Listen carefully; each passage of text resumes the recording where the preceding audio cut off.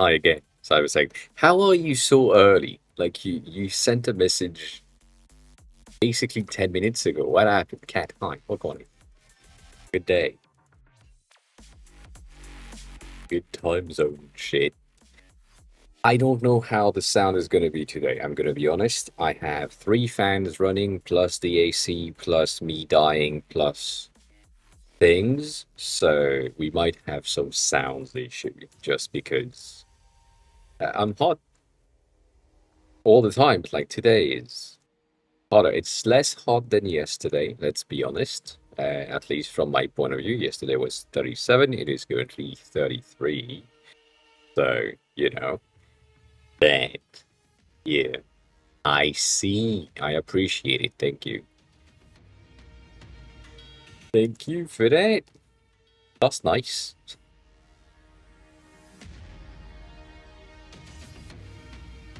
Why? No. Almost. Oh, yeah. The thing is, as I mentioned earlier last week, Murmur, hi, welcome in. Congrats on the confettis today.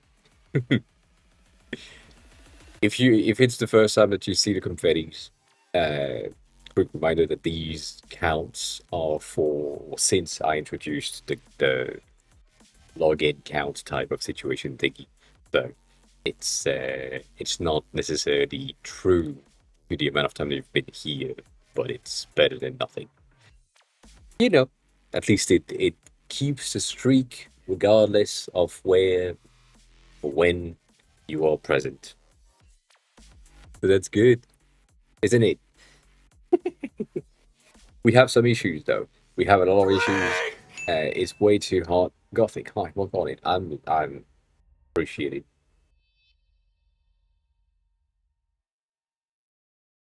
Because goddamn, it's hot. Yeah, I'm dying.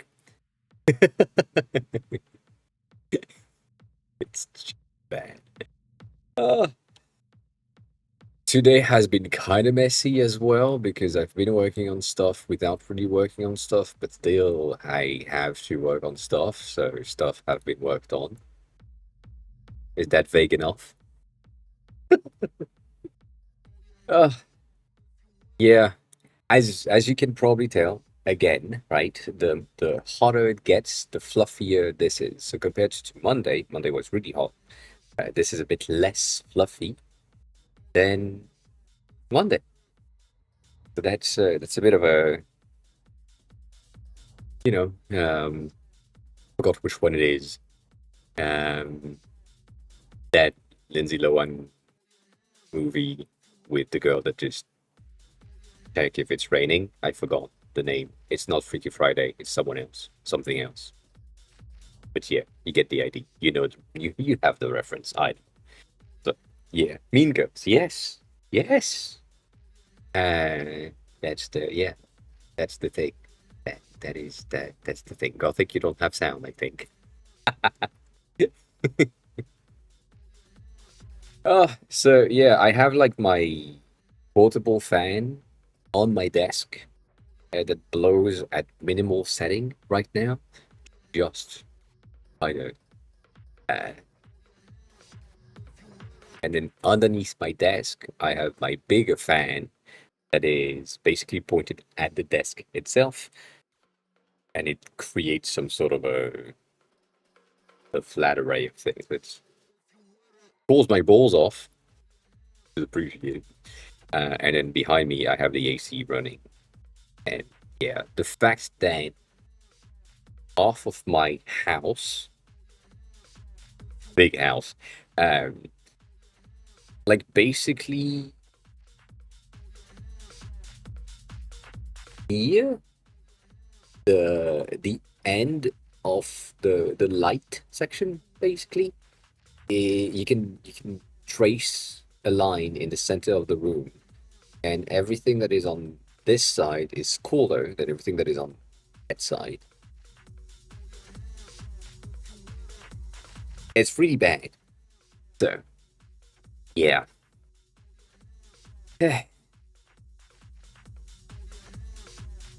Yeah, no, I do too. I do too. My fan is always under the desk. The big ass one is always under the desk. But yeah, also, yes, uh, that other thing is an option. Nonetheless, it happens. It happens, and it's fine. I'm dying, and we'll see what happens today. We are so close to 2,400 followers, which I don't think we will reach today. Like, we need 11 followers.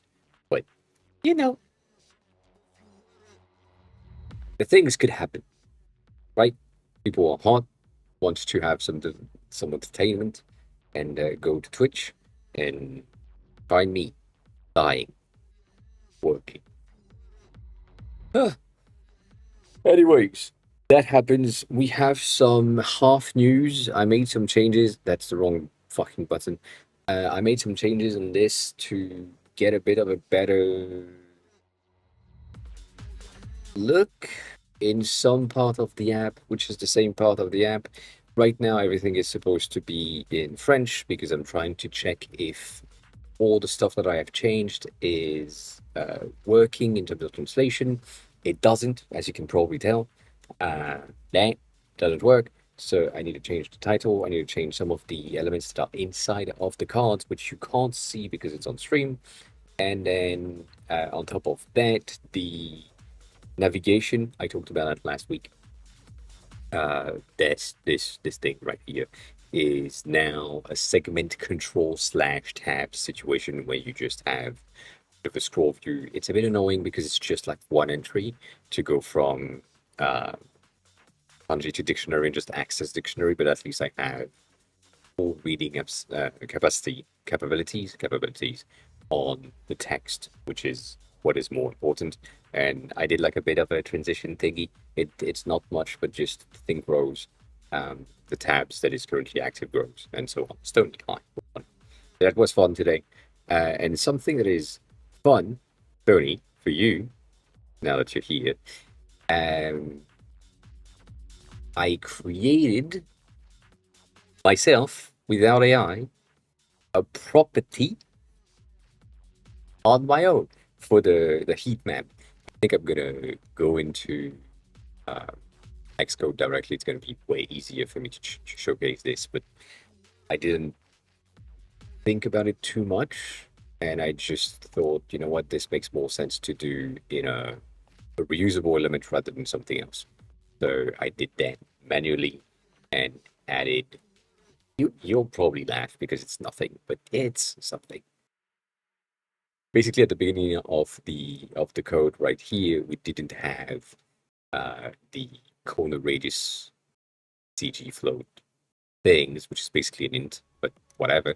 And so now I can reuse that corner radius inside of the properties that we use inside of the element, which is pretty nice. On top of that, I also spent a ton of time playing with the dot count specifically, like the thing that we have in here, and the months definition as well, to make sure that I have all of the thing that I needed to have.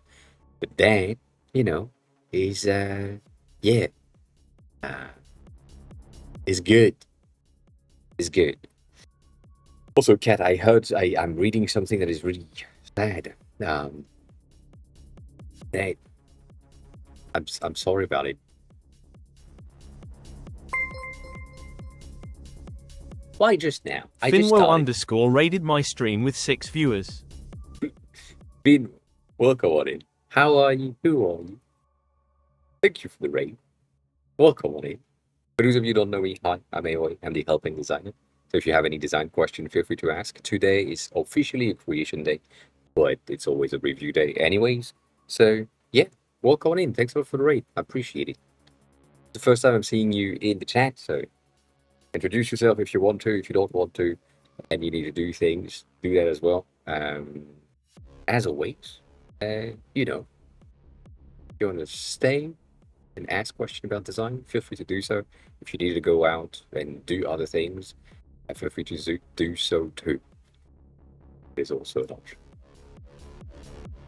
I'm seeing things on Xcode, and that's pissing me off. That doesn't work just because I reopened Yeah,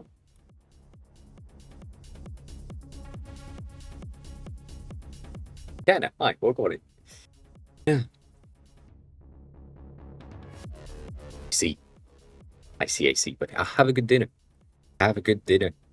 Thank you for the raid again. I appreciate it.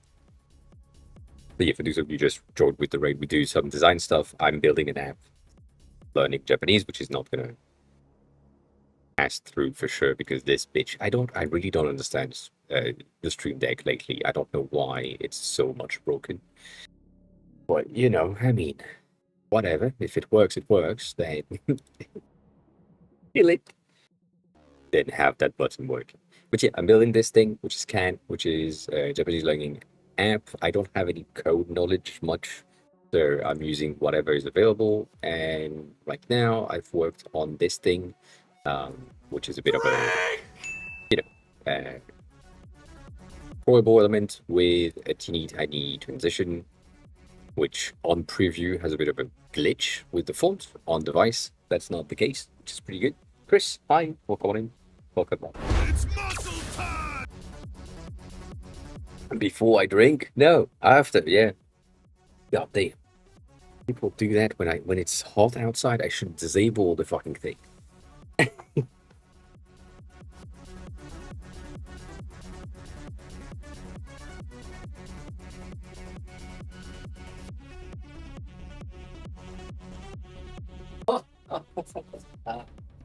Oh, thank you. Appreciate it. Killing me slowly, not slowly.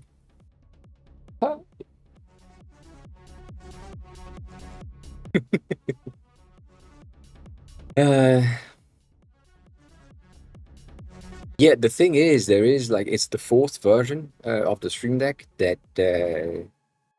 I've been using that still has the same issue, and it's weird because it works sometimes, and the fix is just to reboot the Stream Deck so that it basically checks if OBS exists and is launched, and then just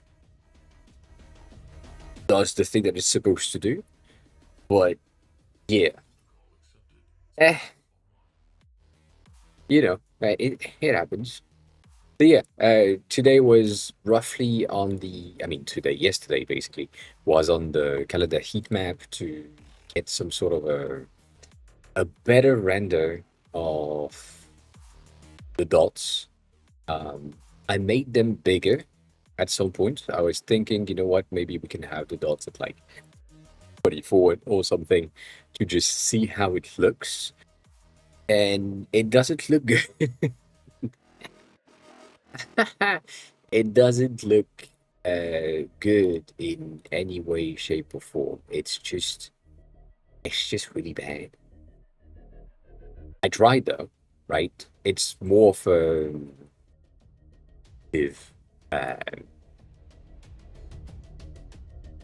right GitHub heat map, which is fine, but I don't like it. That's about it. I feel like if it's that big, that sounds kinky as fuck. I feel like that if it's that big, it would basically need to have touch ability. Like you would let the user touch the cell specifically to give you like a bit of a hint that, oh yeah, on this day you practice 53 words or something. I don't know. And because I don't want to do that, it doesn't feel like a useful element. I I would rather have it at 4, a bit tinier, and then it, yeah.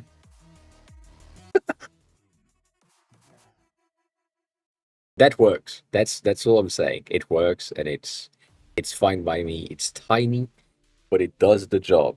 I know we've said that before. And so I had also another thing with to answer your question from earlier, Sony, where I figured that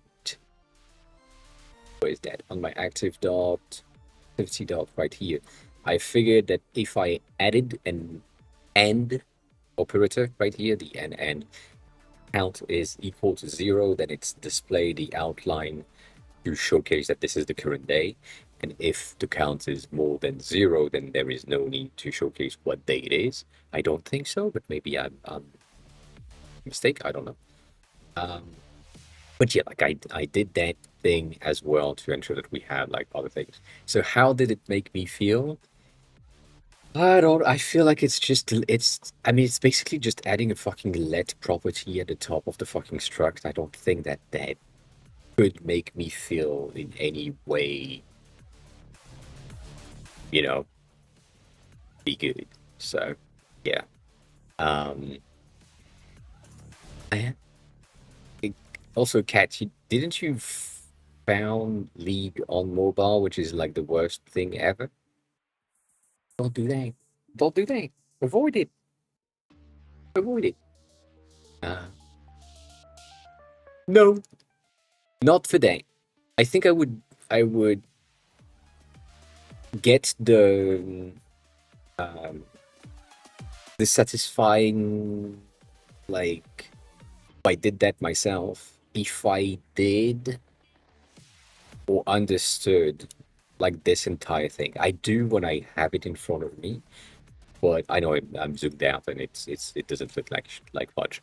But uh, if I did like this entire element that is reused somewhere else, which is basically creating a component somewhere and then reusing it in the months, which is also a component which is reused in Vue itself. So if I understood entirely how to create these things, have the syntax in my head, that would help for sure. But yeah, the that, no real satisfaction in there. It's mostly just, oh, yeah, okay. The thing that is pissing me off as well is that because I'm using the preview most of the time to ensure that I have a good preview and a good understanding of what is presented. Uh, preview is not paying; it's not a paying customer, and the way to have this is if isn't subscribe, then you display that. It's not like an if is subscribe, and I can't really exclamation mark in front to invert the property to get the thing. I can only get like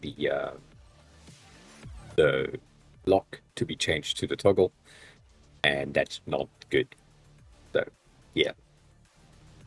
But yes, 100%, I agree with that. The more I would do things myself, the better it's going to be.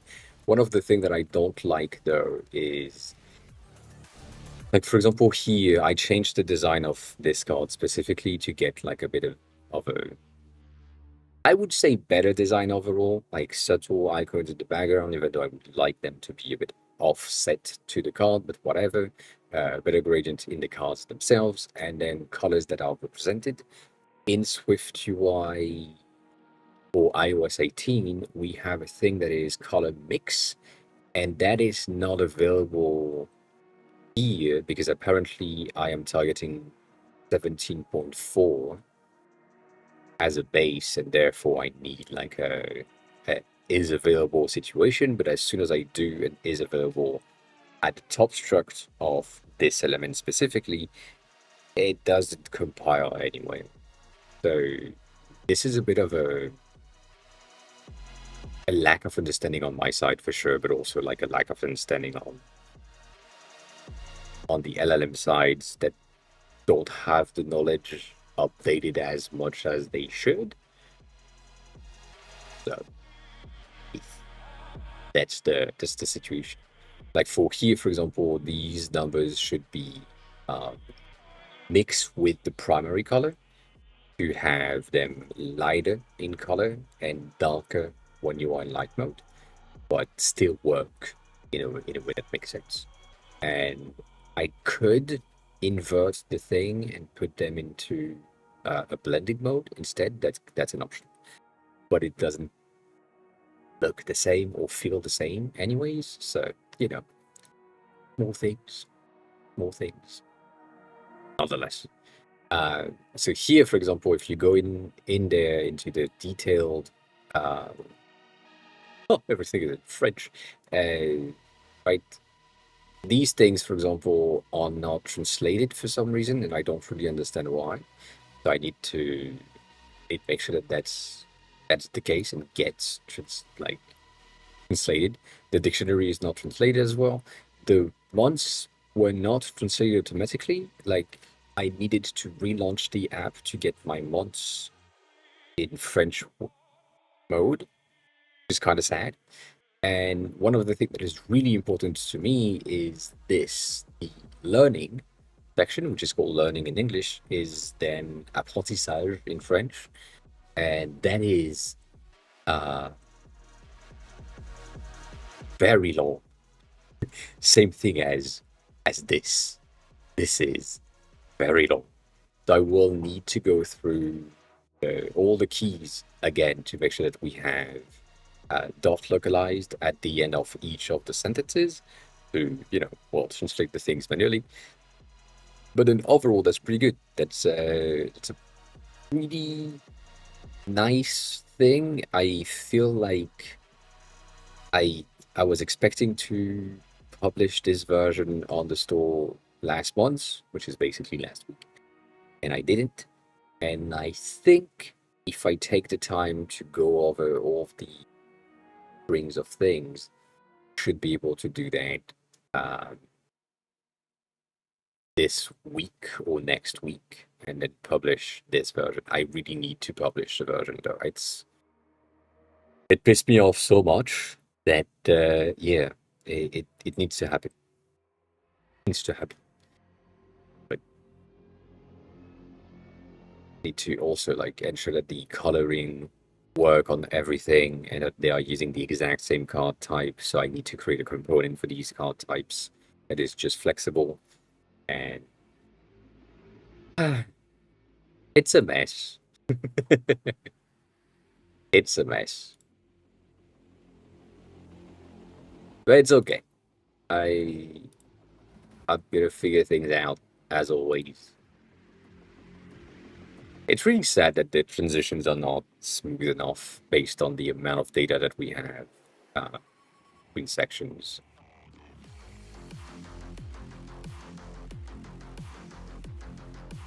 I think that's a cute ass transition. If I do say so myself. Ah. Anyway, so that's some of the news. Ensuring that we have like a non-available thing, so that when you click on that, it triggers the subscription. And if you are subscribed, you then have the ability to just toggle the enhanced SRS things, which is good. Back to English, because that makes more sense for most people, me included, specifically me. But yeah, like you can see how here that didn't refresh the words everywhere, which makes no sense to me. Like things are supposed to refresh, and then some stuff, specific stuff, just do not, because they apparently are not part of the localization bundle, but they are not. So I don't understand. We'll see though.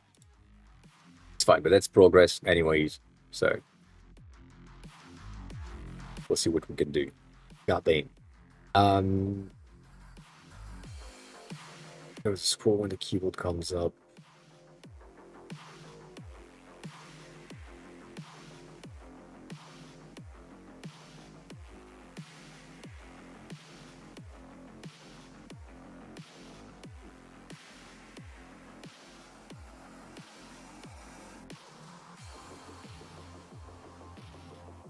You're talking about Android slash mobile browser, right?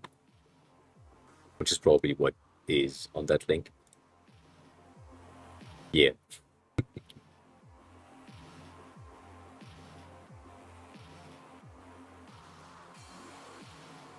Mm,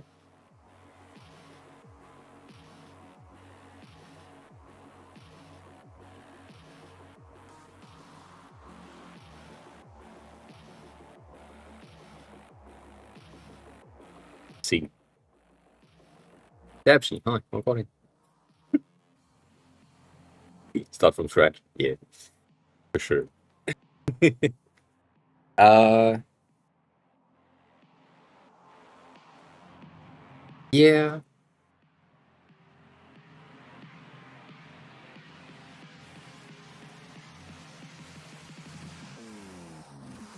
I mean, keyboard is a bit of a hard thing.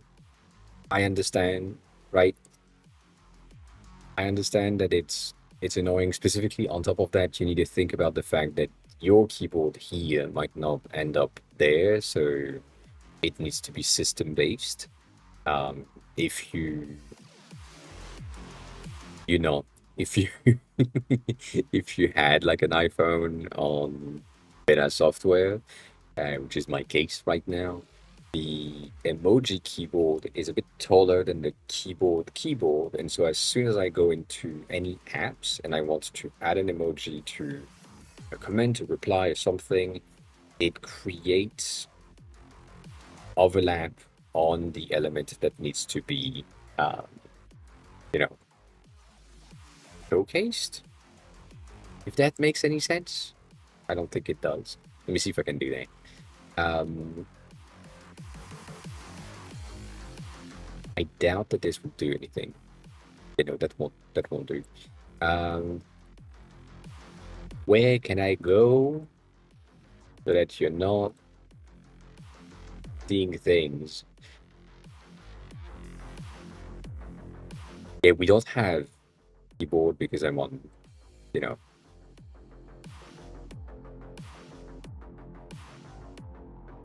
mirrors will not work. Anyways, it doesn't matter. But yeah, basically, if I as soon as I open the Dan,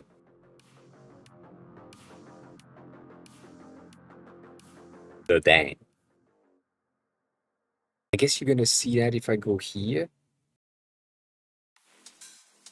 right? If I'm there and I want to, I was about to say if I want to add like an emoji, you can see how it jumped up, and so it covers the emoji line that is on the base of the app itself. And so most of the times on other apps there is not this line, and so it covers the send now button thing. So it's bad behavior. Anyways, huh? Yeah, so I basically you got end a sentence with an emoji. You need to end a sentence with an emoji, go back to the regular keyboard, and then press the send button. I think Threads have patched that already, and the rest, like TikTok is broken, Instagram is broken, um, which is interesting that Thread and Instagram don't have the same pipeline of dev, but I understand.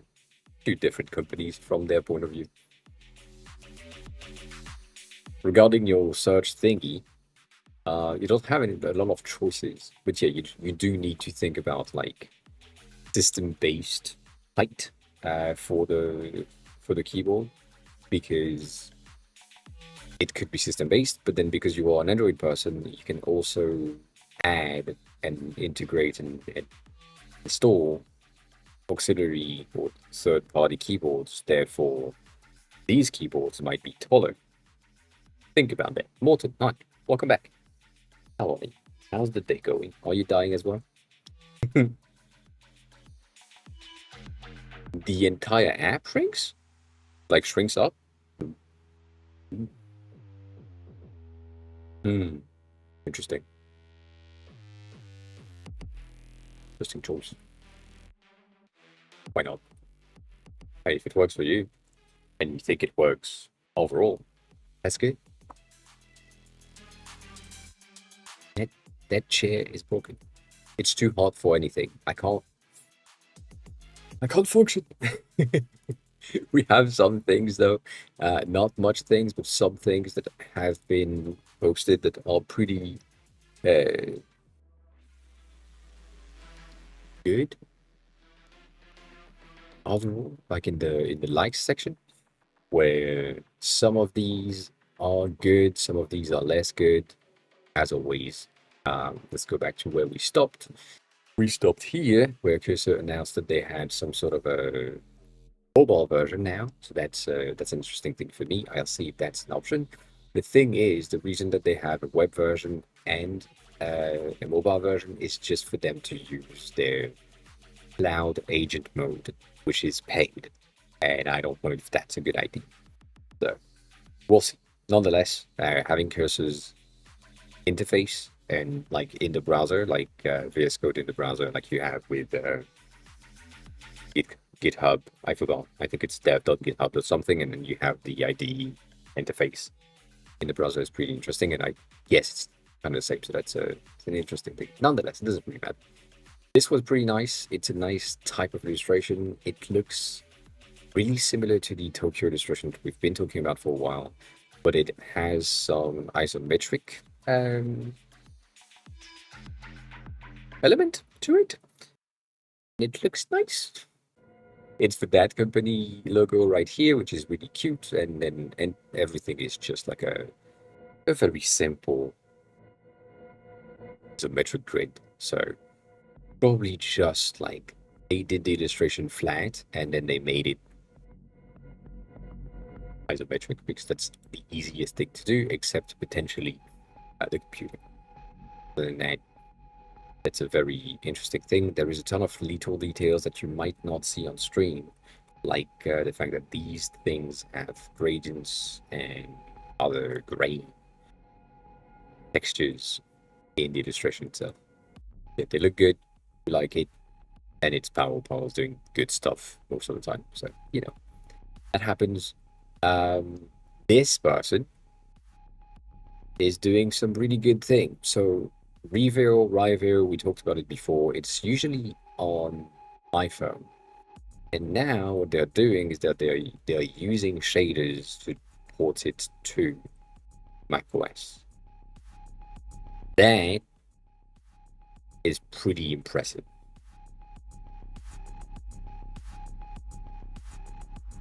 I mean, I don't know you, but to me that is pretty impressive. Because this runs directly on your Mac using metal shaders without anything else than the native features of Apple Metal. Pretty neat. That is pretty neat. Nonetheless, small designs, small stuff, small elements. This one was mostly like for the transition here, and because it's orange, it's for Yan. Keeper has very much the same colors, so you know, good to check and have. This popped up, and I don't know how to think or what to think of it. There is so much things happening in there that makes no sense to me, in terms of understanding what is. You have the second needle that is right here, but you also have, visually speaking, some sort of a timer that is also going at the same time with the highlight.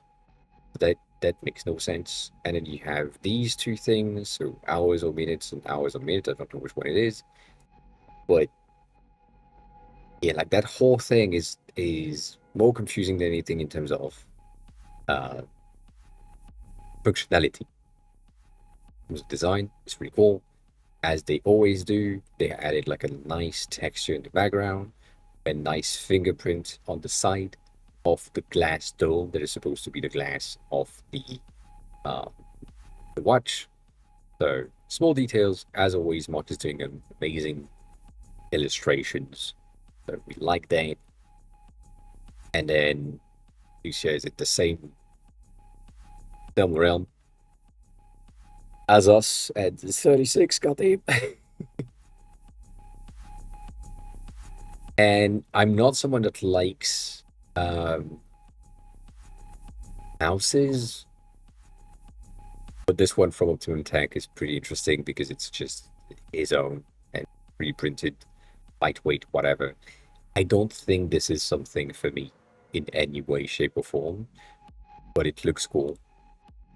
I mean, right now it looks blurry, but overall it looks like a cool project, and nice thing to have. Anyways, tabs. So some of the thing that I've been talking about, this one, same thing. This is a tab as well, but this one is a tab with an action. We have seen most of the time tabs with no actions, where it's just like information underneath, and they have a bit of info, extra info underneath the main column. But this one is basically the see more information that is prompted right here. So that's something interesting. This one was nice in terms of transition. I don't know exactly what they did and how they did it. The only thing that I know is that they're using jitter. So jitter is motion design thing. So obviously there is stuff in there that is just motion design based compared to code based. But it's a nice transition. It's a nice rotation um, in the array, which is probably what I will need to have on my end for how things work. The only issue that I have is that right now, and it was the main issue, if you look at it this way, the point that is the link in between all of the starting points is the right side of the elements, not the left side. And putting it on the left side means that each of these, when you have one that is longer than the others, is going to overlap the next one or the previous one, just because it goes further. But that's a bit of an issue, at least on my side of code. So checking things out. This one was really impressive in terms of scrolly telling, as we called it. Also really annoying because you can't do shit on the landing page, but that transition in between like the messages and the envelope and then at the end and so on, that's a nice touch. Keep that in mind when you're building like a landing page.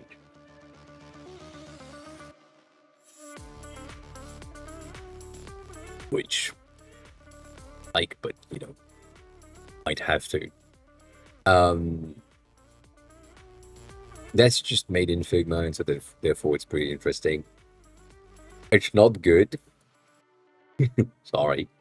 But it's not bad either. I don't think RAM module should have these here. As far as I remember, RAMs have a bit of a notch right there.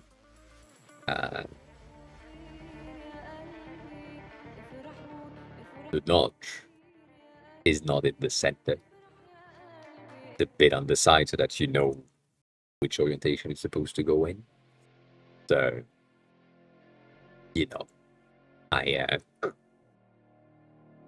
it's just, I get it. I get it. It makes sense. Because, you want something that is symmetrical and easy to understand and presentation that makes sense for most users. But but add more observation when you are using something that exists or representing something that already exists. Make sure that you just add. It's pretty good. Like if you go into what's the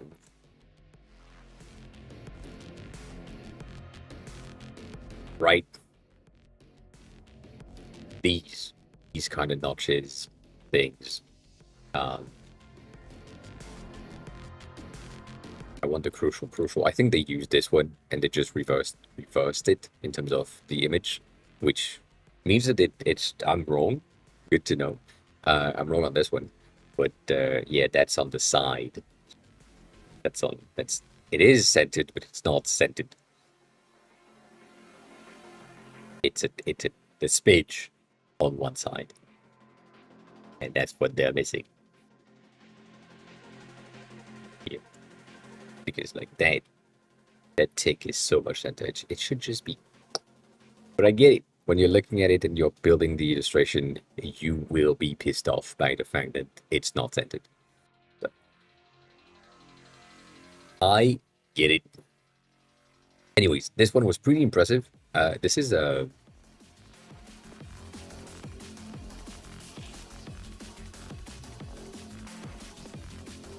a physical thing, I guess.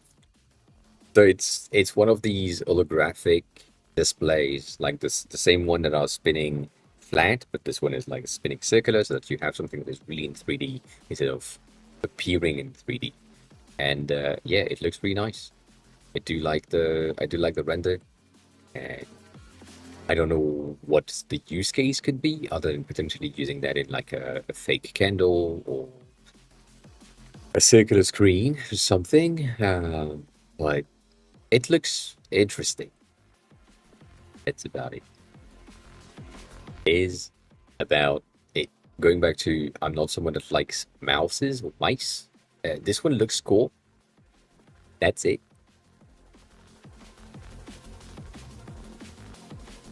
Yeah,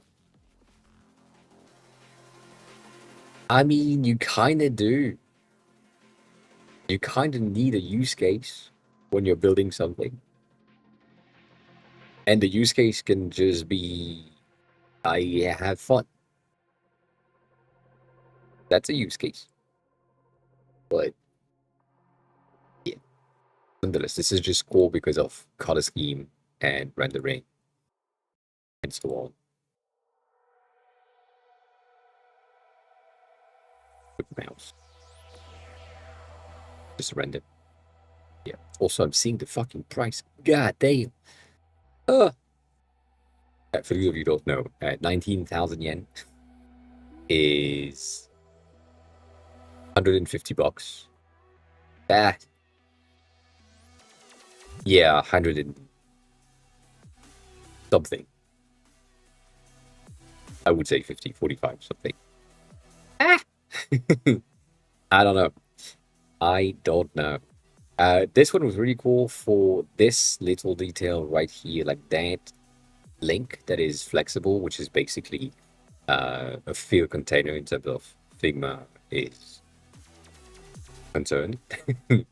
And it's an interesting thing to have. This is something that we really usually see in restaurant menus when you want the customer to know that the steak is at this price. You have a line that goes through the entire thing, so it's more readable and easier to understand.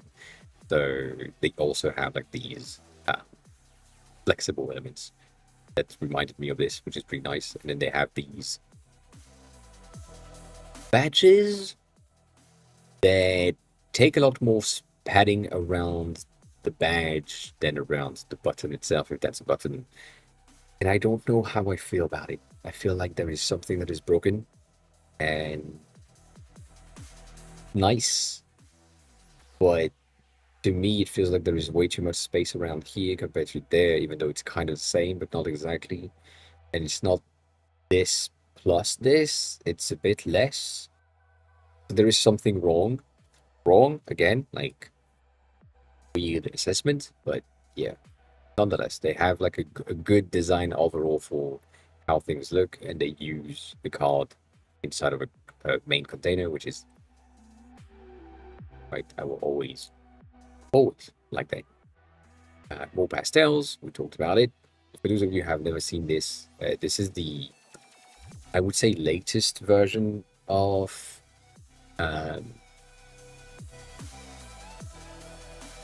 liquid glass. So if you haven't followed, liquid glass has a bit of a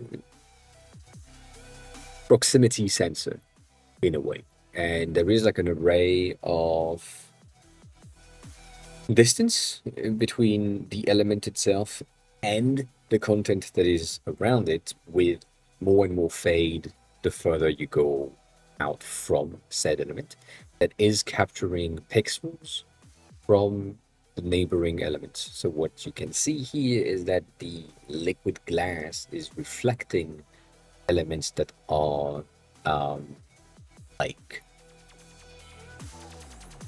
brighter than others.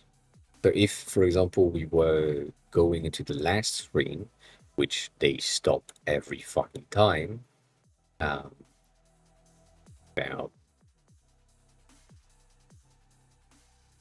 here, the only thing that is reflecting are the dots not this, because this doesn't really emit any light. However, this one does. So yeah. It is, so going back to what I said last week, and I will probably say for the next few months, to be honest.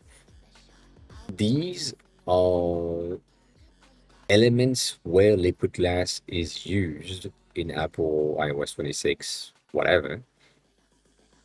In reality, this doesn't really exist. Like, it's customize your wallpaper, and that's it. Like, these, as visible as it is right here, you can't really see that on the day-to-day apps. Like, it's there, but there is so much other things going on around it that you don't notice this 90% of the time. So yes, I agree with you. It is distracting and a bit annoying, but it is nice to have the processing of that, and also thinking about it in terms of what had to be built and how it had to be built using metal and shaders and proximity. All of these things means that you can also do that with other elements and reuse the same type of properties inside of your own code to get something that reacts to proximity without necessarily taking colors or shapes or whatever. You could have something that just is aware of its surrounding, and therefore have some shapes difference, have some, I don't know, like what went into my head is maybe if the closer element to it is something that is a red color, because you can define which is the hue of an element through metal shaders. Maybe the button becomes like an hexagonal shape, and if it's more of a blue shape, it's more of a square shape. You know, so for a game, for example, you could have things that react to the environment based on stages of the game where the user is. That could be procedurally built rather than having them predefined, so that you enter like a fiery environment and therefore your HUD is changing shapes. That might be just procedural, and so that would mean that maybe half of your HUD is hexagonal shapes because there is like a fire on the right side, and then on the left side there is like a bit of water, and so therefore it's mostly rounded. Like this type of shit could happen using the metal shaders based on color. So, but yeah, here might be distracting. I agree. I agree. This one, we talked about it last week, I think. But yeah, that person has just created like a laser that take care of mosquitoes. I don't know how it works in terms of during the night. Like, that's the thing. If it's just during the day, there is no real care or use for this. If it's at night, why not? Also, that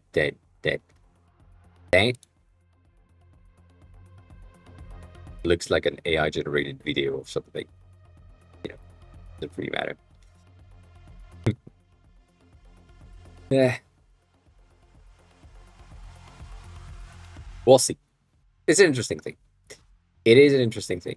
And then this card popped in, and this one popped in as well. This is like a bit of an impressive Rive creation using, I don't know if it's using like a 3D model or if it's using like a video in the background, but the creature is good, and then the non-human organic link in between the dot that is presenting and the environment is pretty cool. Like, that changes from the usual things that we have in like sci-fi. There's more angular all the time. So, small details. Small details. This would have been great if that person had, I think, shared the original rules. I don't remember that it was that person, so I'm unsure. Nonetheless, it doesn't really matter. Going back to last week presentation of more realistic elements in terms of UI and things, more material, more realistic materials inside of buttons and app icons and other things. This one is using metal, um, like a metal pin, and I like the arrow more than button itself. I don't understand why there is this radiant glow underneath, other than it looks cool, which is true. But yeah, other than that, not much to be honest. It's just a nice overall looking thing for that specific element. Or realistic elements here and there, but we like it. You know, it's the new trend. It happens. It's fine. It's fine. Okay, that's about it for the likes. As always, on the last 2 days, I've just been working, so I don't have much. The other thing that happened is um, nothing has released their Phone 3, and it looks like shit. Again, as a designer, this is pissing me off so much because, like, it didn't cost much more for them to just put that telephoto lens up a smidge and just align the four things in squares to make sense. I understand that the camera module that is used for telephotos needs to have a little bit of leeway on the inside to have the mirrors, the prism, the things be like in better placement, but that misalignment is breaking the entire thing to me. And then when you think about it, and you have the release here, and this is like what they have come up with for Phone 3 or Phone 3A Pro. Phone 3 Pro, my bad. I feel like it's shit. I'm sorry. Like, I'm really sad about it because the Nothing Phone, like, 2, as in, if you go into the older versions or the other phones, they had what I would call a bit of personality. They had stuff that just changed, and you could recognize the fact that, oh yeah, this is a Nothing Phone, and you know that from afar. Like, it just looks like a Nothing Phone. But then here, there is still something about it, but way less present. Like the difference in colors, in terms of the things in the background, like the plastic bits and the connectors and all that, are just so close together in terms of colors compared to, like, these ones kind of stand out. These ones kind of stand out as well.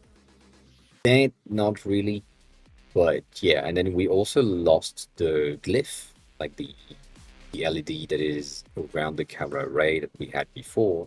Now it's just this micro screen at the top, and I'm sad about it. Like, I really am sad about it because it could have been much better. And yeah, I mean, it is aligned. That's the thing that I was saying. Like, this square has the camera in the center and it's aligned. This square has the camera in the center and it's aligned. This circle is aligned with the square that is underneath. Like, that makes sense. And this element on in its entirety is aligned with the square that is underneath, but the camera isn't. And that's just so sad. I feel like I would have put the camera inside at an angle like this rather than what they had to do, which is basically this. Again, I understand, but god dang, it's a millimeter too much on one side. It's just so sad. So sad. Other than that, the CMF phones are still the best on nothing lineup. Like I'm just, yeah.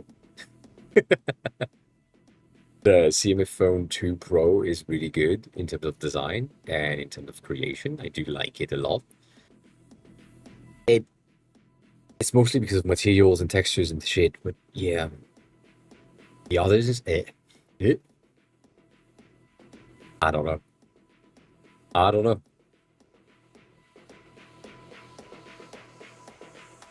Anyways, so that happens. Really sad about the thing that we had as a leaked element last week, and I think I like that. Sometimes, I think, yeah, a half ago now, someone said this, which is true. This should have stayed in the draft, and this was a leak. And then after that, someone else said, I don't know if I will find it though. I don't think I will.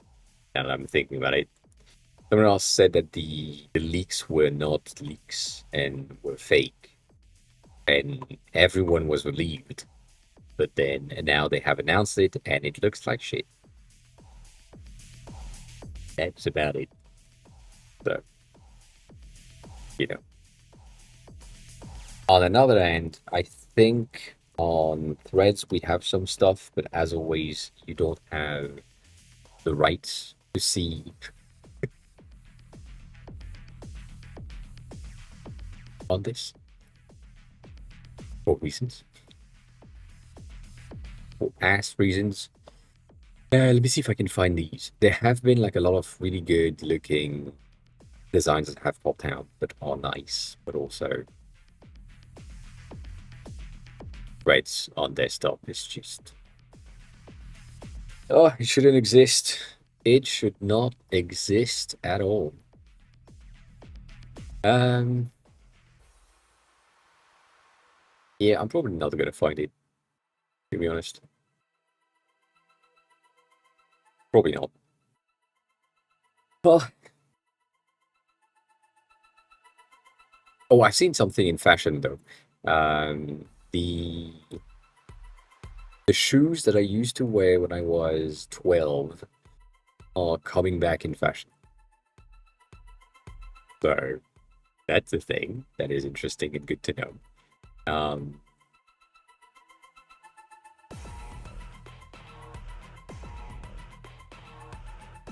You know which one I'm talking about. It's these. These are coming back slowly, but they are coming back. These big ass, no lace slippers, which is really nice. I think they should have stayed, but they got pushed back. I don't know why. They got a lot of pushback in the past. These ones specifically are the Osiris one, which Osiris, I don't know. But yeah, big tag, big ass, comfortable shoes.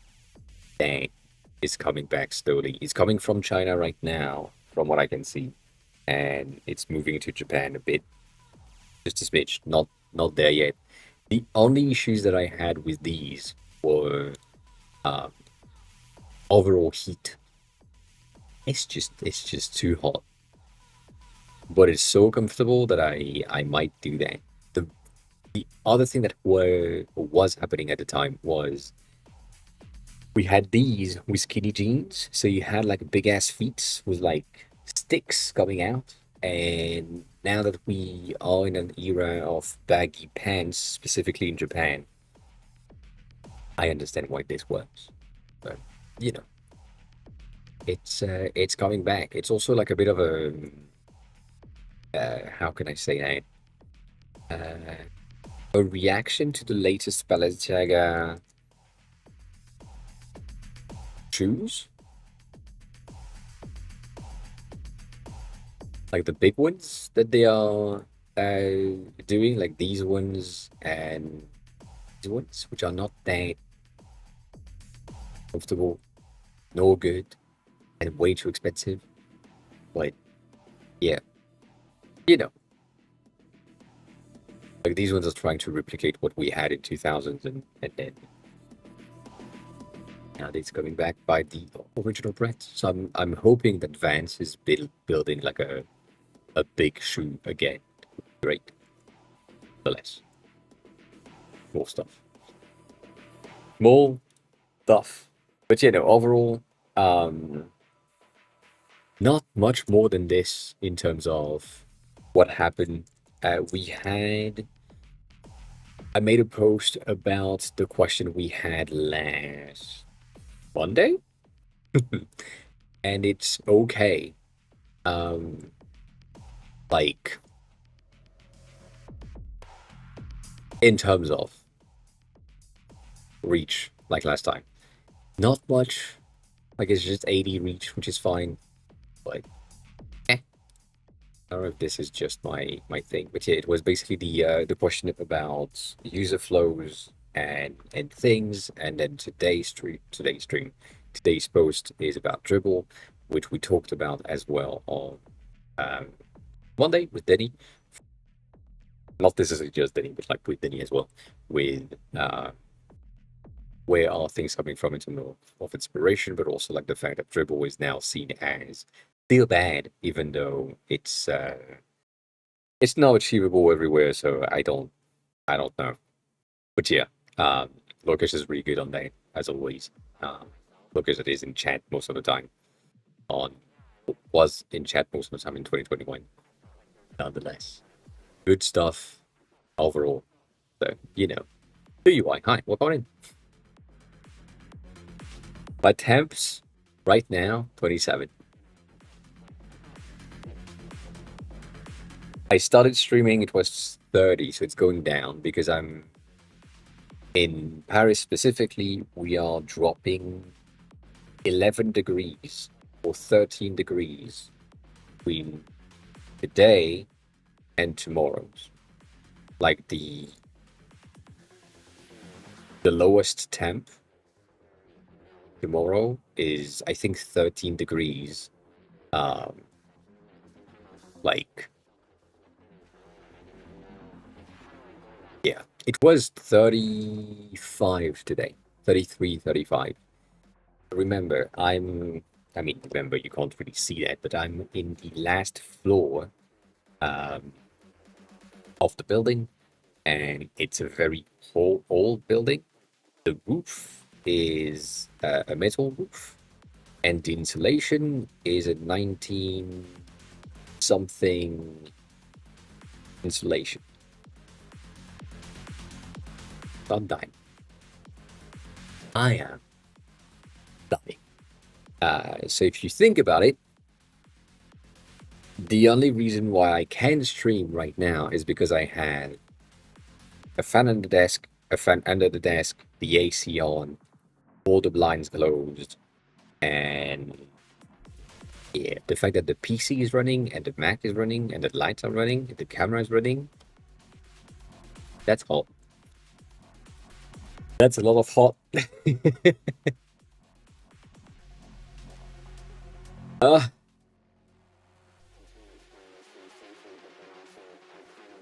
A lot of hot. Yeah. Yeah, me too. That's why I don't go out, to be honest. I mean, I don't go out generally, right? That's also the thing that we have said last time. I'm not someone that is outside most of the time. The only reason why I'm going out is to buy cakes or do grocery shopping most of the times and buy monsters because that happens. Oh, I need to talk about that as well. That's also a sad thing, but it's probably going to happen.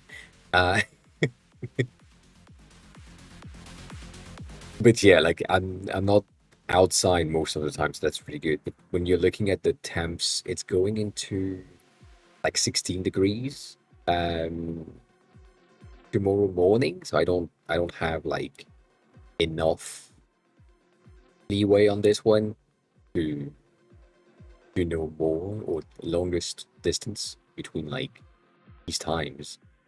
So 16 degrees is going to be 5 in the morning, 6 in the morning, which is basically when I get up to go to the gym. So that's good, meaning that I could probably turn the AC off and open the window just to, you know, make my flat breathe a bit while I'm out. And at like after 11, I'm gonna be dying. I I'm yeah, I'm gonna be dying, like right there. Well dying. But yeah, overall we're going down in temps because it's gonna rain and that's good. Yeah, there is like one thing that I like. It's right there.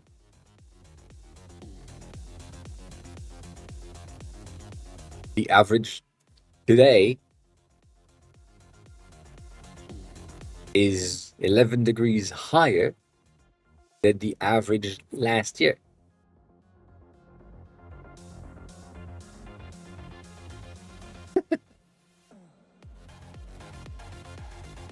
Also, the hair quality is just really good. Really good. So yeah, that's the thing. It's really good in I think it's Norway right now. I sent a post to Kat earlier today, and let me see if I can find it. Um, but yeah, there are like some people in the north that are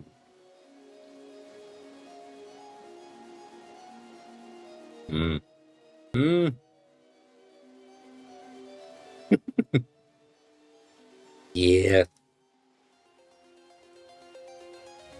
I can't find it. God damn it. It's here.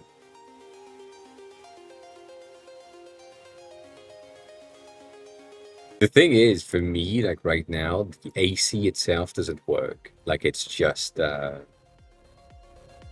not good enough. It's yeah.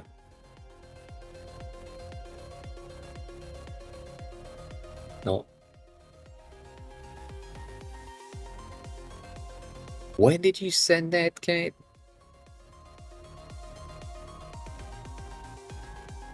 Well, sent to you and I can't find it. So it happens.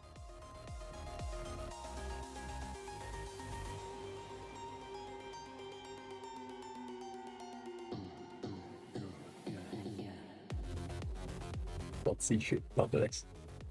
Ah, yeah.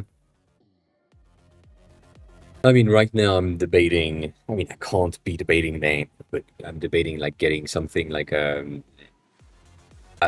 I said, a second AC for the kitchen.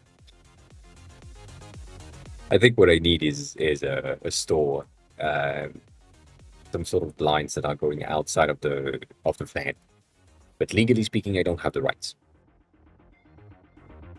Because my building is like one of the protected building, kind of, because it's in the center of Paris and so on. I am not allowed to change the appearance on the outside too much. So windows are white. They usually have like specific designs. I don't give a shit. I use better windows, but I can't paint my outside walls to make them whiter or something.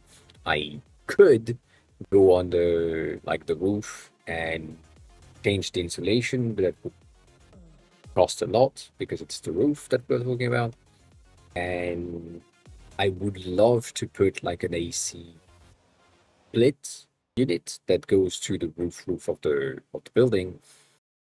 It's not necessarily allowed. Weirdly enough, the building that is next to me just did it, so maybe it is, but I don't want to go and do the paperwork that needs to be done to have this happen. So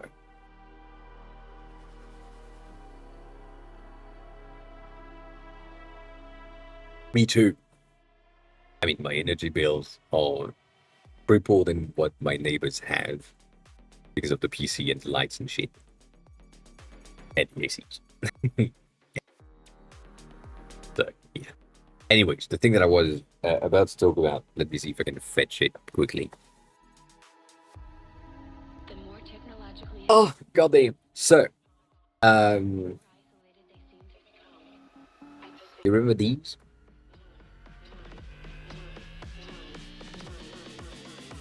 I have been having headaches when I wake up in the morning for a good, I would say a good week, right? Yesterday, woke up with a fat ass headache.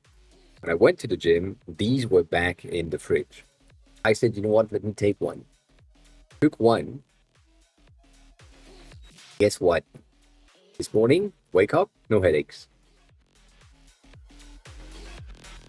And then today, because I didn't have one of these, I had a Monster, and roughly midday, I started to have a headache again. So, I'm gonna need to refill my hallway with a lot of pellets of these again, just because it's better for me.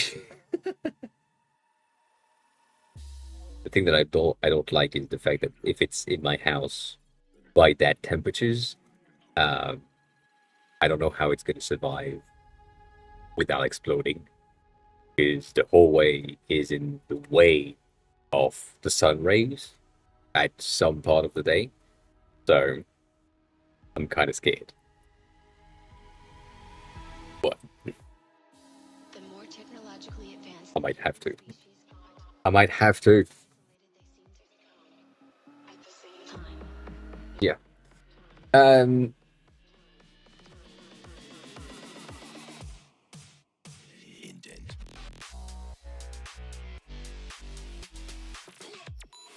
I don't think it's caffeine related headaches, but it might be. It might be. Um. I think it's the type of vitamins that are in there. There are a lot of things that are better in the brain related vitamins and additives that they have in C4 compared to monsters. Um,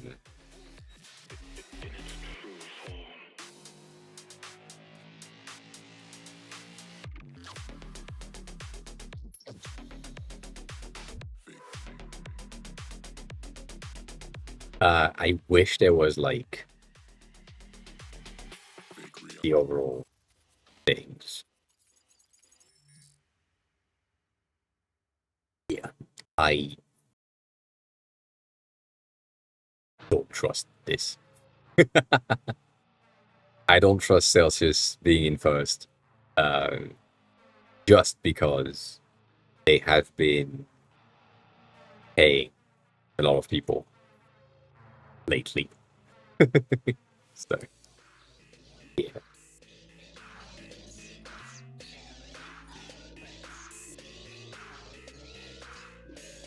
and also S tier having monsters in there is kind of sad. Kind of sad. Yeah, the sad thing with Celsius is like they have been struggling with um,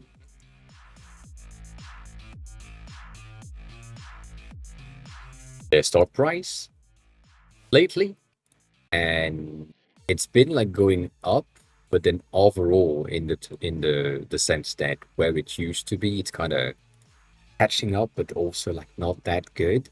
They have been like really on a fat decline since like 2024 when they had like a big ass lawsuits, and now it's kind of progressing. So they've been paying a lot of people to give them like good reviews and so on since like the beginning of the year, and therefore I really have a hard time trusting any reviews on Celsius. So I don't know. But then yeah, also I need Ghost though. I don't have Ghost here in France. I do have Um, you have C4 with no ghost. It's sad. Sad. Anyways, so it might be caffeine related. I don't know. Say that. Um, but also it depends on the thing. Like basically, when I'm on C4, when I used to be on C4 all day, which you've seen before, uh, that used to not give me a headache if I decided to stop for a week or something. Like if I didn't have a delivery on that week, and I could, should, or may have, you know, not that in my hallway, um,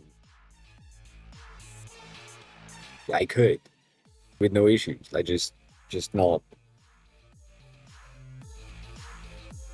have any for a week and be fine. When I don't have a monster, I'm having a headache really fast. So that's a bad thing for monsters. This to be changed. But also right now, it's so hot.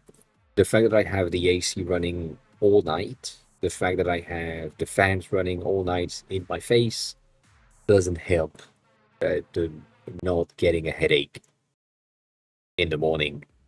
Like I don't really have a choice. Like it's what happens.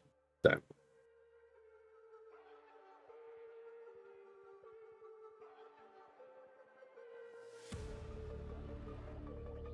that that happens. Anyways, yeah, so that was the thing for LinkedIn specifically before I moved on to something else. Um, about the ACs and the heat.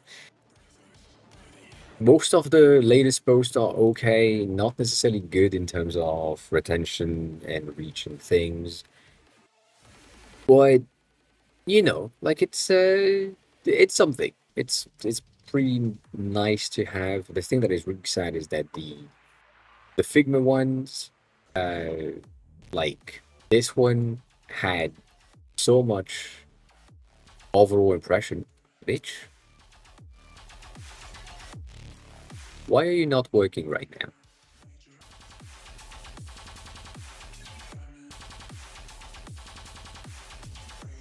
Something got disabled. That's crazy. That's crazy. Yeah, so this one had like a lot of impression, which is good. And then um videos had not much impressions. Then this one had more for some reason. I don't know why. And then this one about sketch had a bit more. So I really don't have um enough data just yet to be able to say, you know what, like that makes more sense. That works on everything. But um, yeah, that's so sad. Not that it matters, but yeah. Um, the thing that I was saying about Celsius is that basically when you look at their stock, they grew so well up until 2024, and then they crashed out. And that was because there was lawsuits and problems and other things going on. And then since 2025, like January-ish, the stock is going back up because they have been paying influencers and other people to get um, like good reviews, basically. And the fact that this article puts Celsius as a top one makes me like I don't trust it. Um, so if you removed Celsius from that list that we were looking at, C4 is at the top, but it's also like the C4 strawberry one, which is one of the shittiest one they have from my taste. So I don't trust that article at all in terms of what's good and what's bad. So yeah, that's the thing.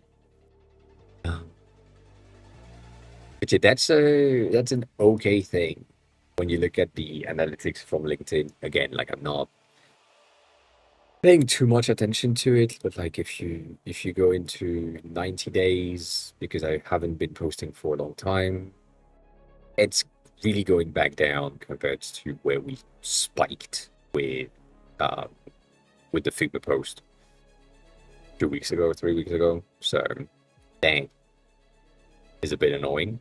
But I still do need to continue. I hate it. I hate it.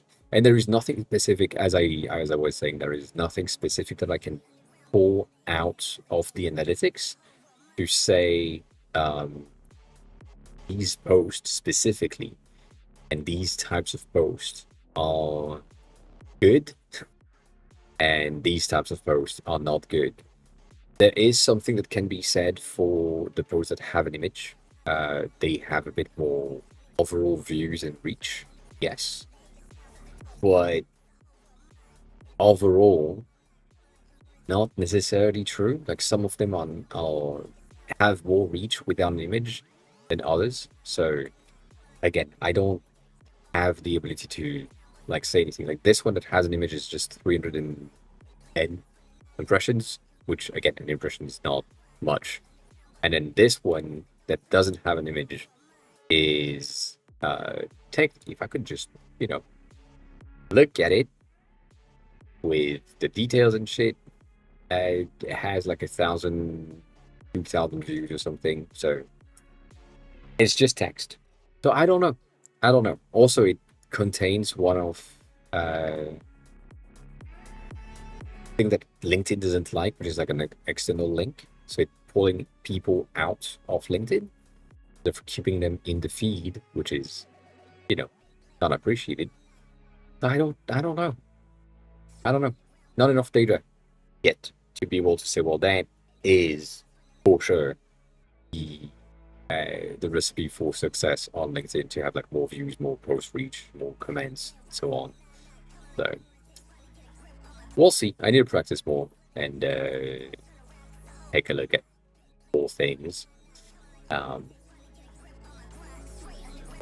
Yeah, one of the things that I don't like, but also do like, is that I might have to repeat myself on LinkedIn. As if you've been here before, you know that I don't care about repeating myself live.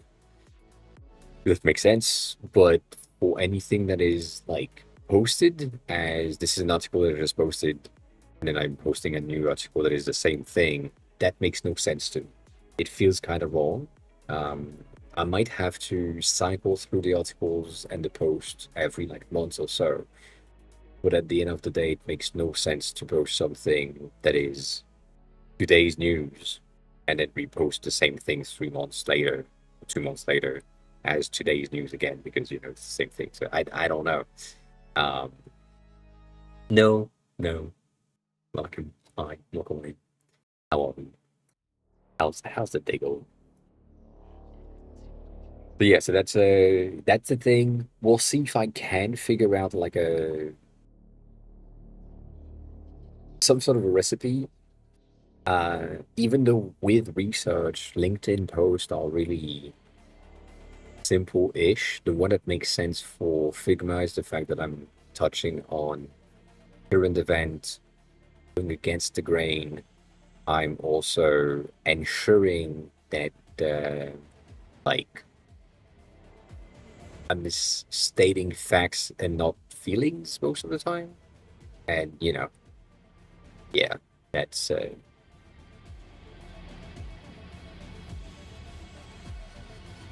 indeed.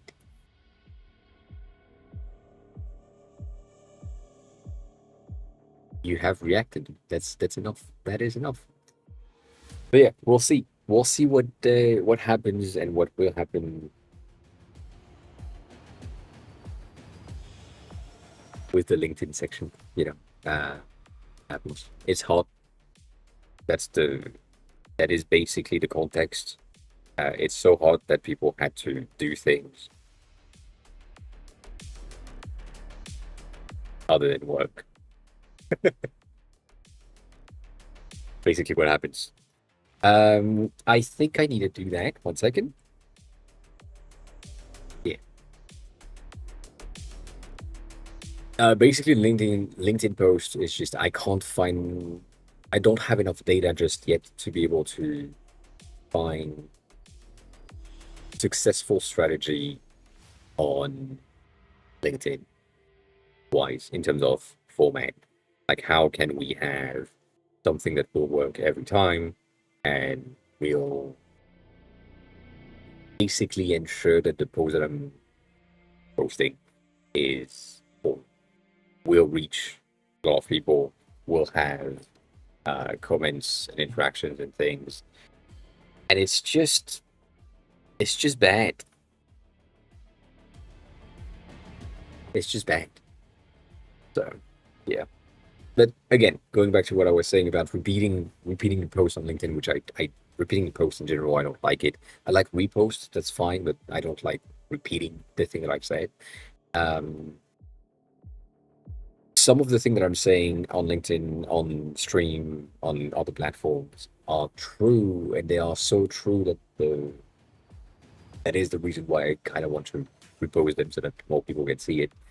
But because I don't have the reach, it doesn't work. But because I don't post, I don't get the reach. So it's the same fucking cycle as always, and I hate it. Yes, LinkedIn sucks.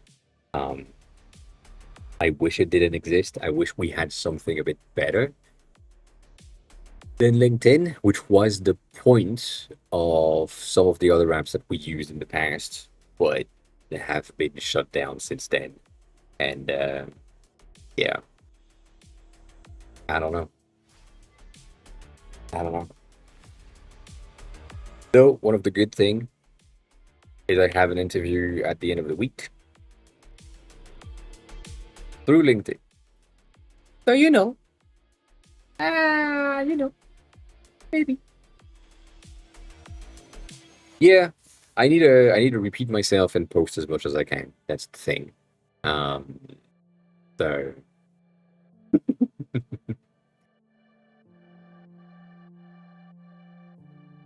yeah, someone contacted me and said, this company is looking for a designer, and I'm like, yes, I know. I have applied to that company twice. I've been rejected twice.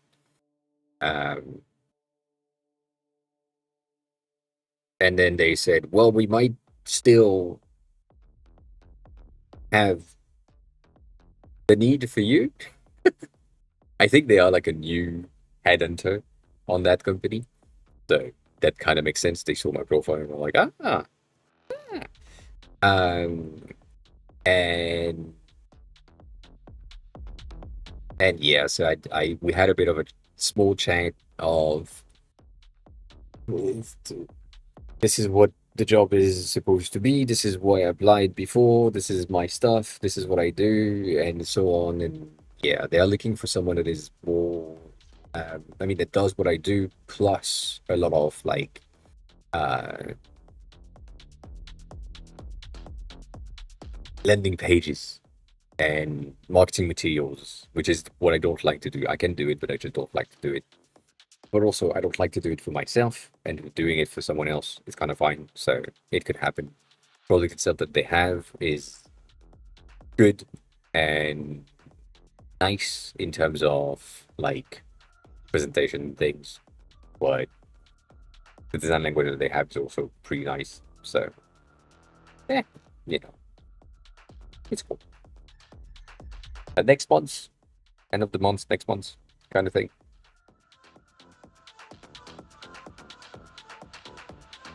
Not this month.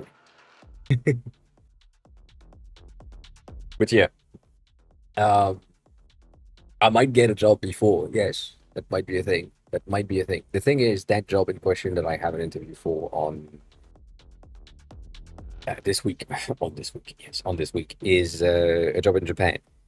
So it's a job that is remote, but it's a job in Japan still, and that implies a lot of things change in order for this to, kind of work. Kind of work. Yeah, I mean, at this point, it's the third time that I have an interview for that company. So you know, um, that means a lot already. The fact that it's the third time that I'm going through the hiring person and then either get rejected or not. And then if I'm not rejected, I'm getting to the next phase, and then they say no. So it's probably gonna be the same thing again here. The thing that is kind of sad though is that they only have time at the end of the day. Like they had time at 1 in the afternoon, which is basically 6 a.m. here, which I would be awake. It would be fine, but goddamn, a bit annoying. And now I'm getting them at 7:30, which is like basically midday here, and that's I don't like that. I don't like to have them work late. 7:30 is not late, I know, but still. Uh, it also implies that if they are willing to work at 7:30 in a Japanese company, the hours of that Japanese company are probably also in that range, and therefore annoying. So, you know, good thing. But the way that we exchanged on LinkedIn was really weird to me. Like it's just direct messages, and they just said, "Well, you can join this Google Meet link on that day at 7:30, and we'll be good." That sounds a bit sketchy to me, but I don't know. Maybe it's just like a hiring person that has a bit of a different way of proceeding with things, and it happens. It's fine. It's I don't know if I will get the job, though. It's a good thing that it's someone that came to me and not me that went to them, right? Um, so yeah, um, that's good. That is pretty good. Getting fired on Monday, that's really nice. At least you don't have the week to do stuff.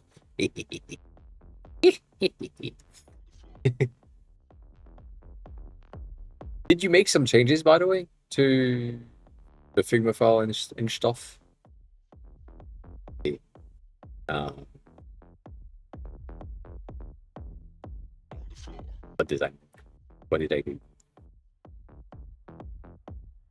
Yeah, you did it. You mean the dots like that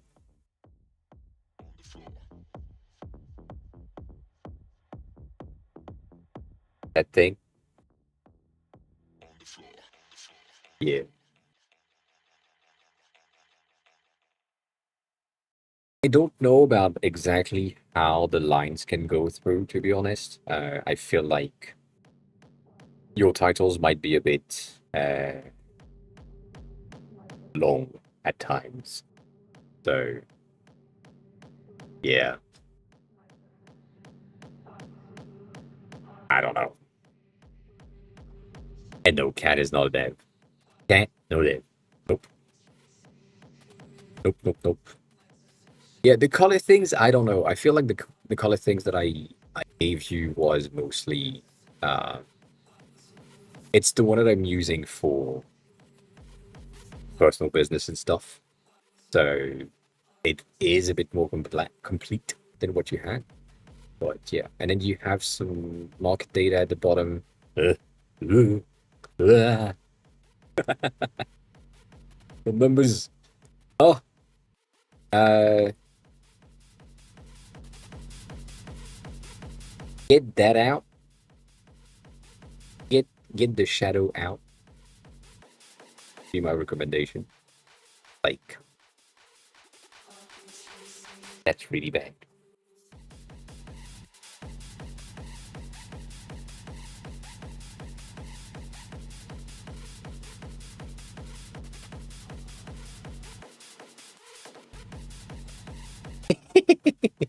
Yes, yes. I would have done that earlier, but yes, Sterling, yes, 100%, 100%. Yeah, you need a lot more layout things.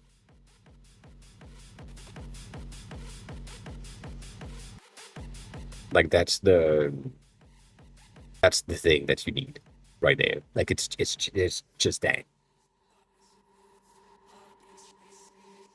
You have the content. That's what I'm saying. God damn. uh, which is good. It's the thing that I hate doing anyways, like the fact that you have the content is really nice, and the fact that you have the ability to get the content for the case study makes a lot of sense. So do that first. But god damn.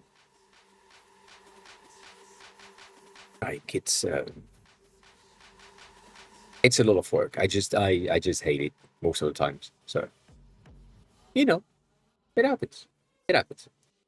Uh I don't know if we can do that.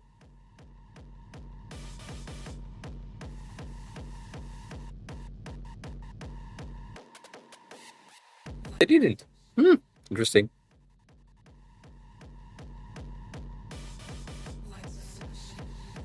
I didn't do these. Cool. Very cool.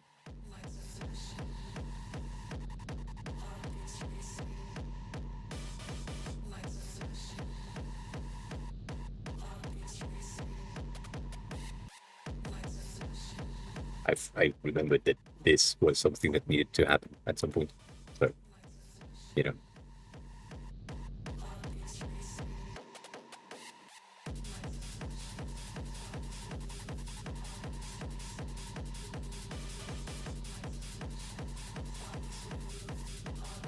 Yeah, I didn't do these. These three, I don't know exactly how I want to make it make sense based on how they already exist. So they are supposed to be like that, where you can see like the stack of videos and things underneath. But I don't know if it's just a matter of keeping these lines at 1.5 and then having this in solid, or something a bit different. I feel like I could just do that and simply have that added on top, and then having like the plus and minus as subtraction elements. But yeah.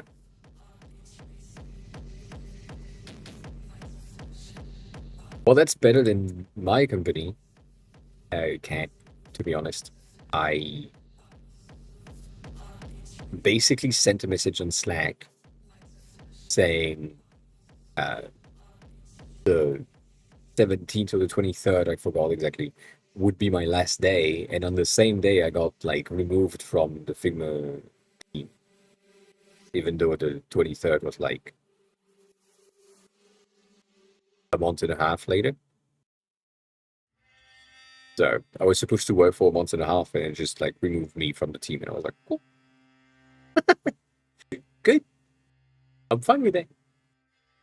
So yeah, it's nice that you still have access to. Not gonna lie. Not gonna lie.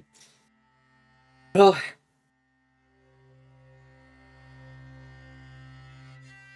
yeah.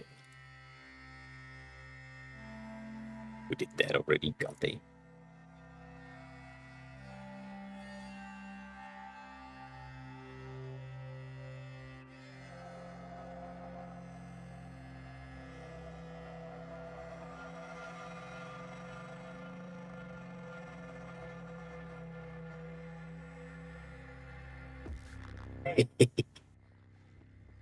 Why?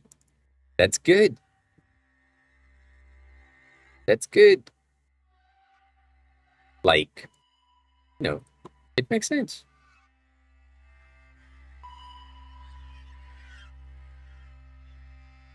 They give you free access. Why complain? Why complain? You know,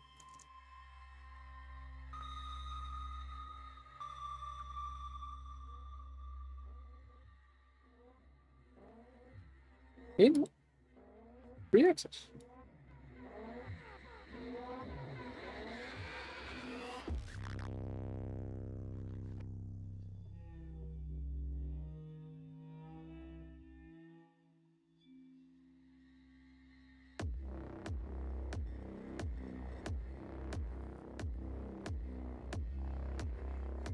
I don't know about this one.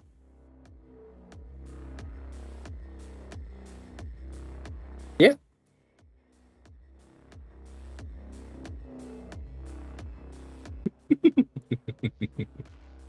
Just yesterday? Uh-huh.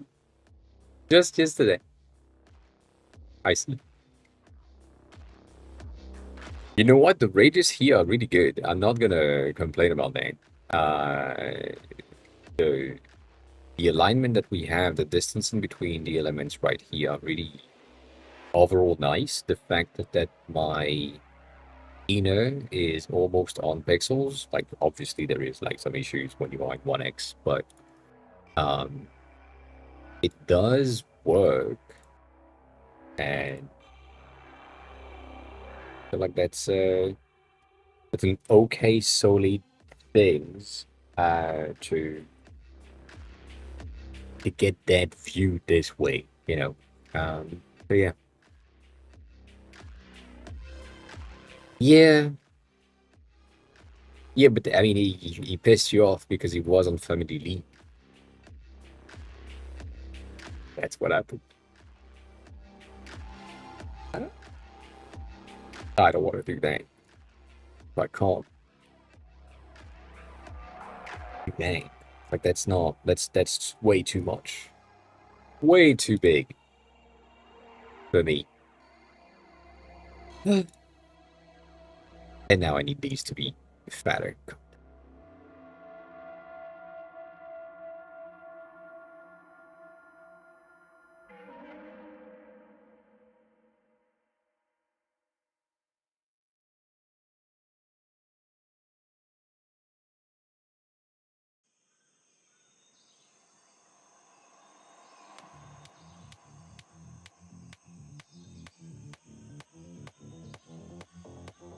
That could work.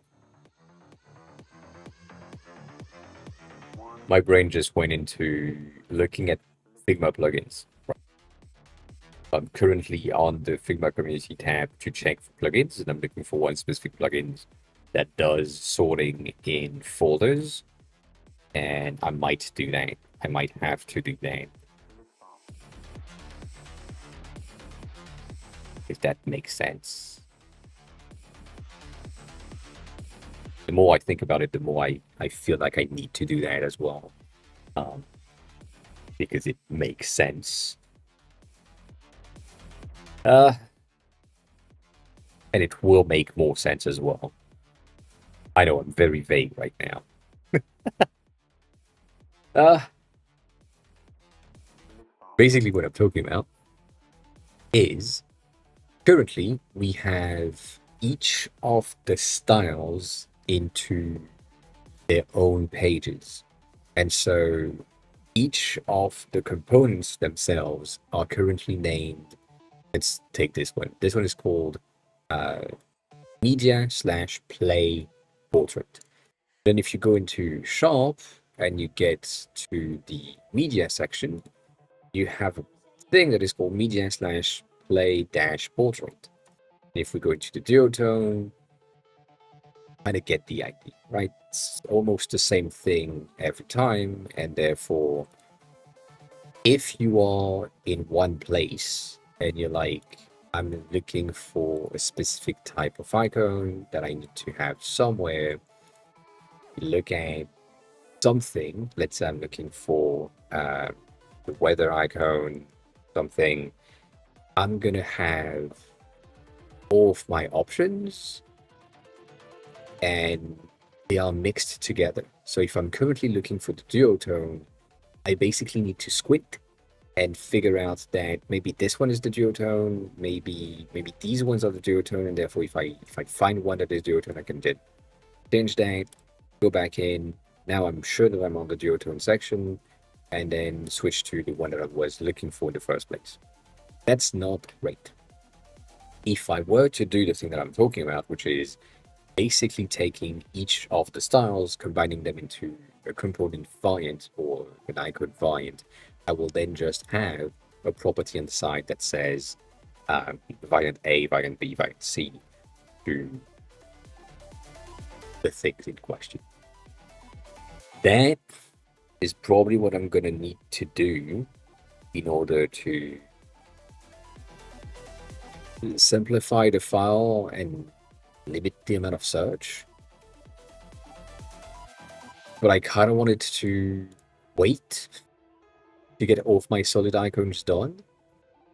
But now that I'm looking at these this way, I see that, for example, here, these 3 icons, technically 4 icons, would highly benefits from jumping from a 3-point line in solid and then get outlined at this point to better match the rest of the fatter solid icon design.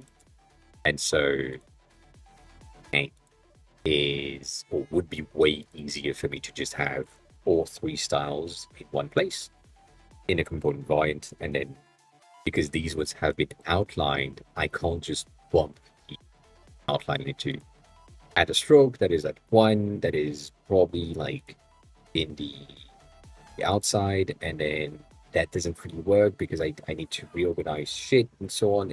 It's a bit of a mess. So, in order to make this work, I would have to basically do that on both ends. Then hope that we don't have these jagged edges and so on. So, that in mind, am I going to do that now? I don't know.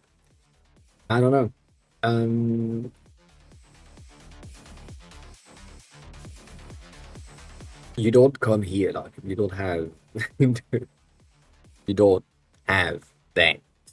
Nope. But yeah, macOS Tahoe 26 also not a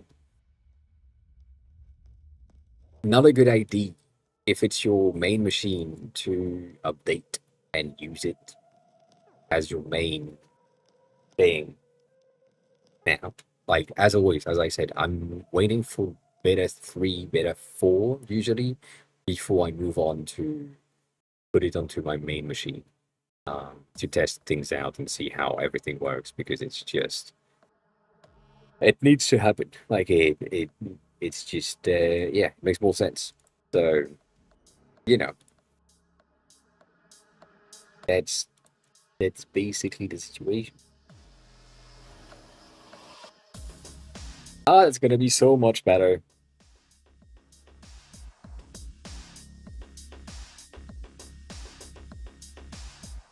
I'm gonna need to use this instead of this. Yeah, I need to do the switches.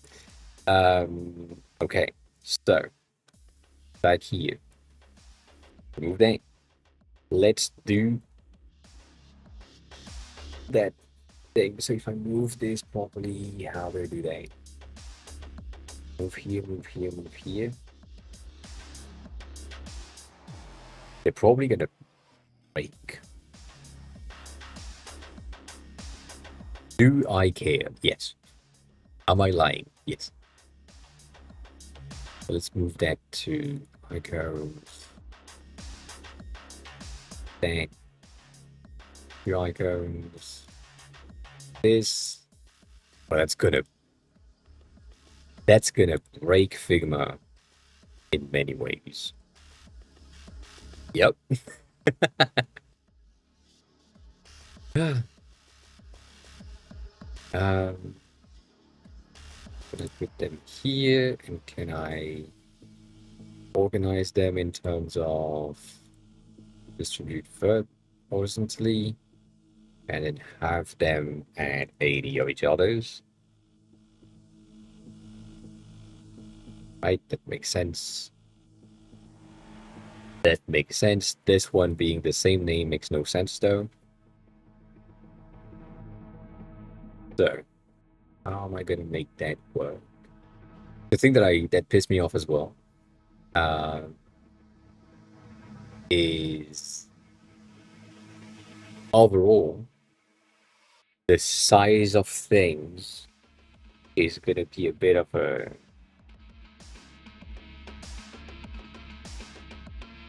issue. How can I do that? How can I do that in a way that makes sense?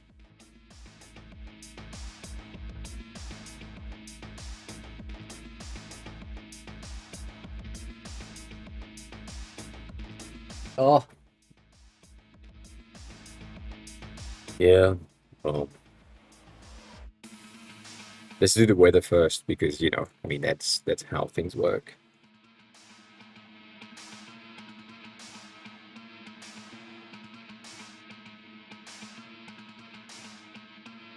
Oh, I'm so scared. Ah,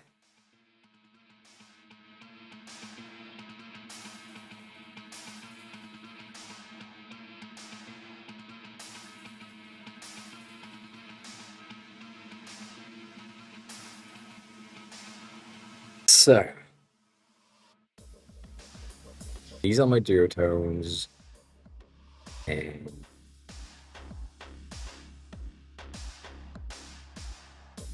I'm gonna try something, and then we're gonna see if it works. It's gonna be okay. So this, then this, and then if I combine as variant right here, and they have like their property, which is name, which makes no sense. Um, this is going to be a property of style, and so that property of style is going to be like that's interestingly weird. Oh, broke the entire fucking micro set. See? Oh no, that's why. I see. I see. My bad.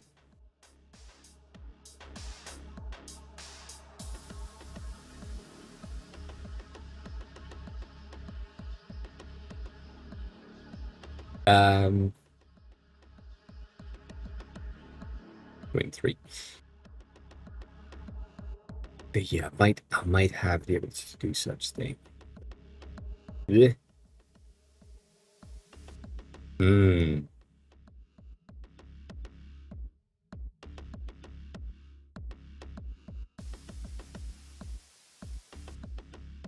Style default. I guess. I don't like the word default, but why not? Uh,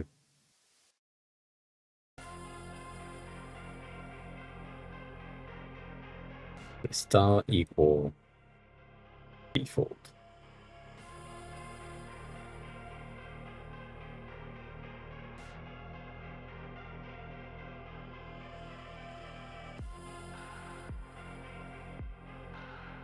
Huh.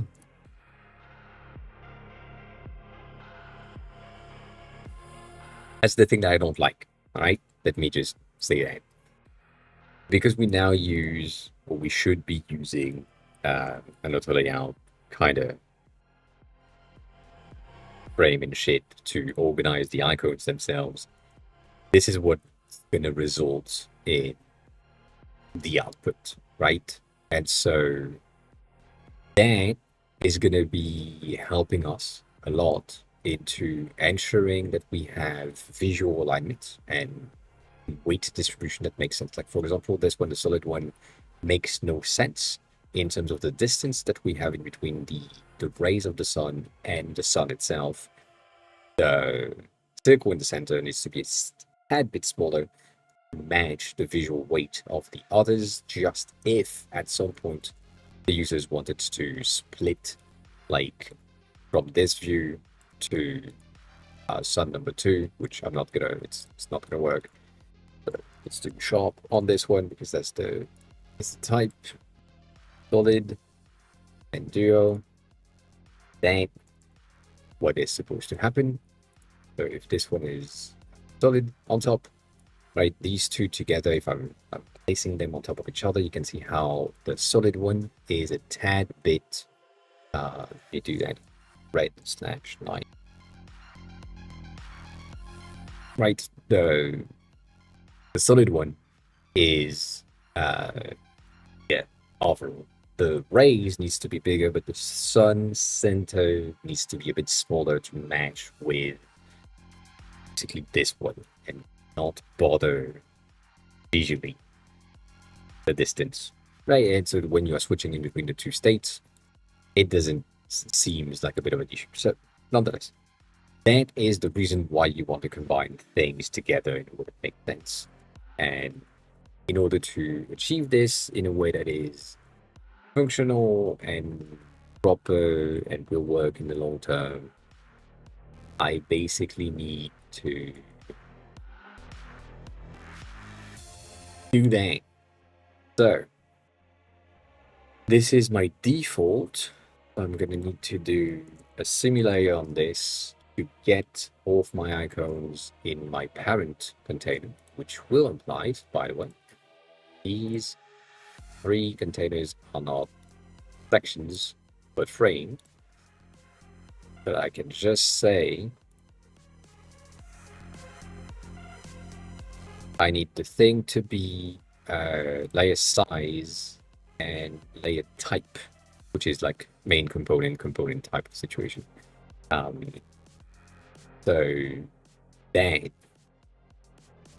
is the thing.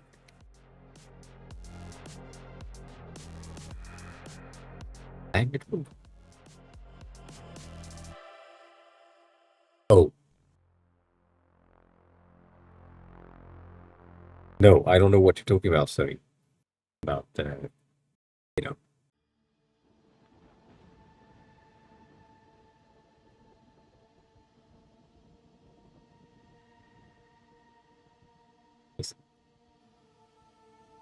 Come on, Figma, it's not that complicated to select fucking single layers that are the same type and size.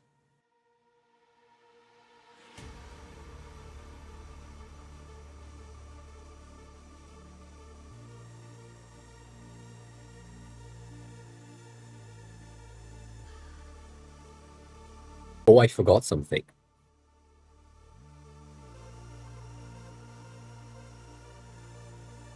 I selected everything. God damn, I forgot. I forgot one single element. Alright,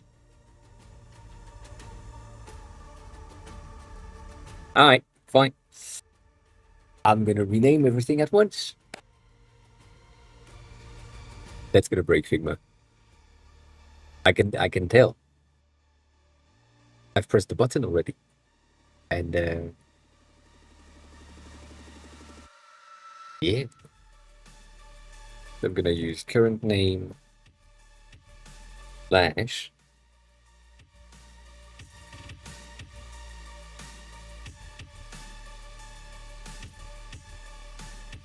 yes. Is it a waste of time? Yes. Did I not do that? Probably. While Figma is debugging, I'm gonna pee.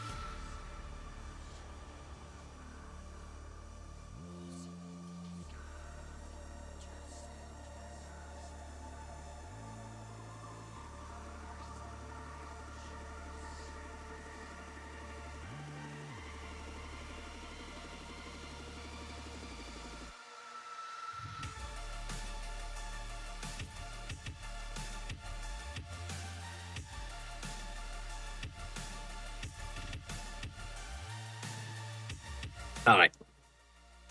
I think my still struggling. That's crazy. That is crazy.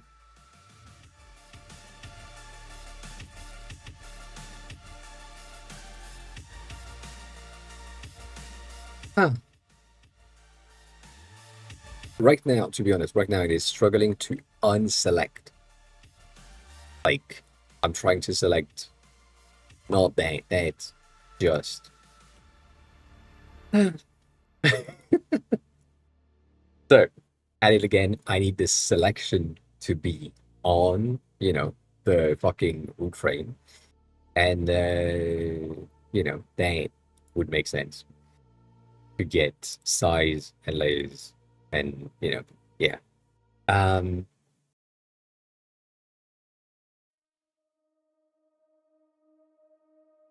it doesn't work. That's the thing. It goes up a bit more and it doesn't reach the edges.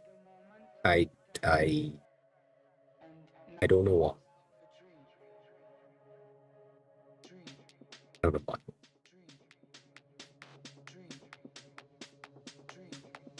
But also, they're not the edges.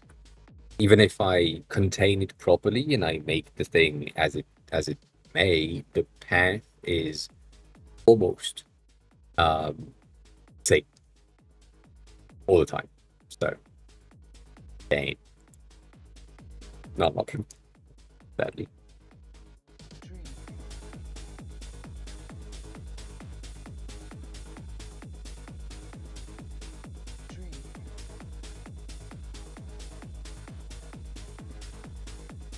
Why is it so slow?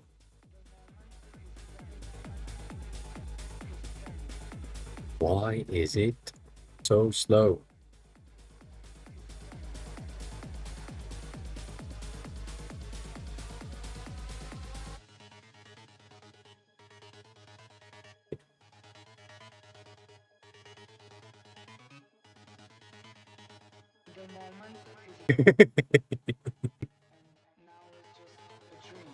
It doesn't. No.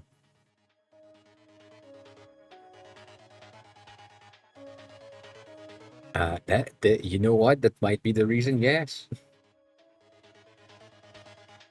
that might be the reason. I shouldn't have named it as I just did. To be honest, I should have just done something else, but it's fine. It's gonna be okay.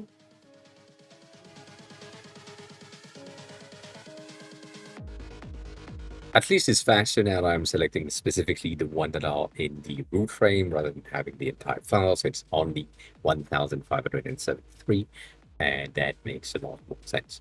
But still non-practical and really slow.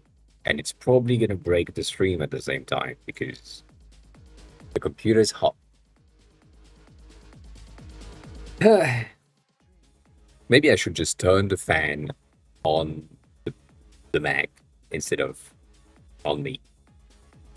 It's goddamn. Goddamn.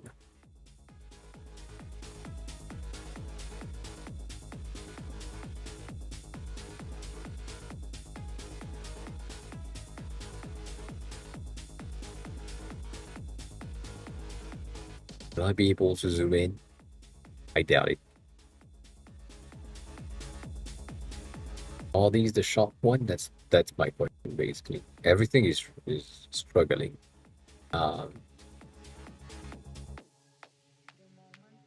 Yes, they are. Yes, it's the heat. The heat is the issue. For sure, not the fact that we have, as 30 mentioned it, uh, technically 6,000 icons on the same page. No, the reason, no, no.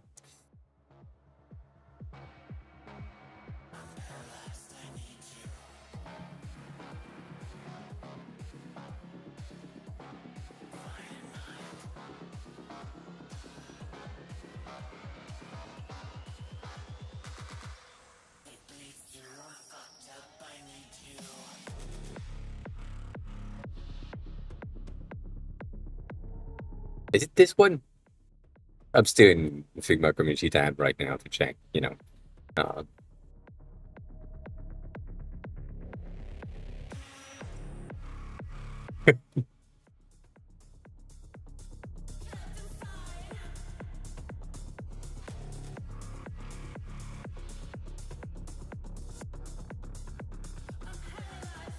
Hugo, welcome back. How are you? We are currently waiting for Figma to figure out that I have typed something and I'm waiting for the thing that I've typed about a minute ago to be typed in that input fields. As you can see, the cursor is blinking right now. You can see how long it goes in between blinks. It's kind of crazy.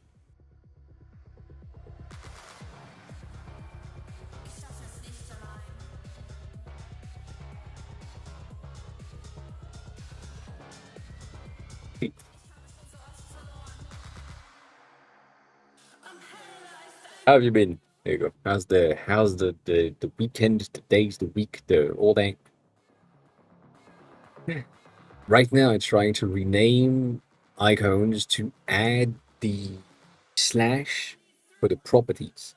So if you have like a variant group, you will have at the end a slash style equal, I mean a slash, a property equal property name, whatever.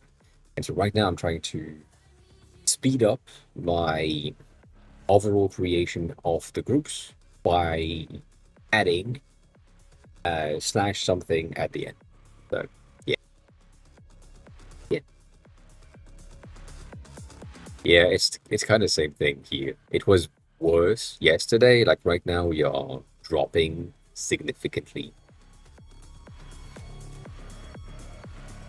I think I'm gonna have to get the ampersand, like dollar sign ampersands, um, implemented in my copy paste just to go faster because that is unacceptable.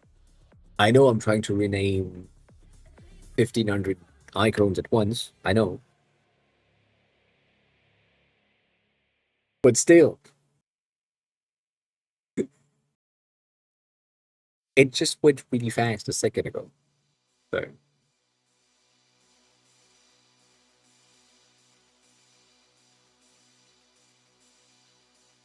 makes no sense. This makes no sense. I just it's the heat. I'm gonna blame it on the heat for sure. Let me put the fan on the computer instead of on me. We'll see if that changed anything. I doubt it.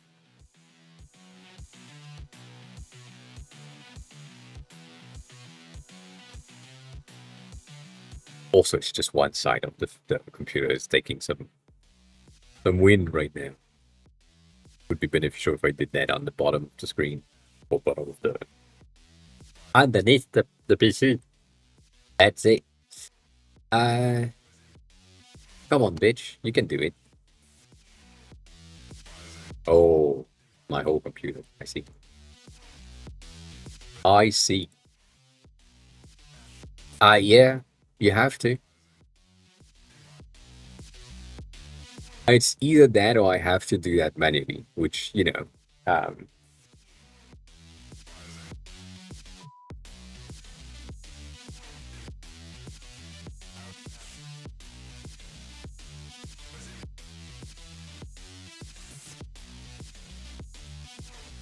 goddamn, that's annoying. So that is so first of all, HP is bad company. We knew that before. So annoying, but not surprised. Uh, that usually means that they had um, like either no intention of finding someone new, or they just have too much money to burn, and they need to burn that before mid-year, like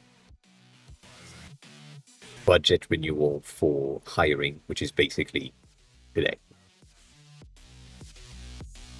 That's what happened. And yeah, no, I don't have a job still. Um, I see. Sorry, it's pissing me off. You had the time to come in, say hi to everyone, have a chat about your experience with HP, and explain the situation in details. In the meantime, Figma is still trying to blink the fucking cursor to let me type.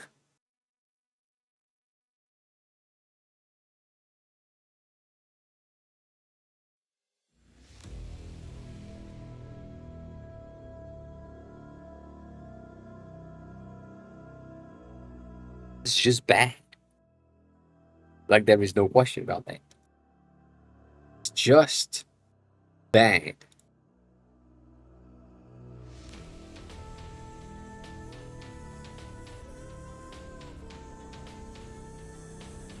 Got fed up. My bad.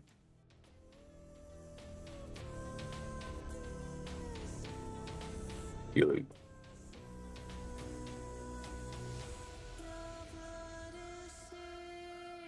Okay. So, simulator, size, and layer type. I mean, technically, I could just have size. 24 by 24, there is only like a very specific amount of layers. But with one more component of, adding a layer would help. So it's struggling there.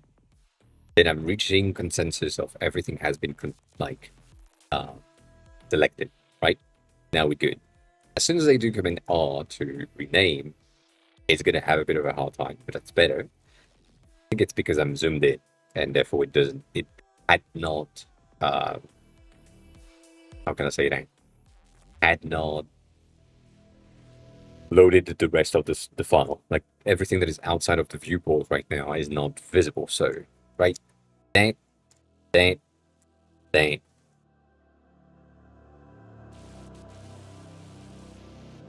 And so this one is sharp. I don't know if I want cap. I feel like a cap would be better, but I didn't have a cap on the first one, but it doesn't really matter. At the end of the day, I can change that later.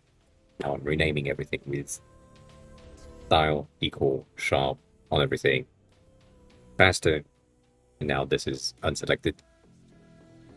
Gonna be better. That's some titties. I'm gonna be here.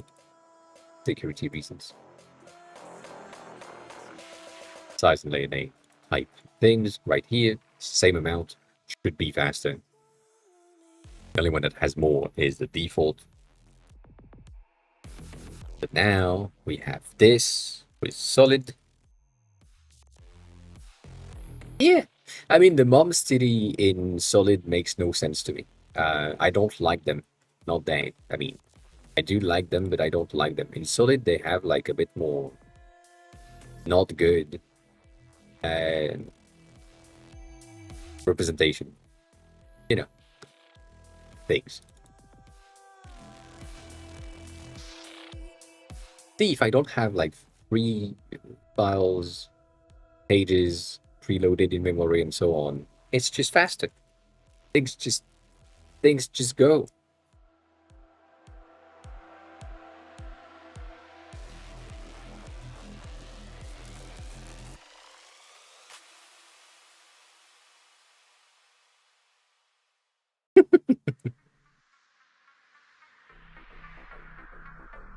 Because I'm talking about titties? You're confused about the fact that I'm talking about titties? That's crazy.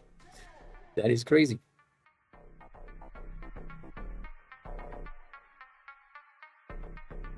The thing that I'm scared of right now is that in order for me, vitamin, hi, welcome.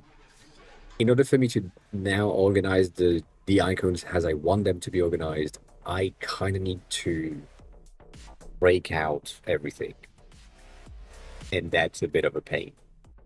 I might have to, but yes. I mean, these TD makes more sense, to be honest. But it most of it. I do like these ones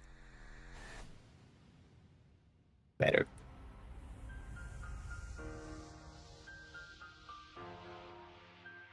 That's why we have the warning. when you join for the first time.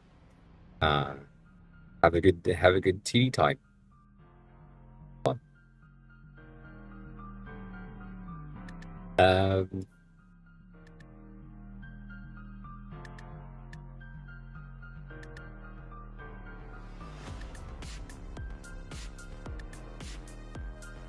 oh, the process in this. I need to check that first, though. Is it organized layer?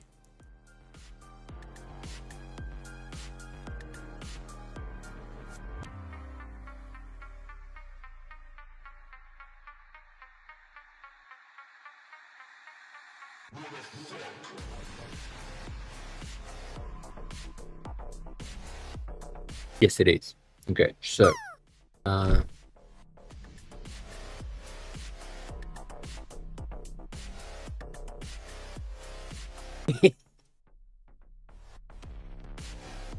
are we dropping titties? No, you are sagging on the side of the screen. Here you go. I'm sorry about that. That happens. Um, okay.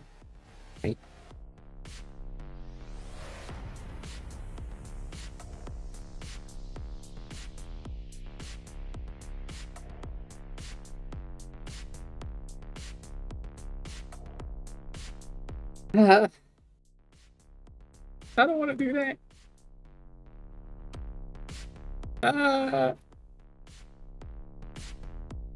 Well, let's hope Figma is okay with it.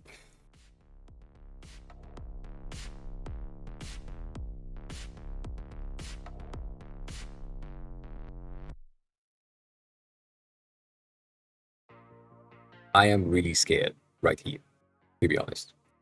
Not this. This is kind of scary. Currently, Figma is struggling. Like again, I asked it to do something, and it's really having a hard time. These are weird. Sorry.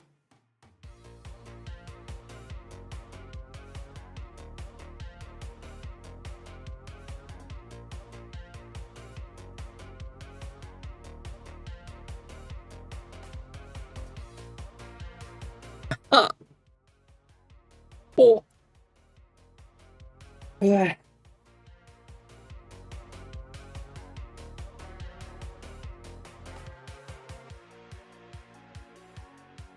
We're still waiting on Figma right now.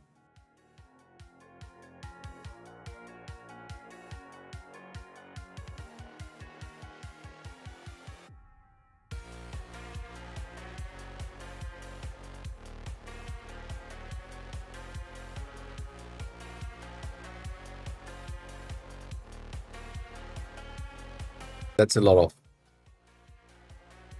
of icons in one file that will now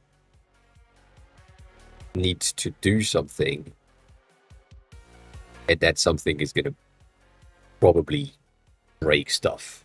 Just brace yourself. I'm so unpopular that I have minus.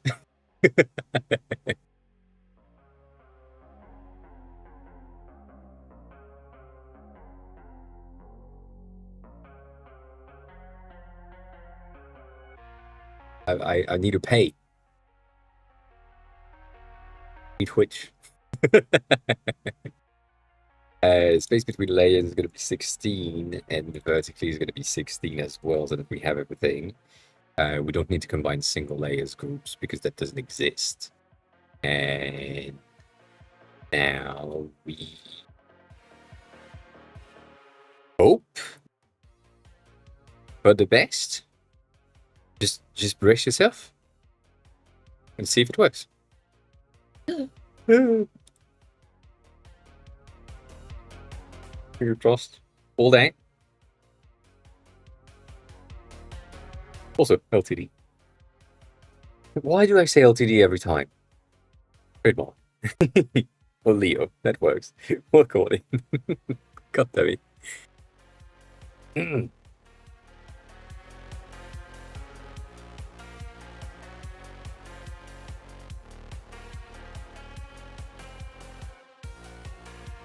All right. It did the thing, I think. Yes, it did. Cool. So, what that means is now I can select these and say combine as variant and hope for the best.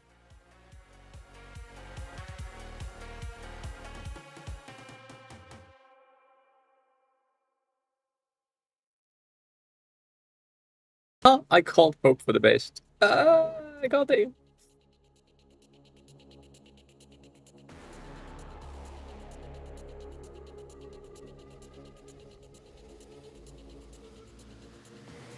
Yes. 1,500 times. Yes.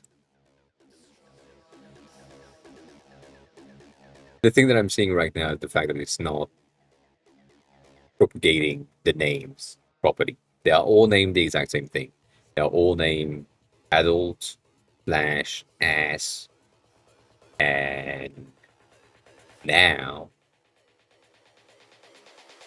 it creates something that is called component one instead of the same name and just use the variable. So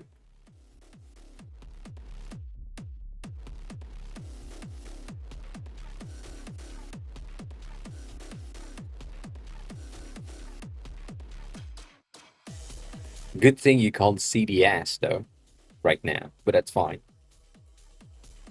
However, going back to what I was saying right here, once I have this done, right, it properly assign the style to the right element.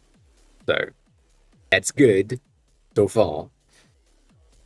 But yeah, I also saw a bit down the line that we have these it as if they are the same, but they have like a secondary slash.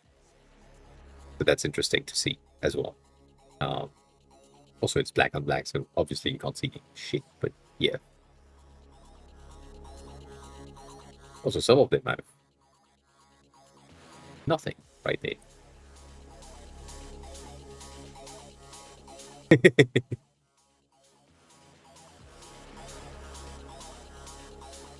That's good.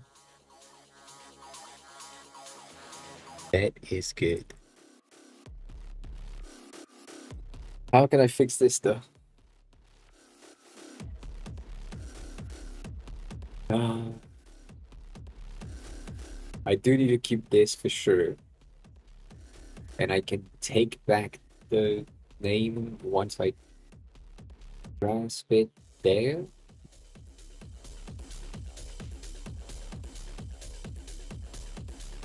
Maybe? Maybe? I was out of frame for this one. Uh,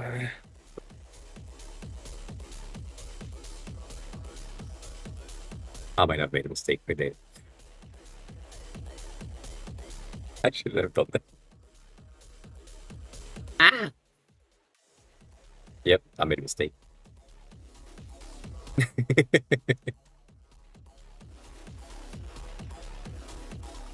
I mean, when I'm looking at ass right now, Stony, that sounds really. I mean, that sounds yes, yes, 100%. Uh,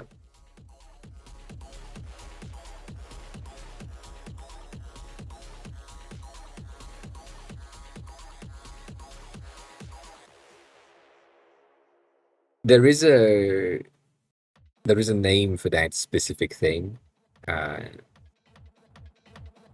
which is pretty nice, but I forgot right now, obviously, because I'm trying to talk about it. So did that press enter? I don't know. We'll see. We will see. I basically bumped the spacing in between the elements to be a bit bigger so that we have more space to navigate in between all of them. And the goal here is going to ensure that we have enough distance in between things and hope for the best. So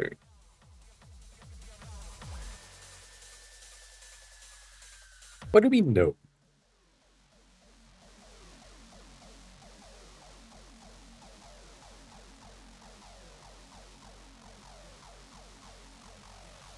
God dang. Figma is so broken lately. That's so sad. So, combine as Vine, what's the key? Like, do we have a shortcut for that? Yes, for sure. But what is it? Um, we don't?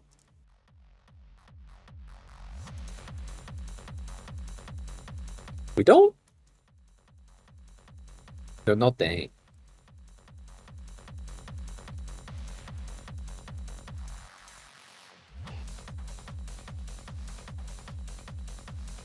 Oh, we don't. That's sad. All right. That implies manuals. Cool. That works. That works. Kinda. I would say the good thing is the fact that they are all the same sizes and same placements and so on. That should help us a lot. We would need to then, ensure that things are named properly. And then once that's done, probably also have to reuse organize component or component, not component, like file organizer to ensure that the things is done. But yeah.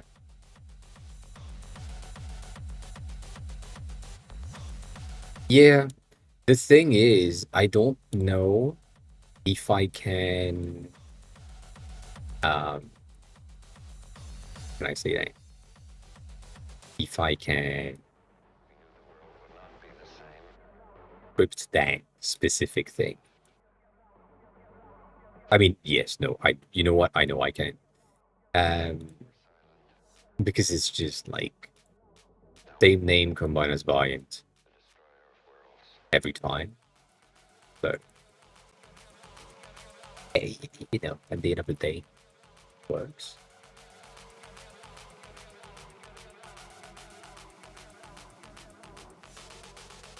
Hmm. Hmm.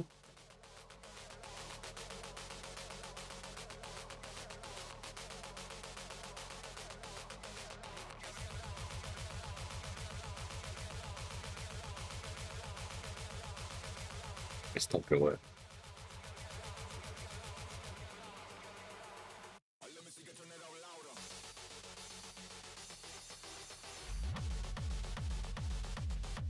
Why is my brain not working on this one?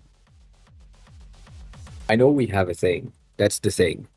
I know we have had an option to name stuff in one go, and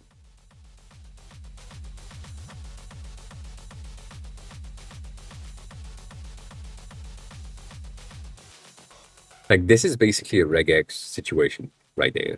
I need to take the component and then take the name of the property and use that as the name EU. And then basically the property itself is now style, and you have all the styles.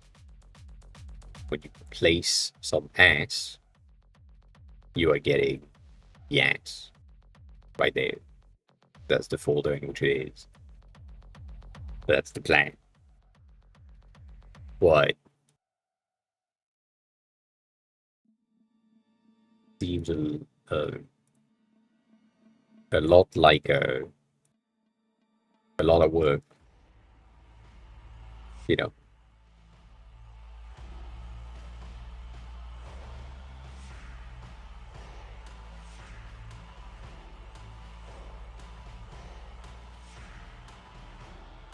Maybe. Uh,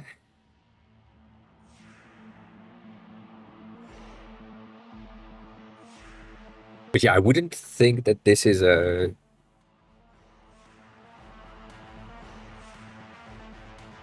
viable thing to do. My main issue is the fact that it doesn't take the proper name as it should, because it's used to. Like this used to be the way that it does things, and now it's not the case. Got just annoyed.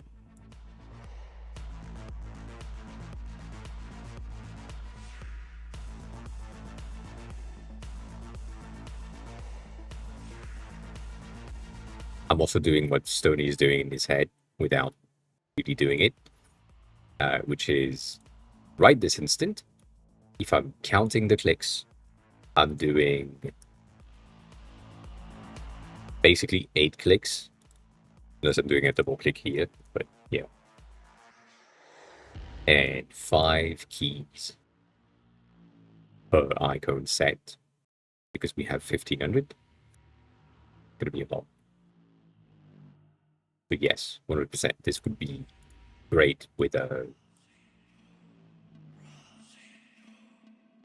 script.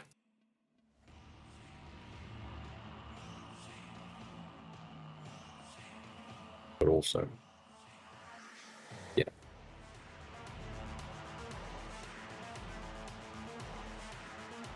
I don't know if I can.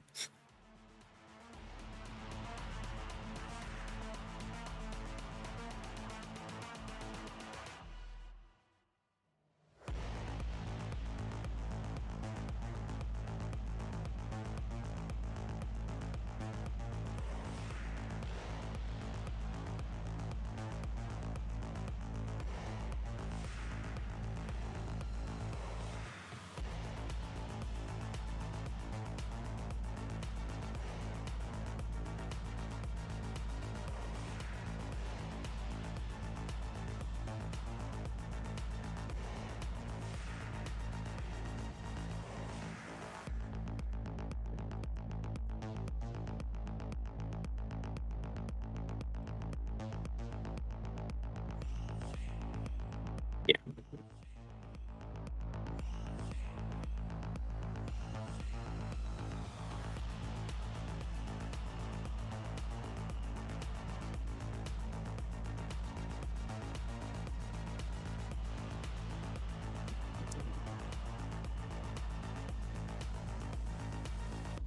Mm.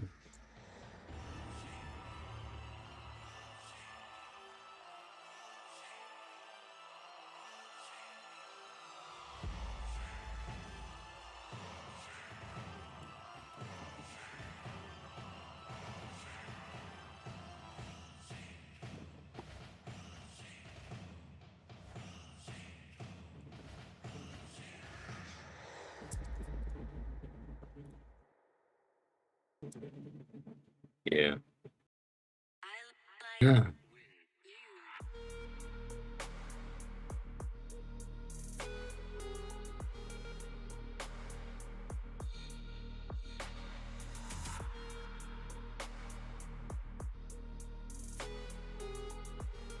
Have the good method right here. Makes no sense to me. I mean, it does make sense, but it doesn't make it at all sense, to be honest.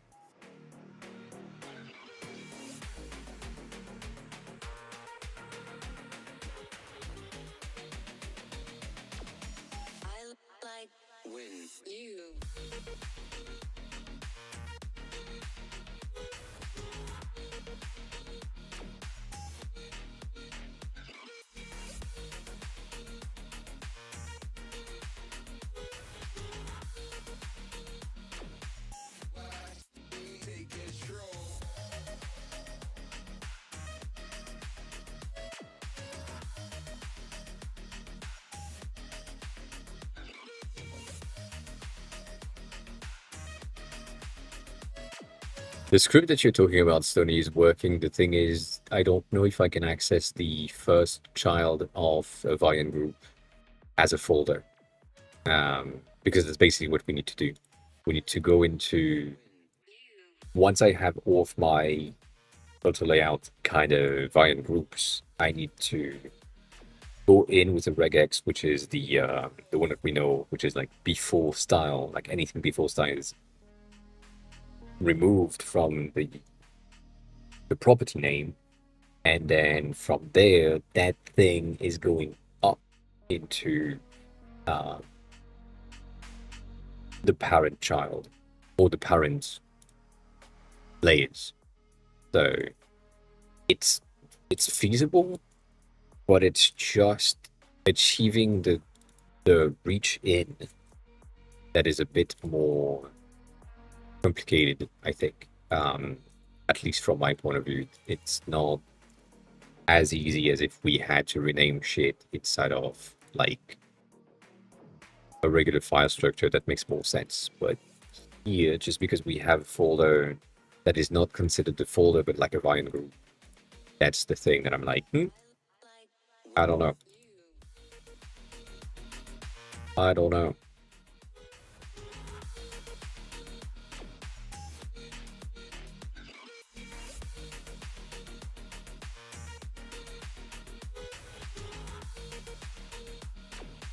Yeah, that's the thing.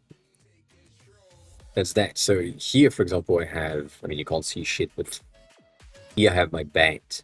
And so if you look at the name, it's animals slash band is what needs to be used for the name of that main vine group. And then the style is a property that is assigned to the vine group. Like that's the way that it's written inside of how Figma names their variables. So we already have the styles for the property and we already have the name for the vine groups, and it's supposed to work. It used to work, and now it doesn't, which is why it pissed me off. And so when I'm selecting everything, now there should be like a script based on what you say that does create vine group, and based on the selection, use the first part until we see slash split or slash style. Um, and that's the thing.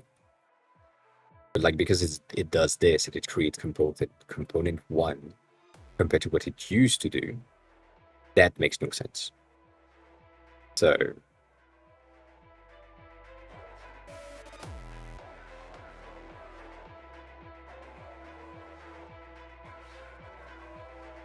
um,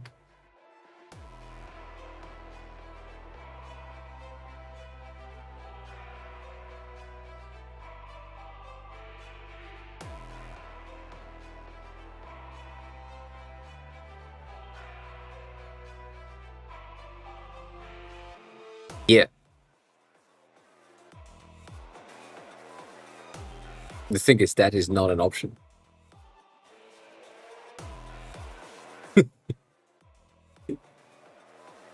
No, it's the first one. It's your first option that would work, but it's just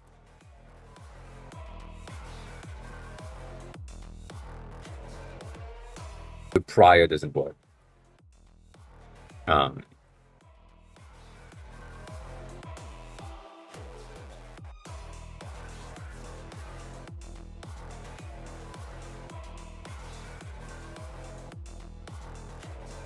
mm,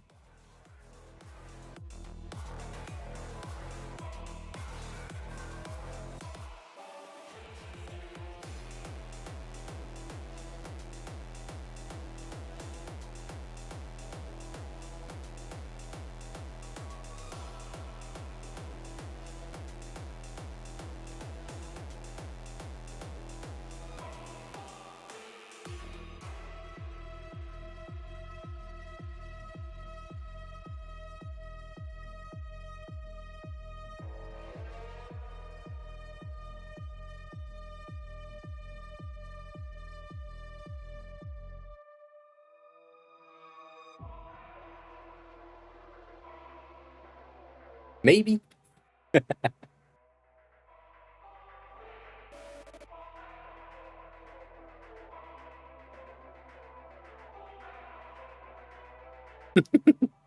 Live choices, yes, not life choices. Uh, do they do that live? That's the question. Because I don't mind, personally speaking, just do that because that's fine by me. Um, and it kind of works. It's okay. It's a bit of a pain in the ass to do, but it's fine.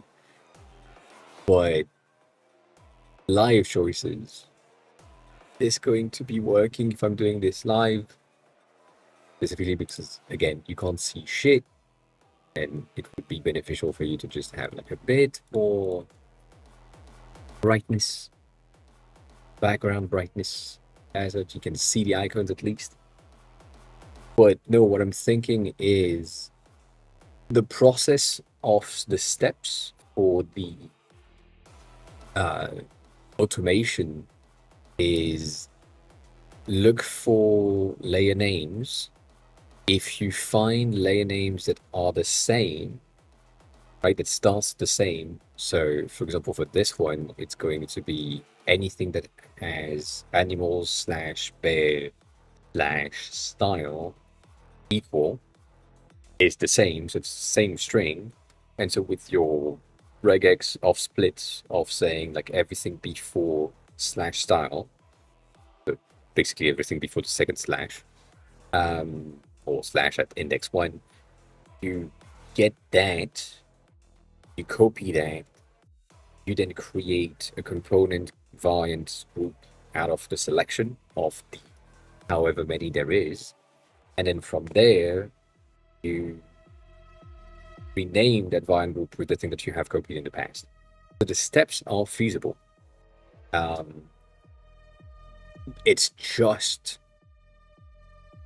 the repeatability of the steps that are not necessarily easily feasible. On top of that, there is also this where I don't understand why.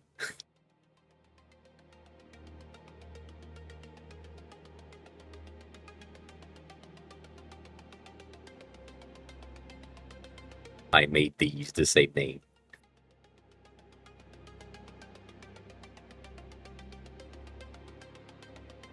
Because it shouldn't. This is basically flat, this is low. And yeah, I messed up the naming.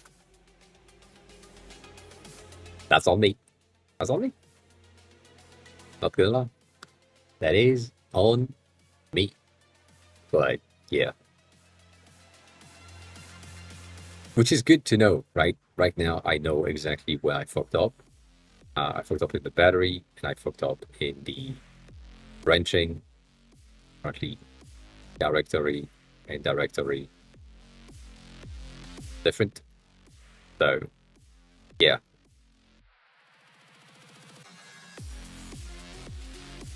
I had I had fixed all the spelling mistakes already, but I see that I'm missing things here and there, as in this one is missing. This one is not error. So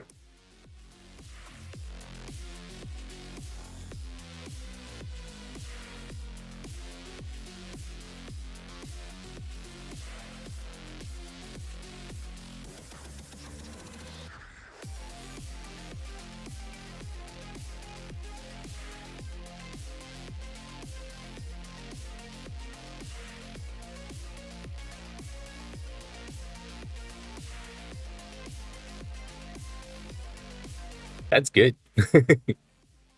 A bit of an unpractical way of doing things, specifically when that happens. Um, but yeah, that makes sense.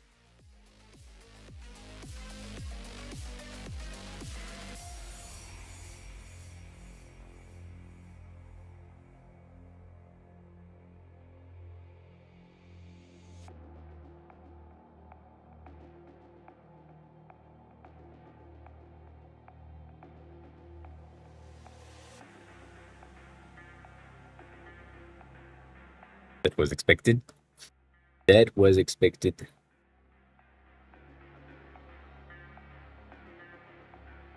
Some of them I kind of know what happened.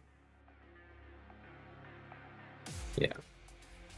That's good. At least I can see that I have made some mistake, which is better to find at this point than someone else, like way later. Which are the mistakes, the spelling mistakes have been fixed. That is, could have been fixed. I don't know. At this point, right now, I have doubts. Um,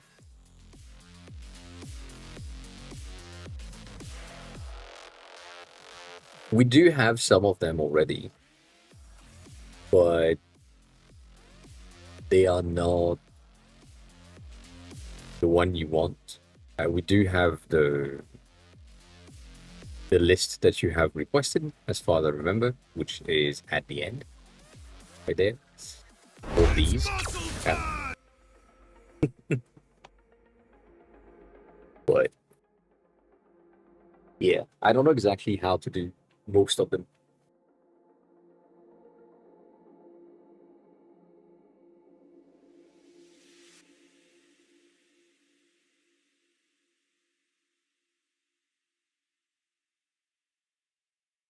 Well, we don't have them just yet.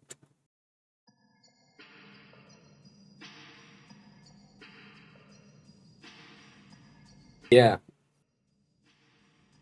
Also specific.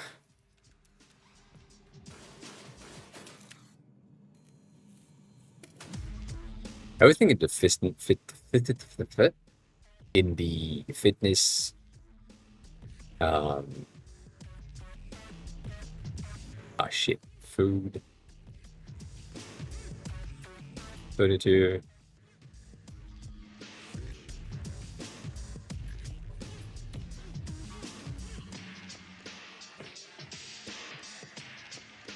I think I put that in sports. That's the reason.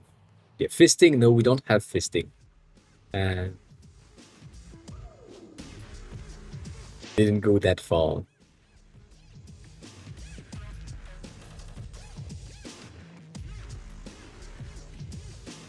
I mean, still my favorite. Still, best icon I've made in a long time.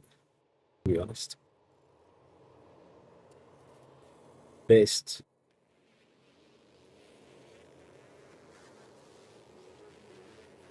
Uh,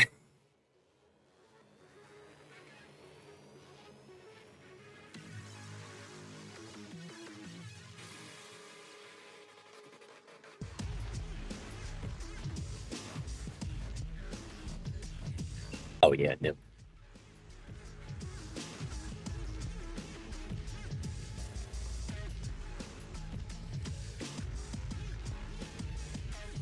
Did go that far once. Not once, more than once. You don't know about that. You don't need to know about that.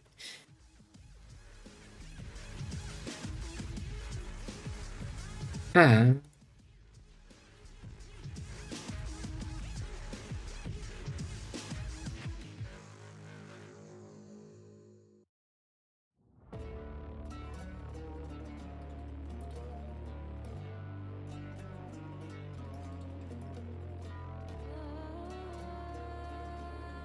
I don't know. I don't know. That's the thing. Mm.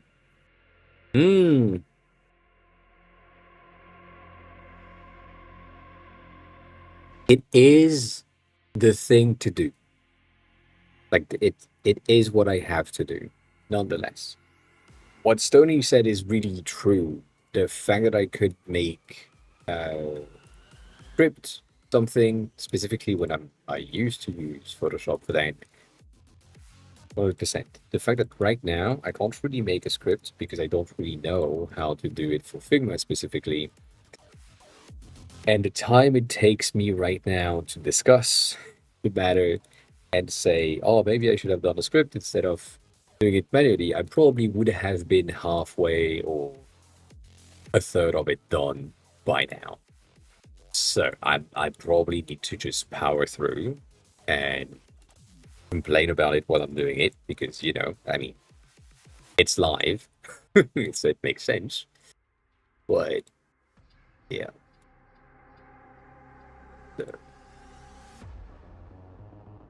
the situation, I would say.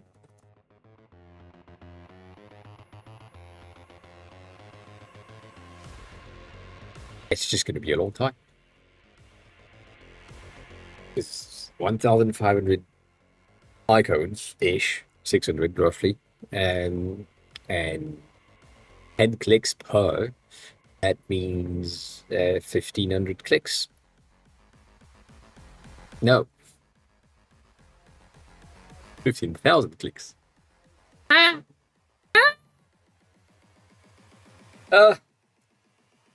Yeah, no, 15,000 clicks is a lot. I agree. Again, Figma used to work. Let's just blame Figma again because we can. But yeah.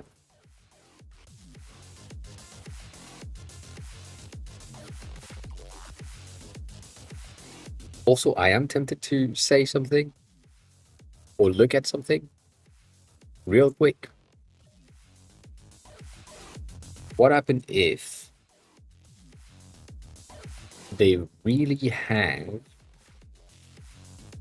the exact same name? Because maybe I made a mistake and I added the style sharp and style whatever to get my property faster. But that is breaking everything because maybe I have exactly the same name, like Creative Iron Group, does the first level.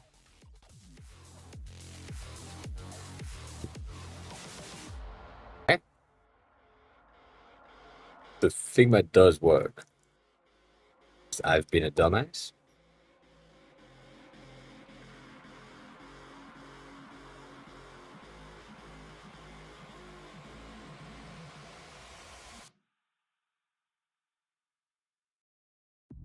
Highly probable, to be honest.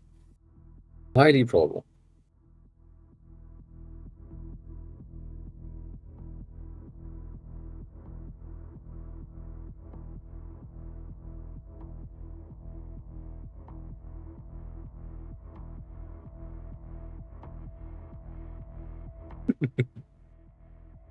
It doesn't work.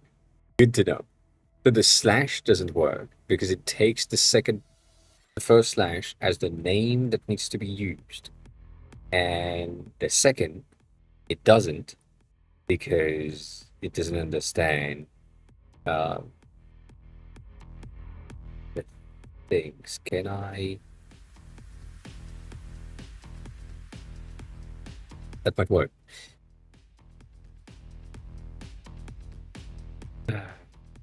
So we do this, and then I say equal default. It's wrong, but you know, we never know. Now it's broken. So because we have the equal in the name, doesn't want to go through with naming the things properly. Oh.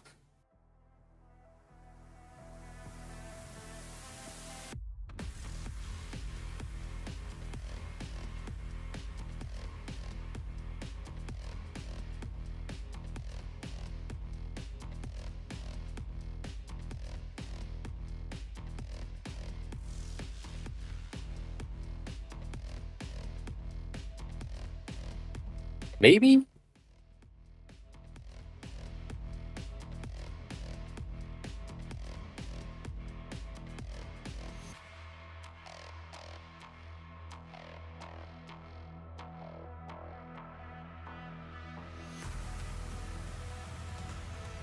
me see.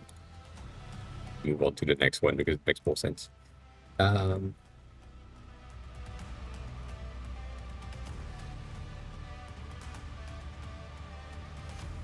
Would it be a variant instead?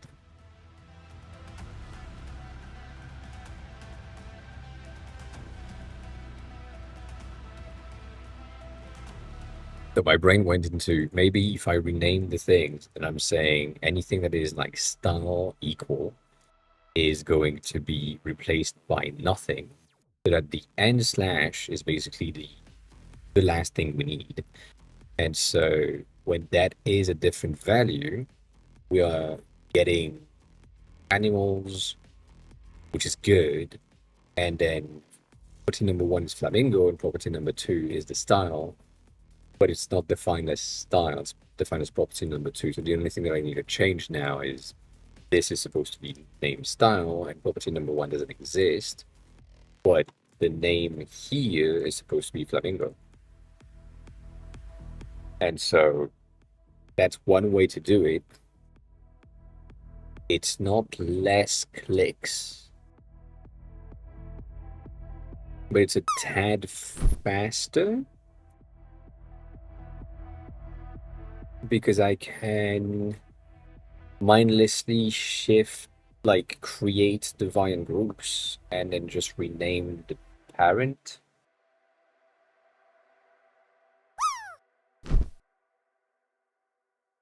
Maybe.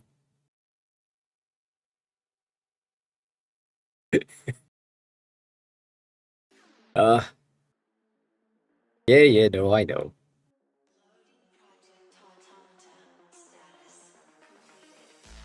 Congrats. Congrats on landing. That is, that is really nice.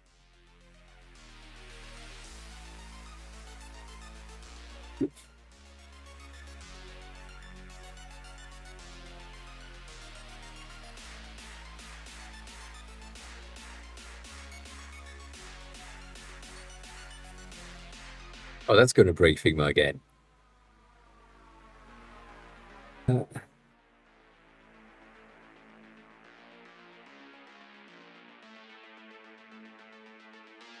Twice.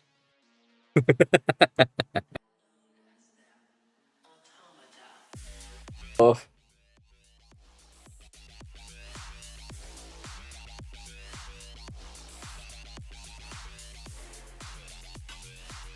yeah. I mean,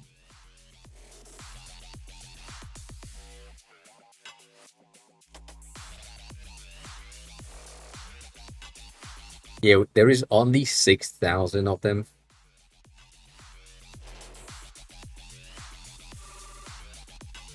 Uh, only.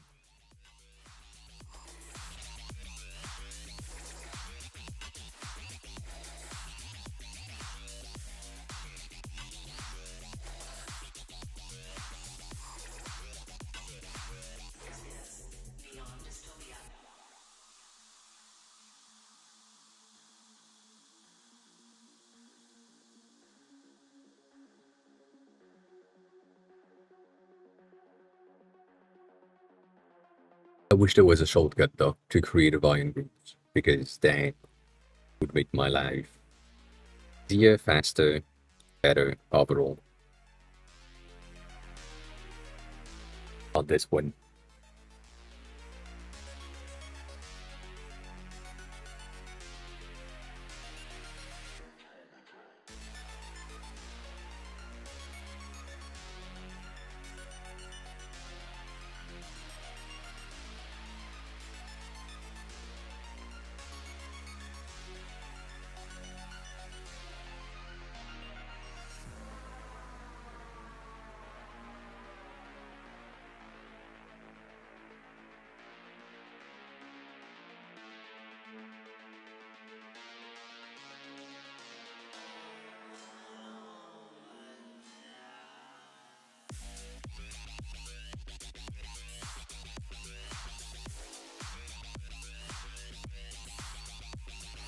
It is so slow. It is so slow.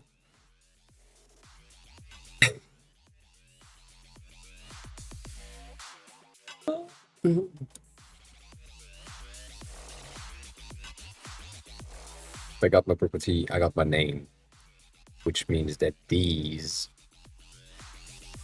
works, they just have the same name because they are from the same parent group. And I can go fast, basically, into ensuring that I have my parent groups for these with the properties anyways, and be good with it.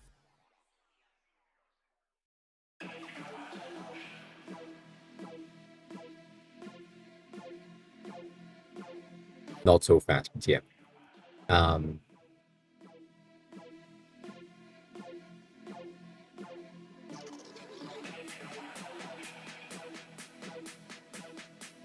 Let me check. Let me click.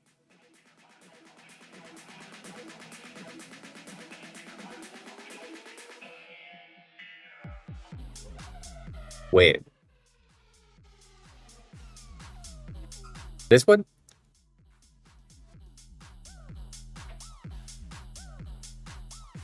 Not just you. Also. Why? Cities, so I'm not gonna complain, but why?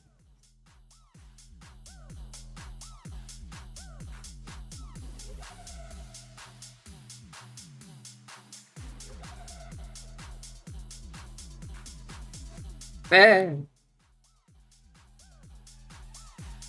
I don't know.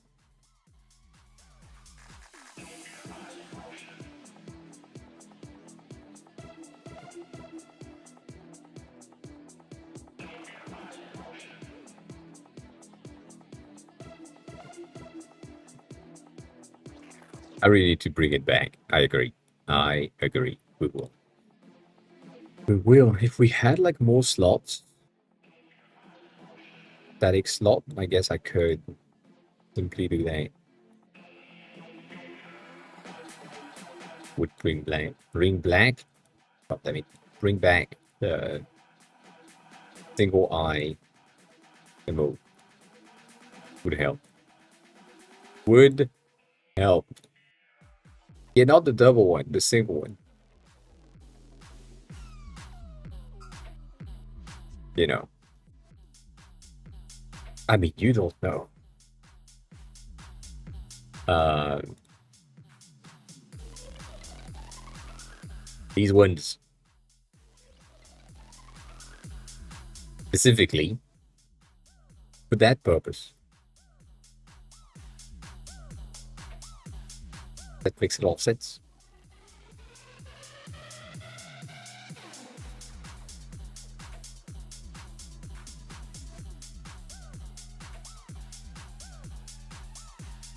If I get like these two, you get all the options. All the options.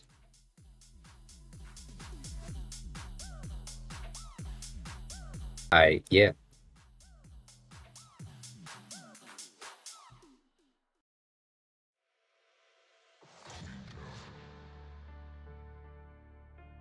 Maybe. Maybe they'll come back at some point.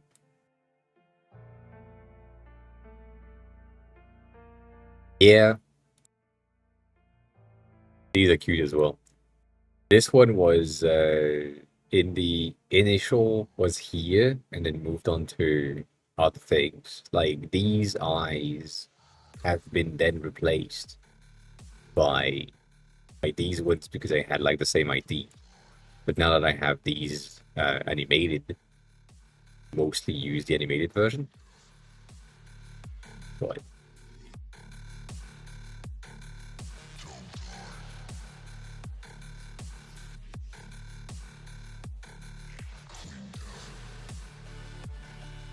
that's all. That's the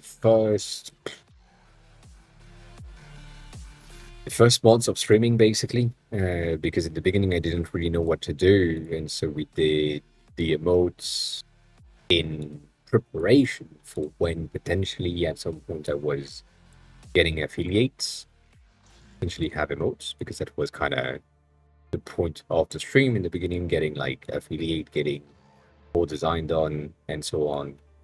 And then happened really fast in like a month.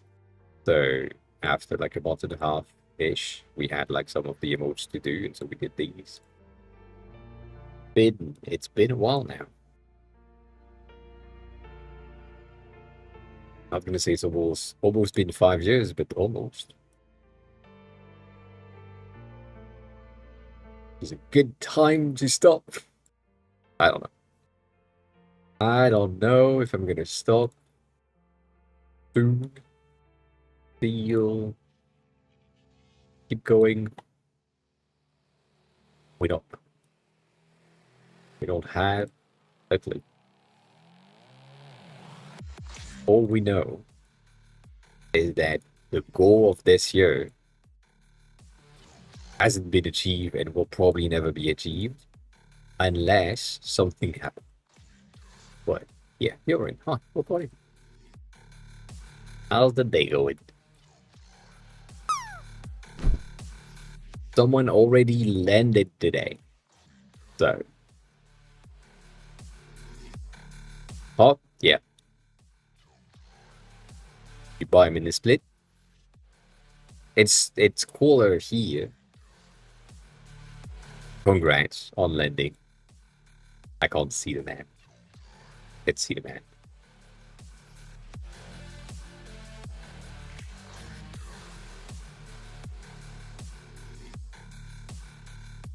Ah. Yeah, it's not raining yet. It's raining on Sunday for me. Sunday's gonna be 22. 22. I'm still dying at 21, so you know, just that's what happened.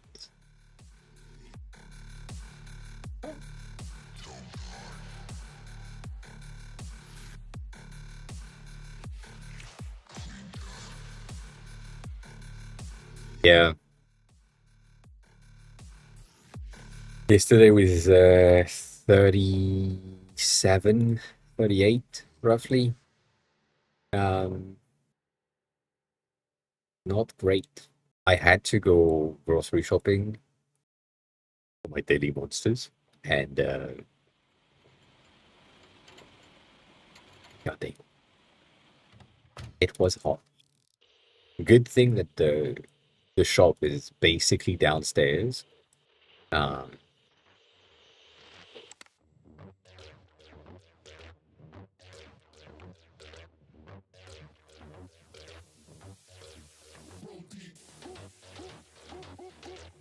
at some point, I wanted to buy like a thermostat uh, to know like the temperatures in the house and the humidity and all that.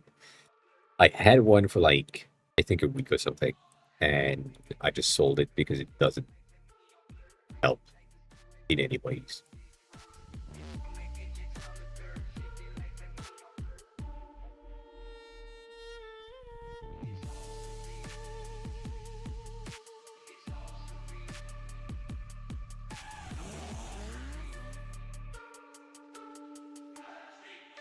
This is tedious work. Yeah, that's the type of thing that I wanted to have. I had like the um oh,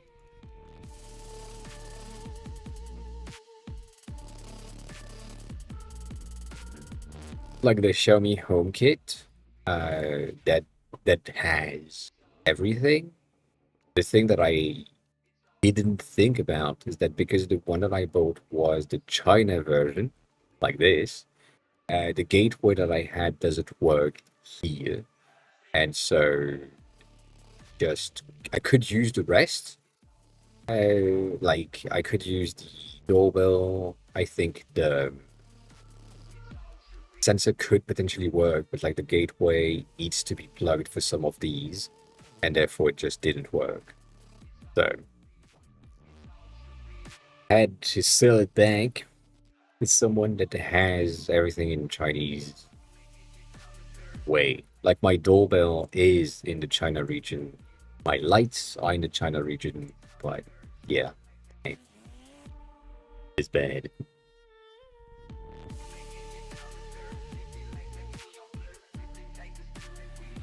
That's cool.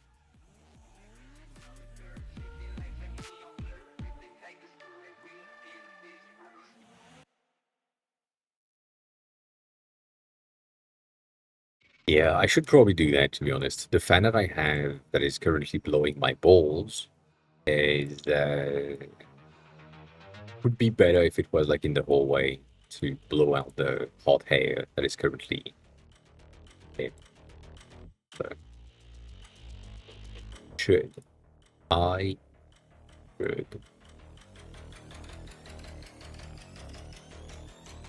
just thinking about something.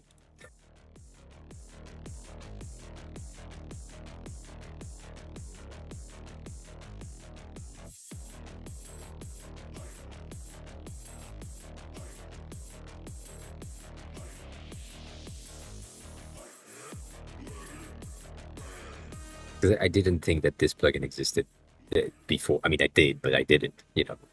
Um,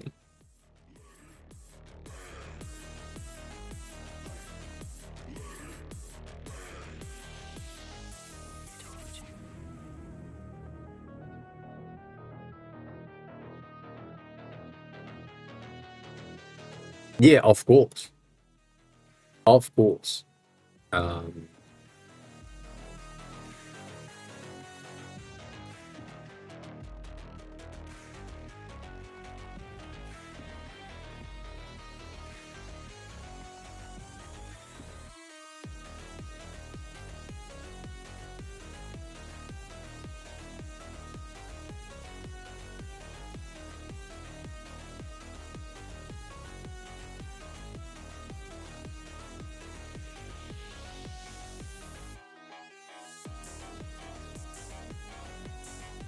mm,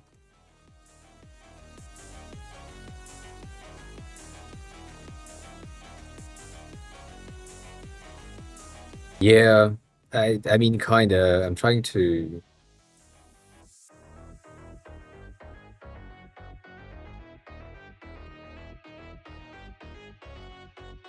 Yeah, but like set property right layer name is not. I mean, set layer name to first child things. The thing is, that's not what we want.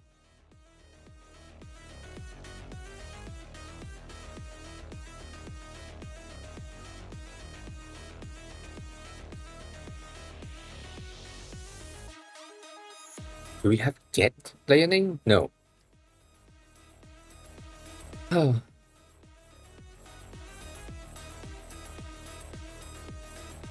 Yeah, that doesn't exist.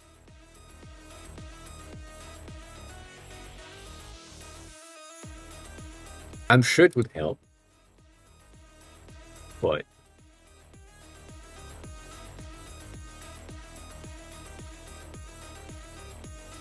and then when I typed automator,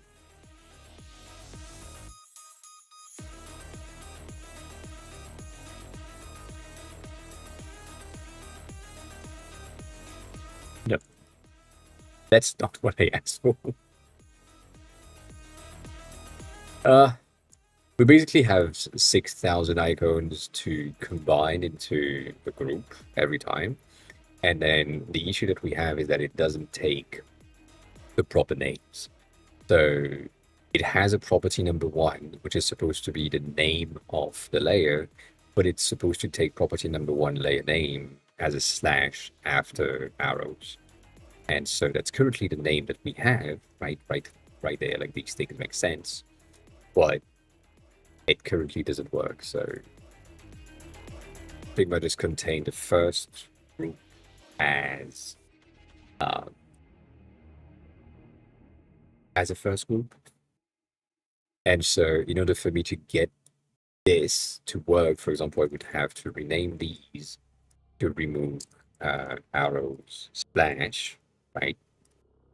And then from there I can combine as and then remain as arrow slash to have the same folder name layers things. But yeah, the main issue is that the automation that is available is not picking up the layer's name properly, as far as I understand it.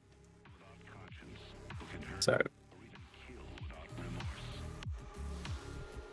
This film shows the devastating effects of abuse. like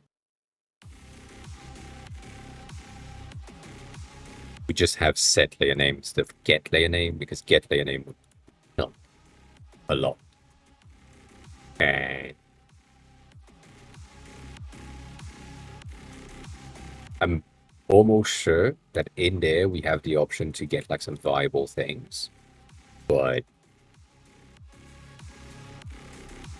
yeah. It's just not feasible with Automator. It's probably feasible with like an other automation thing, in terms of plugins. But Also shows that victims can be helped. yeah, the thing that we're looking for. At the end of the day, it's just faster for me to just have a bit of a painful day.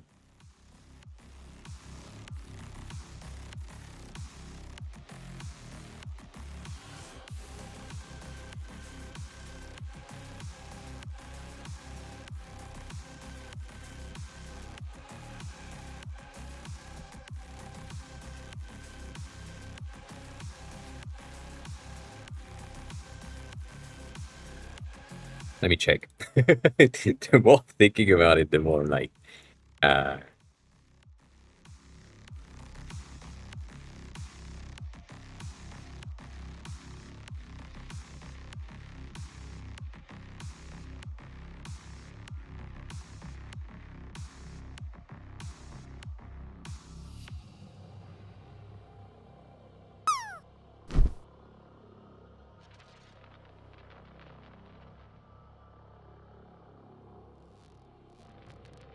eh, we can try.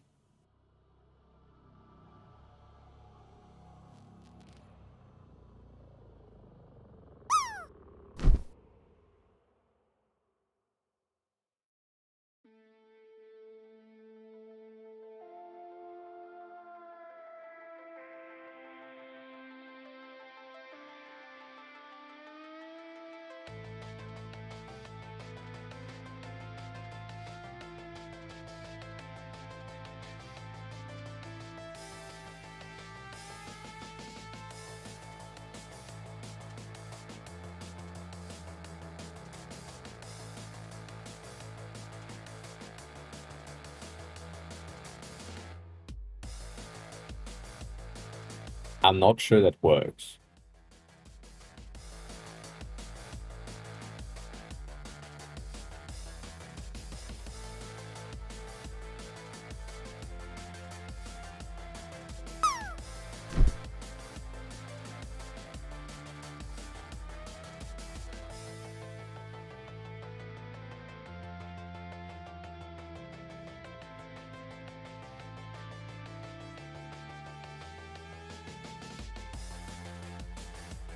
That might break the entire thing, to be honest.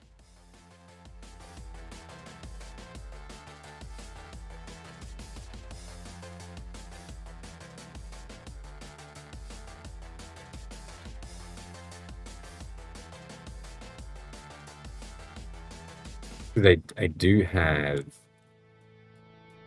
this to basically be doubled.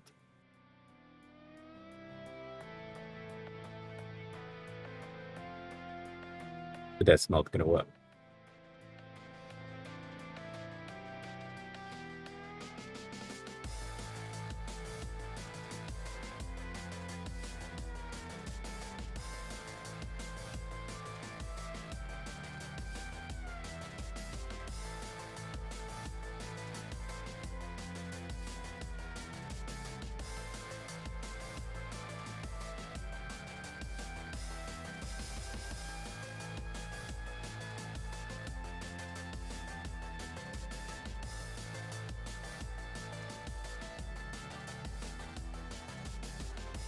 You know, it's the same thing.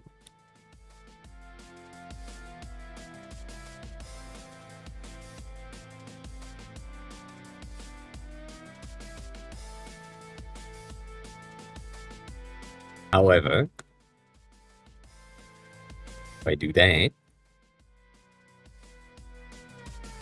now I have 3. That's done. Sir.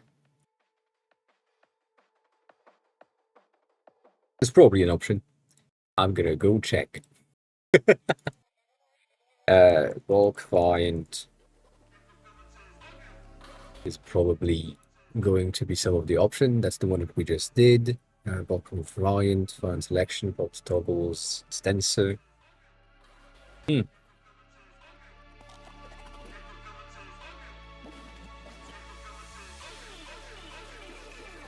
Batch generator seems to be a potential. From here. From here. I don't know.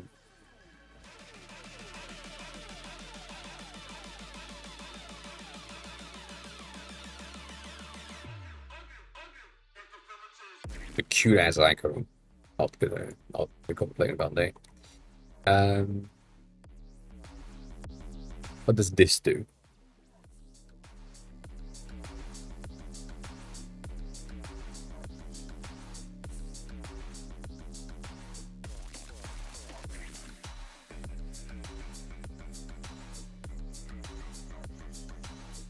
Hmm. Hmm.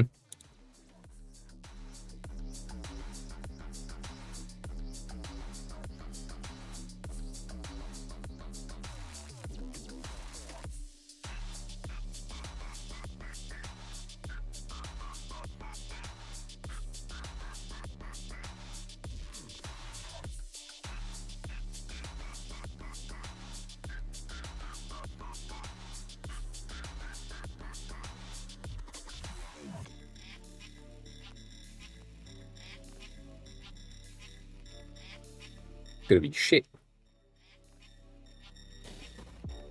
Yeah.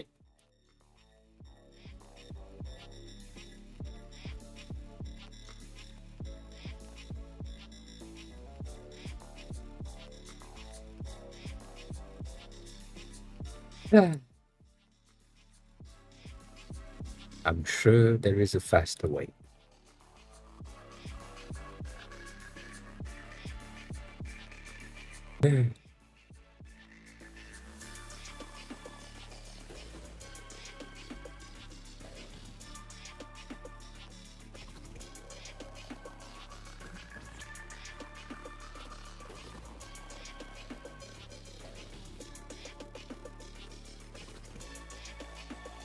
That is a faster way, yes.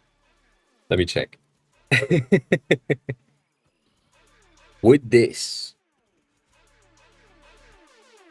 work? Yes. All right.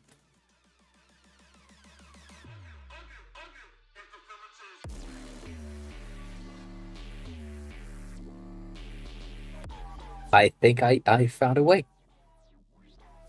I think I found a way. So, simulator is going to be helpful on this one. We need everything with the same size and the same layer type, which is basically just a 24 by 24. Now that we have everything that is selected, it's just a 24 by 24 icons, nothing else. We are supposed to be able to then get the names, renames, bitch. Name, free name, yes, 100%, yes. The only thing that I'm unsure about, but also I feel like it's going to be okay, is if I already have folder names that contain is. If that's not the case, it doesn't really matter. But that should work in order for me to get the. I'm still going to have to do all the arrows and all that manually, but we'll see. So from here, I have everything that is selected properly. And so I'm getting my layered name, is, all the same. And so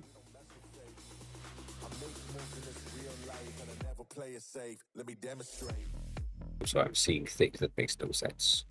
Oh, I'm seeing things that make sense. Would that break though?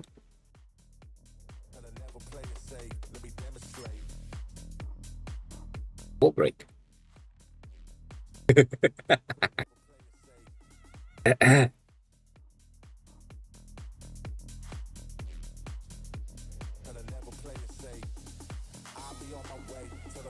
something.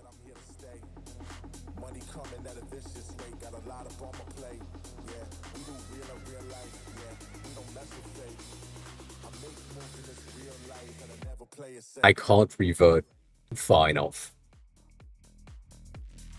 to do something. That's the sad thing.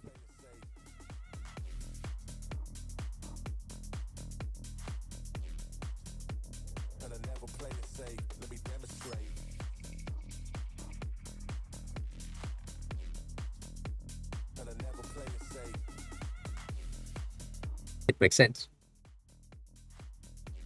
It does. It does make sense.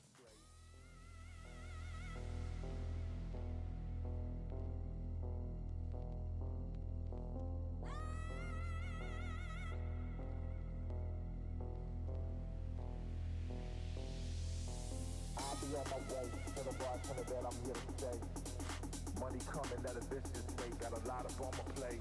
Yeah, we do real in real life. Yeah, we don't mess with fate.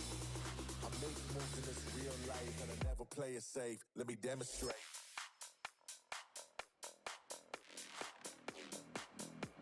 And I never play it safe. No. It's fine. It's fine. It's faster. It is.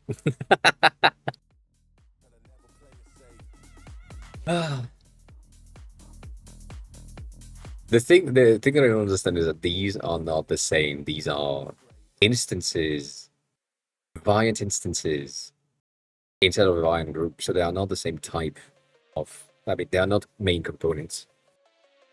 I don't know why that happens, but yeah. I guess it's just a similar thing. It doesn't matter. It doesn't matter. Let's just hope that I did that properly and that it will work. Because you know, if it doesn't, that's gonna piss me off. Nonetheless, the thing that I'm trying to do is get my first slash, so just having the first slash, to be replaced by a dash. And so, if I do that, that basically implies that every icons has folder dash name slash property. And with that in mind, I should be able to combine the entire stack in one go, and then that is done. Basically have the how can I say that? The slash removed or the dash removed and replaced with a slash once the thing is done. So I'm gonna do that on these and it's gonna work. Once it's unselecting something, yes, it takes 50,000 hours. I still need to do that manually for each of the columns, but as fast as I can go, that's an okay thing. So if I do this, I now have astrology dash Greek dash Neptune. And so now if I rename this and I'm getting like the first thing with a slash, I'm getting the right thing with the property that is here with my proxy types, which is good. So if I go a bit faster and I get 2 of these just to, do the test, then rename it. First slash is replaced by a dash. First dash is replaced by a slash. Now I have my folders properly identified, which was the point. And so some of the issues that we've done before the arrows, good. I'm still gonna have to redo the arrows manually. But all of these adults and animals are going to need same level things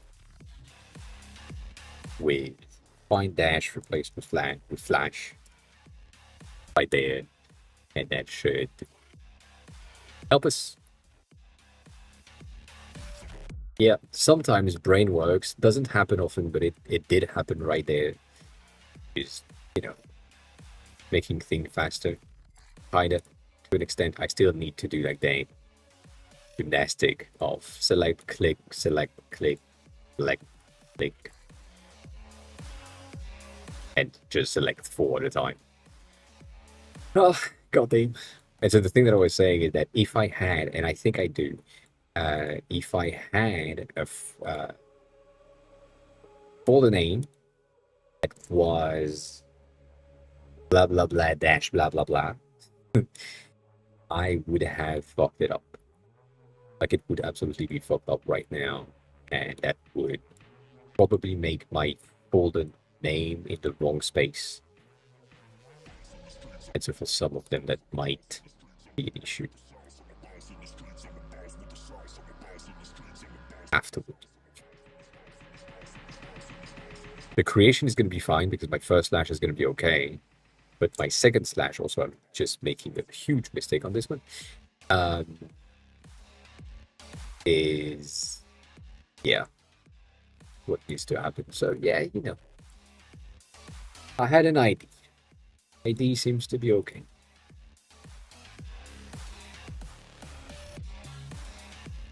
But we're still just in the beat. Like, this is just Bluetooth. So the Bluetooth section is, goddamn, the beginning.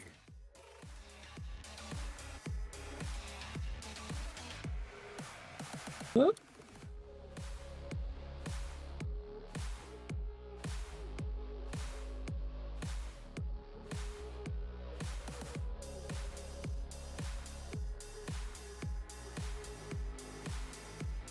Again, if there was like a fucking shortcut for this, that would be so good. But apparently not. I'm gonna check again, but combine doesn't exist. Crazy.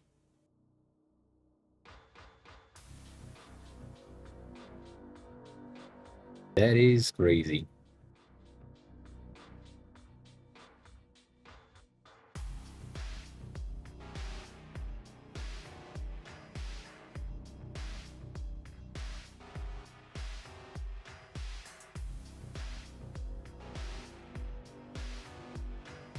Could be faster. Only 1,500 clicks. And then a select all and we could. But, yeah. Still.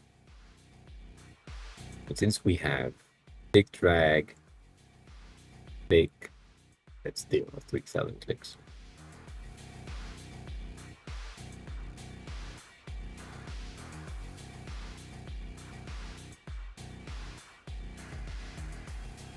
Still.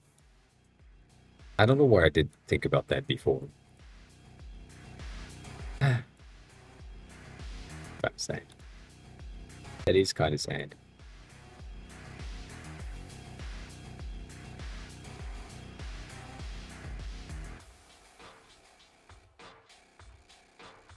Also, again, going back to what I said earlier, the reason why I'm doing this is because sometimes I've done things in terms of solids that couldn't be like this. Like this solid icon for the top tree makes absolutely no sense. It mostly looked like a banana. And what I should do is take this, put it at like 1 pixel line width, and reorganize the points to make sure that we have all of the leaves properly done, and then use that here. So, that's a lot of things. Rossoneri, hi, welcome in. I am as well.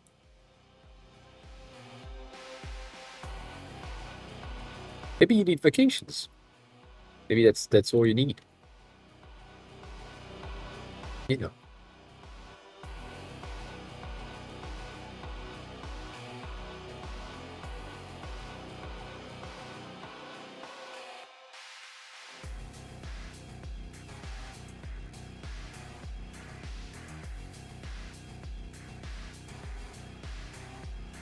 Why is my brain like this?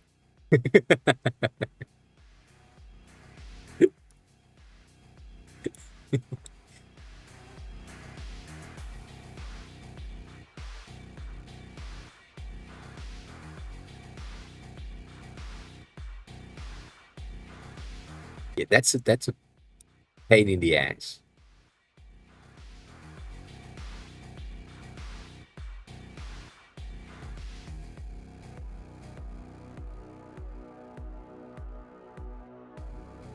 Kinda.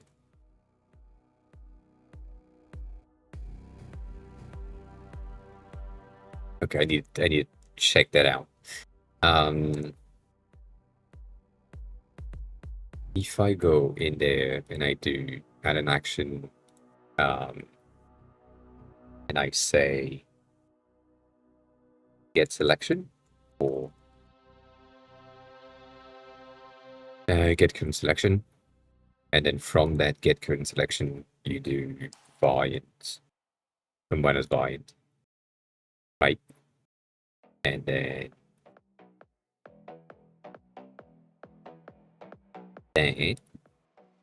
run it, it does nothing. That's crazy.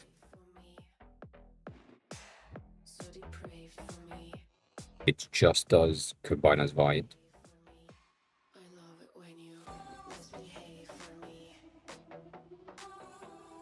Oh, it doesn't do shit. uh,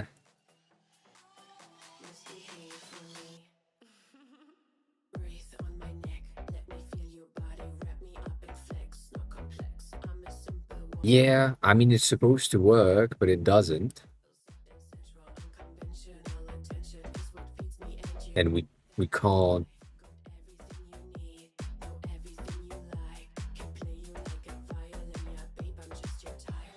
Yeah, that's shit. I thought I could just create like an automation so that I can have like this button basically with a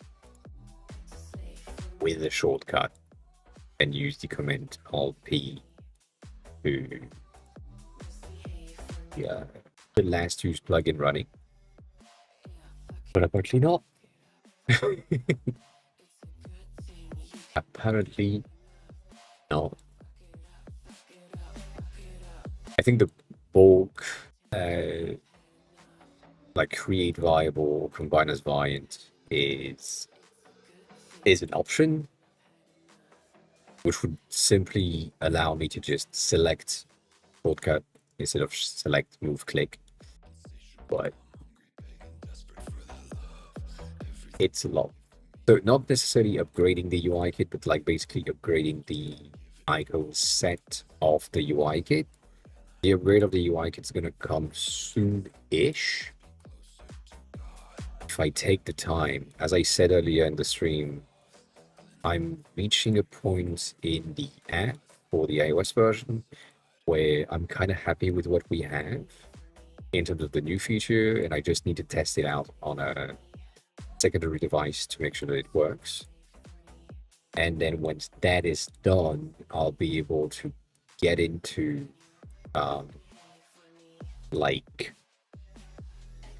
the UI kit, because the UI kit needs to take a bit of an update. There are a ton of things that I'm working on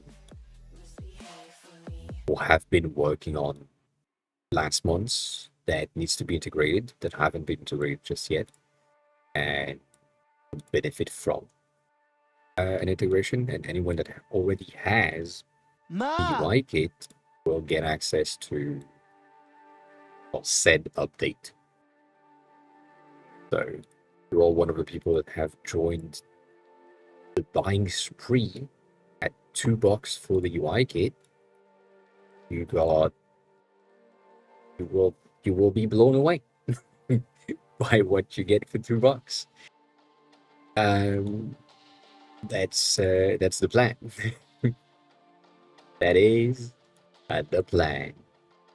And so right now, what we're trying to do is making sure that the icons, instead of having like 3 different or 4 different pages with the icon styles being different, I'm trying to combine every icon styles into a variant group so that you can look for the type that you're looking for, the icon specifically, and then you can just change the style for everything in one go. So the secondary option with that is that I would probably, once that's done, be able to bind the property of style to the variable of Figma in variable modes, meaning that you would have the ability to use modes on the icons to change their type and style with one click of, like, basically what we do with the overall, like, icon primitive is light, for example,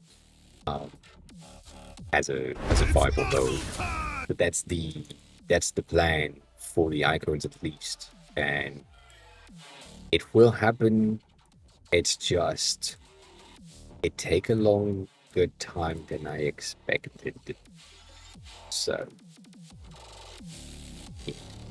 Let me finish the messages, chat, bubbles, rounded, and then hurt myself.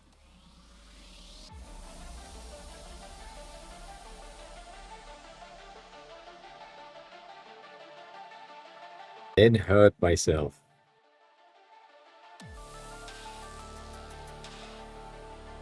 I did it. I did not reduce the amount of ports. We are higher than what was expected. The big one have been done. Big one have been done.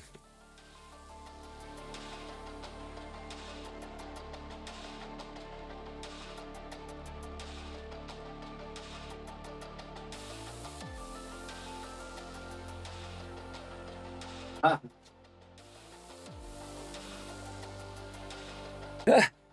No, I don't think I can do 10. I think I can do probably if I force myself. 5, but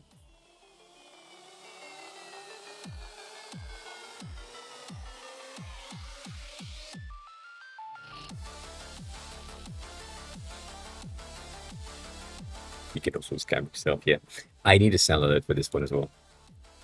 It needs to happen. Eh, not really. There's a lot of things that I believe that I absolutely can't do, just because, you know, physically impossible.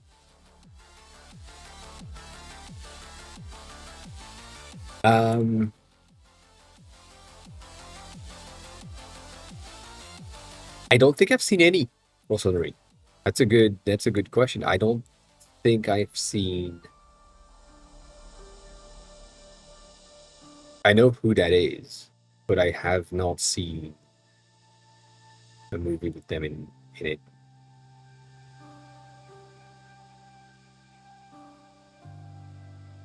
I am old enough though, but uh, but yeah, no, I haven't. Have not.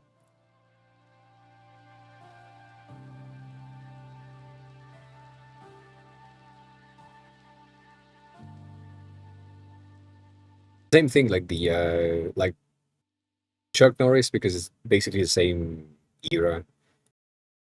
Not seen much. Like, I've seen some of the latest Chuck Norris or with Chuck Norris appearance in it, but Hulk Hogan? No.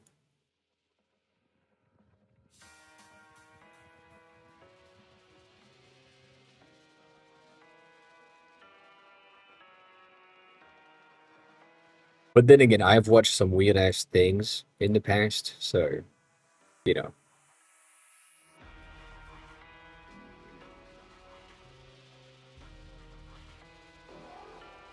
What did I recommend in terms of the people that are in chat? I talked about before. For the like Marvel stuff, highly recommend you to take a look at Nick Fury, first Avenger, first of its name. You know, like that. That's the type of thing that you should look at if you haven't.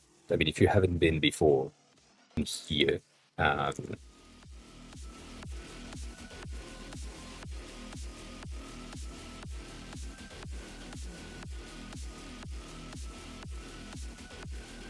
Um,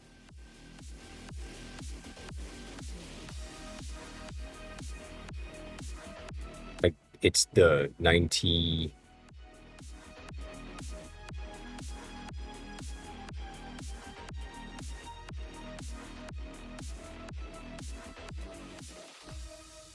This one,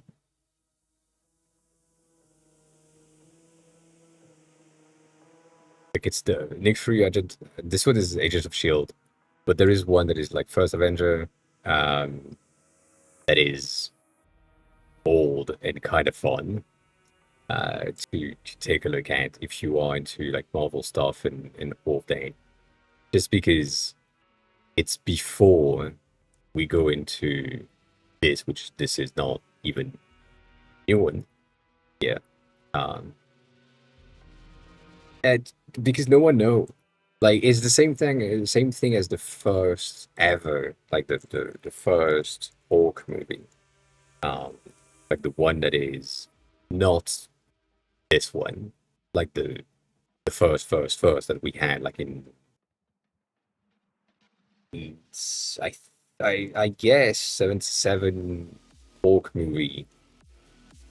You know, not a lot of people know about. So no.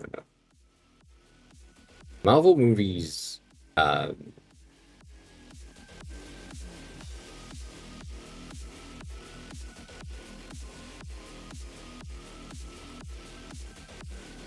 if I can type. Um, 1944. God damn. God damn. Um,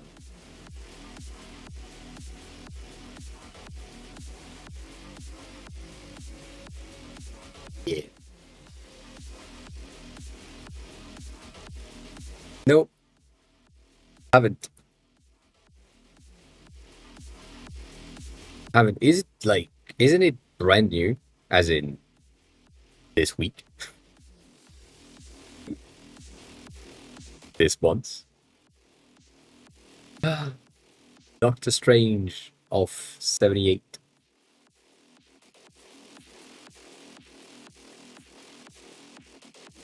Ah, yeah. So most of these things, most people don't know about it. This Punisher was pretty interesting as well. As far as I remember, I've watched it like a long time ago. But yeah, obviously it's Marvel stuff. Everything is just out of the question. Um,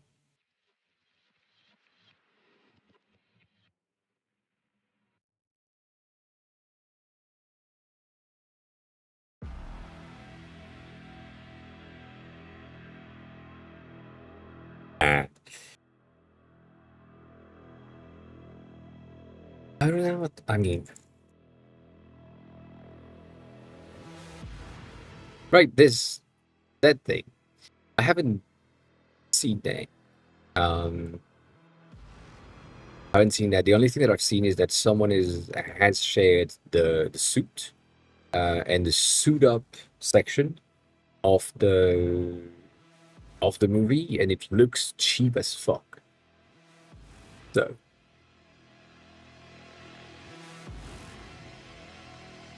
probably should, yeah. No, sorry, probably should.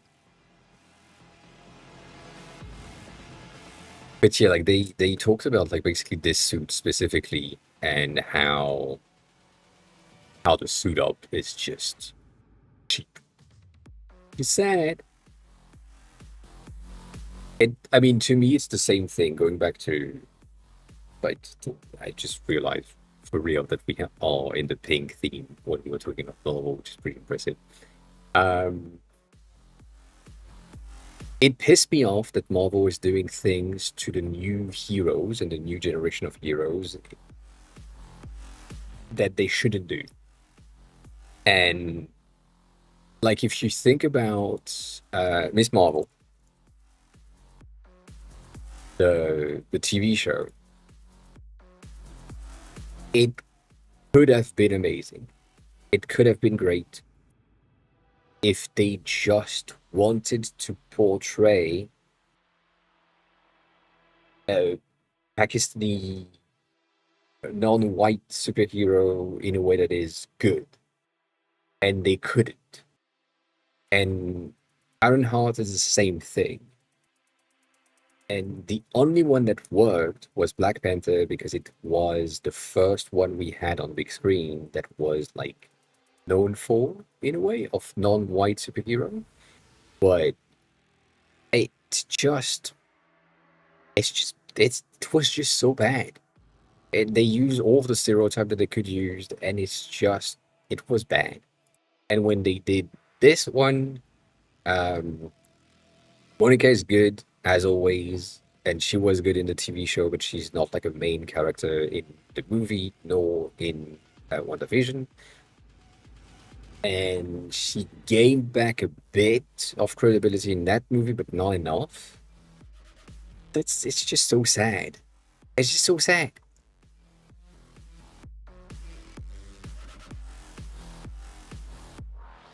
But yeah, again, black superhero. Guess what? Electric, as always. As always.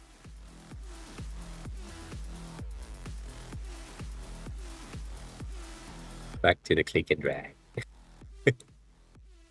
I haven't watched Ironheart, and I'm really sad about the suit up. Basically, also because I like you take a look at the Iron Man first Iron Man suit up thing that basically revitalized the entire Marvel industry. We were younger, first of all, but we were also mesmerized by the fact that the fucking suit looked real. And then it was so nice to see. And now, with the thing that I've seen, also remember, I've seen that on TikTok, so there is a very, very high probability of this quality of image to be like not necessarily good. Nonetheless, we already have a suit up baseline, which is the Iron Man 1 baseline, which was bad compared to the latest one. And it looks like it's just a plastic suit. And it's so sad. Because they have the money to do the things properly, and they don't. And it's so sad. But yeah. Moon Knight was pretty good, to be honest, but Oscar Isaac is the reason why it's pretty good as well. Um, so yeah. What UI change? You mean UI UX, I guess? Changes I could make to subscription screen to increase awareness of what users are paying for, highlight features users might have missed and forgotten.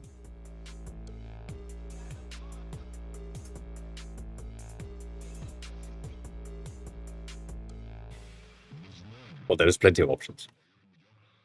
Let me show you some of the latest that have popped in on my phone.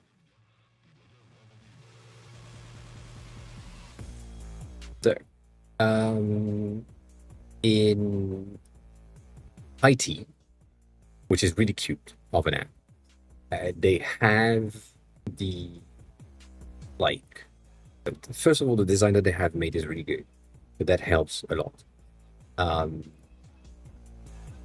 There is in the pro section, you have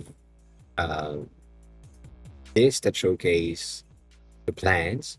Obviously, it's in Chinese, so it's harder to understand. But you have all of your plans. You can just scroll through, define the one that you want, whatever, blah blah blah, usual. And then underneath that, you have the features in question that are the thing that you're talking about, right? Here are the thing that you will have. There is a bit of an asterisk on this one, but it doesn't really matter. And then underneath that, you have some user reviews based on what they have said and the stars amount that they have given to the app. They are all 5 stars review, obviously, but like it makes sense. Then at the end, you have other things plus terms of services and blah, blah, blah, the thing that is required by Apple. So that's an option to get like a bit of an information of what could be in what is available in the subscription plan of the app. The other option is when you are inside of something like, let's say, not this one, but it's, I forgot which one it is. There is one specifically, which is here, for example, and the mic might sound worse, but I doubt it. Might be just my voice. Right here, for example, you have potential fake information. So you have access to the feature, and then here you get the hint that you can buy the subscription. So that's an option. But yeah, other than that, that's the thing. So that's high tea. The high tea is a very specific one. In this one, we have the features in the same way. So you have the plans that are here. One of them, which is the two like least expensive, are kind of hidden far away. So if you don't pay attention, you can think that there is only these two plans. Underneath, you have your features, and then your reviews, and then the plans again, so that you can, once you are at the bottom, define which one you want to check, and then you can subscribe. That's option number 2. Very similar, to be honest. Jesse underscore Jinkman is now following. Yeah. Jesse, thanks a lot for the follow. Appreciate it. How are you? Who are you? How did you find the stream? Welcome on in. On Duo, we have similar-ish things. But I don't like it, personally. They are showcasing everything impossible that is right there, right? And then you have the plans and the subscription underneath. This one has a ton of options, which I don't like. You know, they also have these things, and you know, it's just which I don't like. But yeah, like that's the thing. Welcome from props. Appreciate it. I appreciate it. So if that's the thing, right, and you are wanting to get the users to know about the features that they will have, then you can do that. Other things which I don't do often is similar to what I have in Rocket. Right here, I don't know if it will run at the same time or not.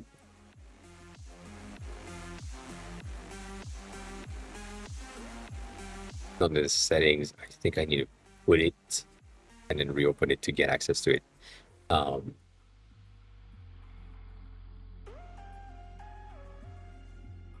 Apparently, it's not going to happen today. Basically, when I open Rocket's sim, in the beginning, I have a page that gives me the amount of features that I haven't tried just yet. So I have a list of the features that are available, and then I know which are the other features that I need to test out. That's another option. The third thing is going to be in-app tooltips and things. So let's say you are let's say you are in which one might have this? I guess Tripsy might have it, but not here. Nonetheless, if I'm in here and let's say I'm not, or I'm already subscribed, I might have like a bit of a hint that there is the Trips expenses that is underneath, or a tooltip that shows me I can search for something, and so on. So if you are working with the native iOS things, you can use the developer documentations if it loads, and look for just look for it. You're using iOS again, just that is just iOS. iOS will give you the ability to get like tips, tooltips, and things directly inside of the app wherever um, it is, and relative or relative based on the element that you're clicking on, wanting to add the element in, has a lot of like projection that is built in, which is really good, and it helps. It's really nice, but if you're not using iOS, you need to build that by hand. By hand is fine, but more annoying. So yeah,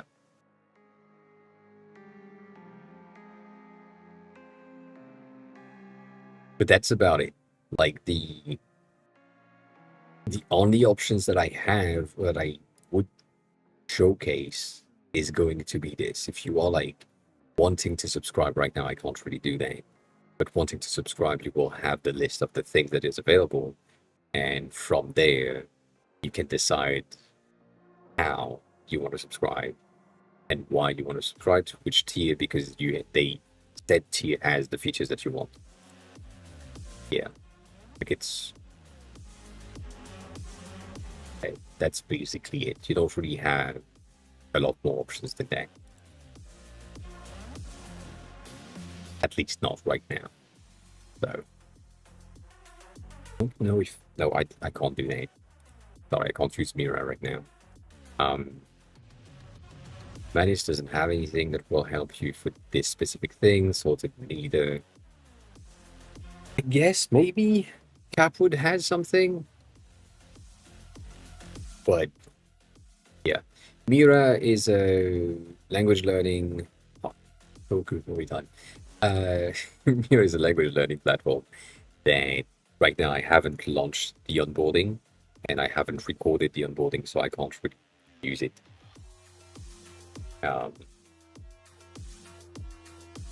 Shit, god damn it. It's really useful to get like reading practice and also listening practice at the same time. Yep. Why do you record the onboarding? Because you need it. And it's a good way to get like a bit of a reference of what needs to happen. So for example, on this one, I just go in, I figure out the app, and I take the entire thing. I just record the entire onboarding fully to get everything that I need to understand how they do their onboarding, but also what they do that is different. And from there, for example, I can just look at things and say, I do like what they have, but I don't really understand why they have done something. Like, for example, here for you, if you wanted to showcase that the specific feature was available, but the user hasn't used it, you can just use a card that pops in and that just says, well, this is one of the features that you are paying for. Here's a bit of a hint. So that will, again, with TipKit from SwiftUI, you would have this by default. You can see at the bottom as well, you have like a bit of a hint that I have not bought the Pro version just yet. And so this gives me the ability to get the app to a level of as fresh as possible, so empty states and all of that.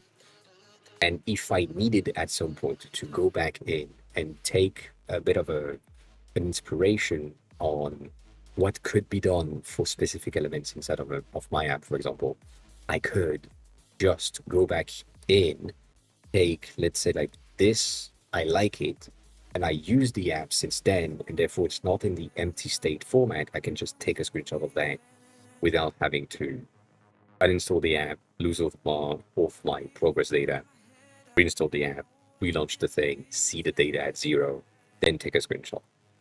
So that's the reason why I'm doing like screen recording.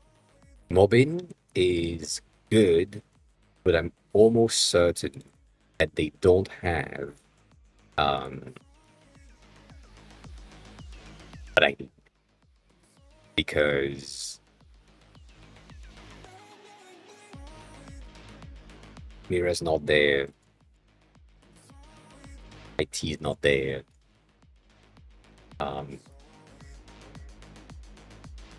Like, I think Xiaomi is not there. If I say Red Note, um, probably not there either.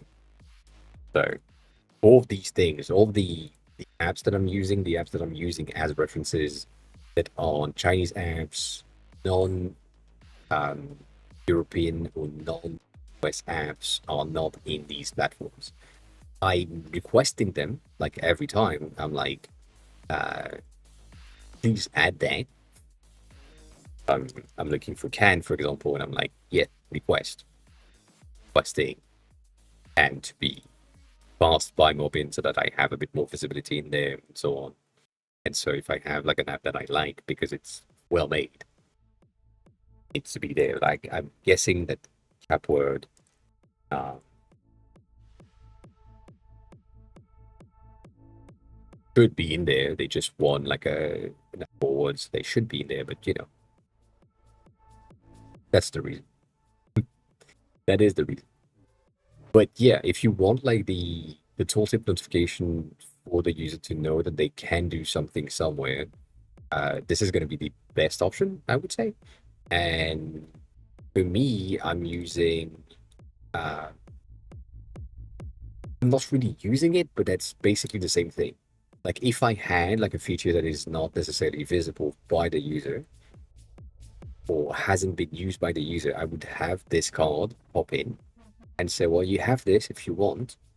And then if you do that, you close it back, it just goes back into its original space.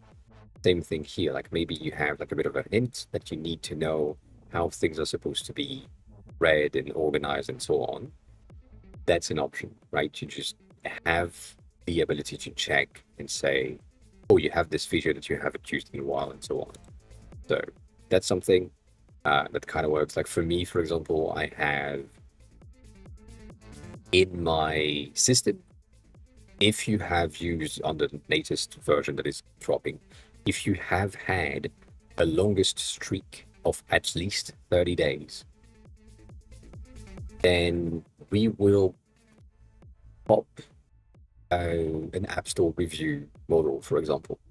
You could do the same thing. You could say, if, for example, the user has been using the app for more than 5 days, and the only thing that they have done is click on the characters and then looked at it and then close it back, but has never clicked on the like practice button ever, I could have a tooltip at the bottom that just says, if you want to practice with a quiz, click on that button.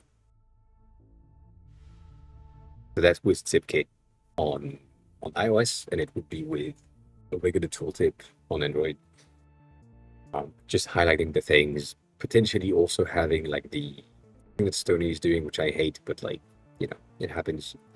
Making the button shake and wiggle could be an option. Going back to the thing that I said last time,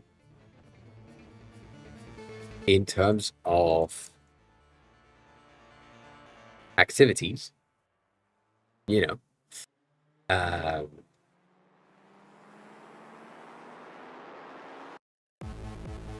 yeah, if I do, I mean, a bounce by layer,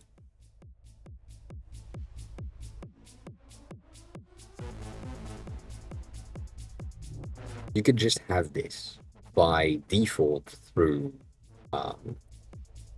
you know, iOS. You just get that.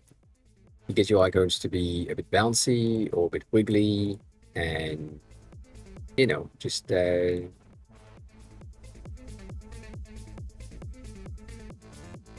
have that. Can have that on repeat with the delay, and so on. And so you just have this thing on the feature that you want your user to pay attention with to until they tap on it. Once they tap on it, that's disappear and that moves on to something else. That would be the best option. Other things that I kind of want to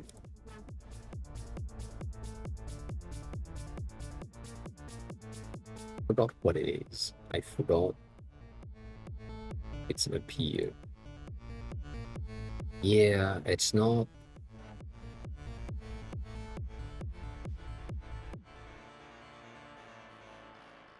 that.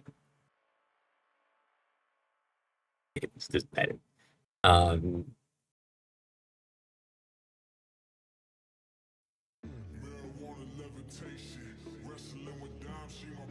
yeah, that. But that, no.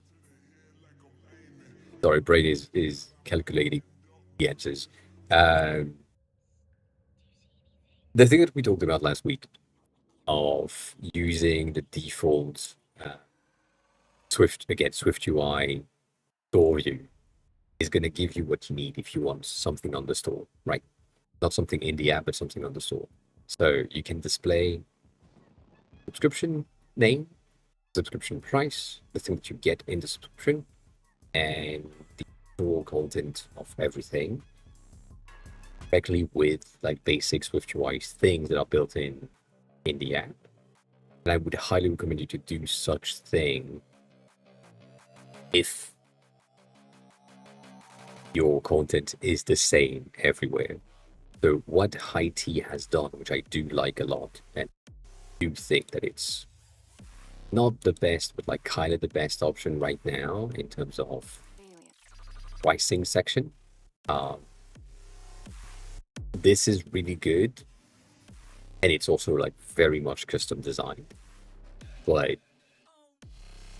that gives you the price that you can just buy the thing directly, or if you want to pay more attention to what is in there, you have the list of what you will have, and some of the reviews, some of the other things. You also have like access to other things in there, which obviously will not work all up in there. And also, this whole thing is in Chinese, so I don't have the ability to read.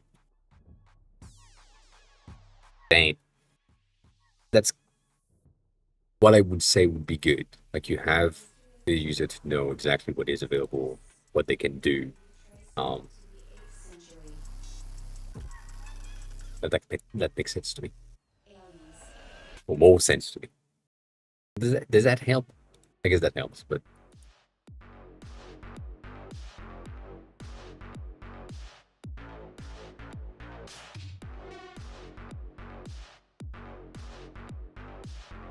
the tooltip is going to be the best option if you want to have your user know exactly where there is a feature that they haven't used yet. Best option is, at least from my point of view, the best option is always to get the user. Either you explain it in the onboarding session. So while they are testing the app for the first time, in the here's what we can do in there, you explain that. Or once they subscribe, you just tell them afterward, like, you have paid for this and you haven't used this thing that you have paid for, so you have no interest in it. Which is the case. Like that's in some situations it is the case. Like for example, for me, I have in simulator right here, I paying for an app that is called Rocket Sim that I launched earlier, which gives me a bit more information about whatever I'm doing on the iPhone. And so let's say I'm running this thing, I'm getting potentially mid top so that I can check if everything is kind of aligned. The thing that pisses me off is that it's not centered. The grid itself is not centered for some reason, and I don't really understand why. I think it's supposed to be like a 99% or something in terms of the zoom value, something. But it just offset it by something.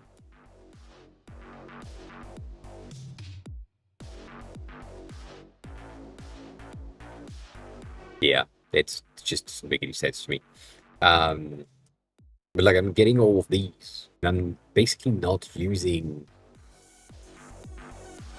90% of the features that are in there. The only thing that I really use is this. I just go into standard user default so that I can have access to use the default storage things that is in the iPhone by default to check and attempt to do things and see how stuff is stored. So, for example, in my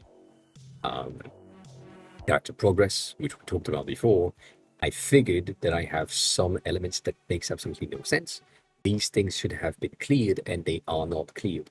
So there are some issues in my system right now to clear things out.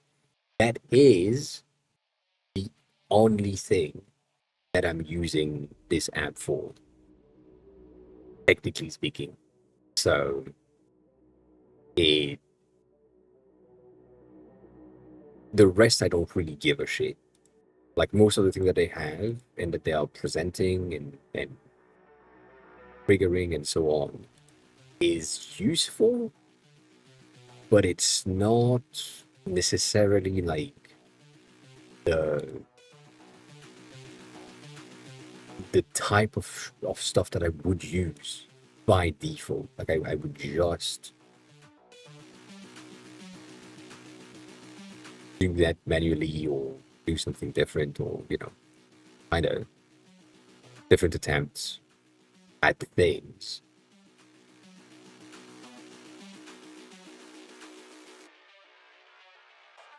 just to see.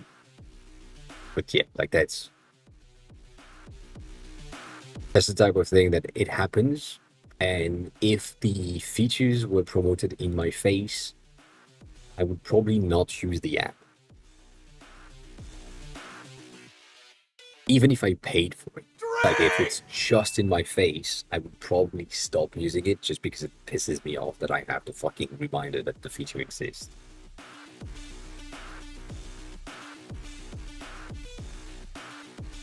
So, yeah, I don't know. That's the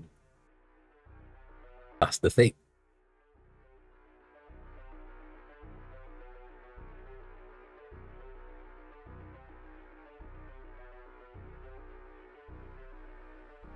Didn't know we had a magnifier like pretty cool. Also, you can see how misaligned it is right here compared to the other side where it looks like it's not. The grid is wrong. That's the thing that is pissing me off. It's not supposed to be grid. The best way is the tooltip. Like again, to me the best way is this. Get that thing. Like important reminder, you are paying for something, and then I can close it. And if I close it, you'd never show it again. And if I don't do anything about it, you don't care. And yeah.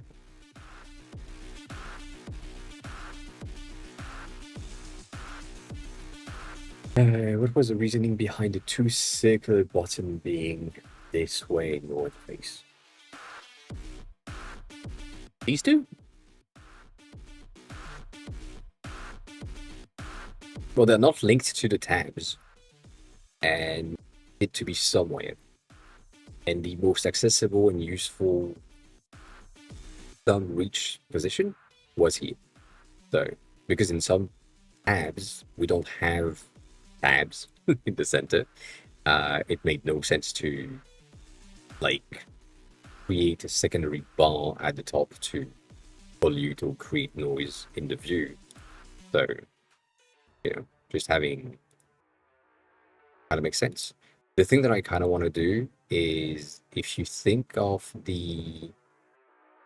not of, but if you think about, let's say, let me open this instead. And let's see if I can do that. Let's see.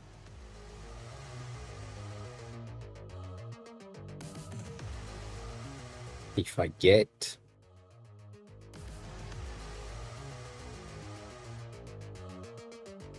if you look at here, I don't know if it's gonna pop in on this one. I hope so, but you never know. It doesn't. God damn it.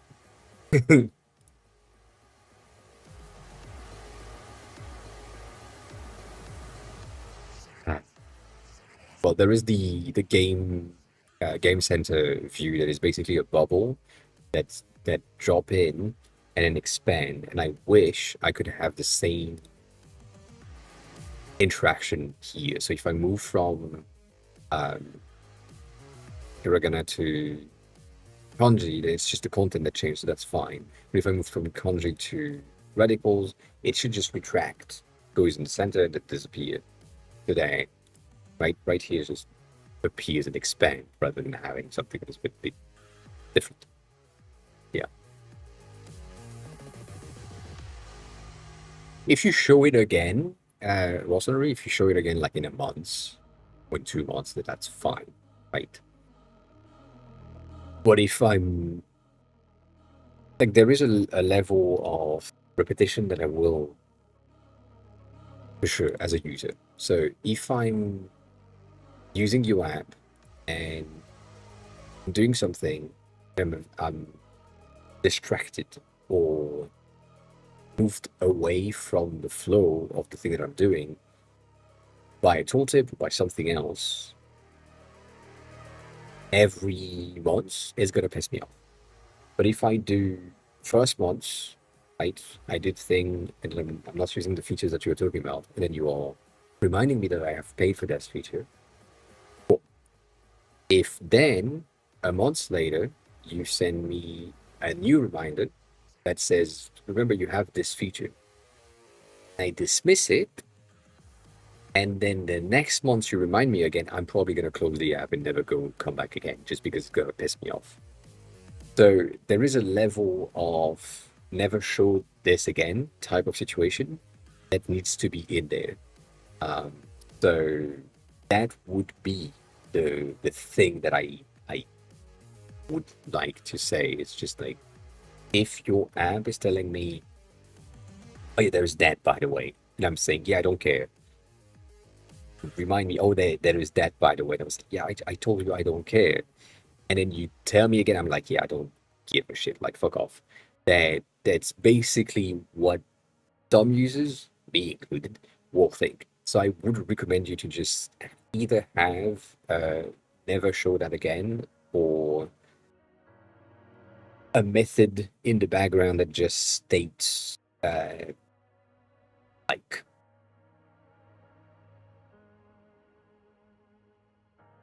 you know, if users said no twice, that's it.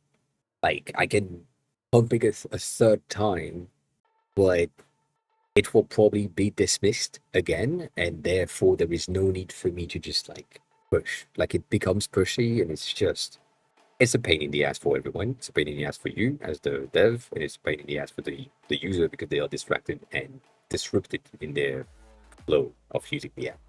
So that is the thing. The only way that you can have this reminder of the features that you have paid for in a way that is non-distracting is going to be through some sort of a deliberate change in the message.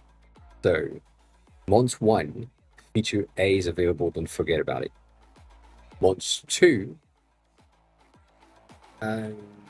thank you for paying, thank you for being a subscriber, blah blah blah. Here is the thing that you are paying for. Month 3, oh, by the way, there is this thing that you haven't used yet. It's still feature A, but because in the months prior I have just a feedback of like, wait.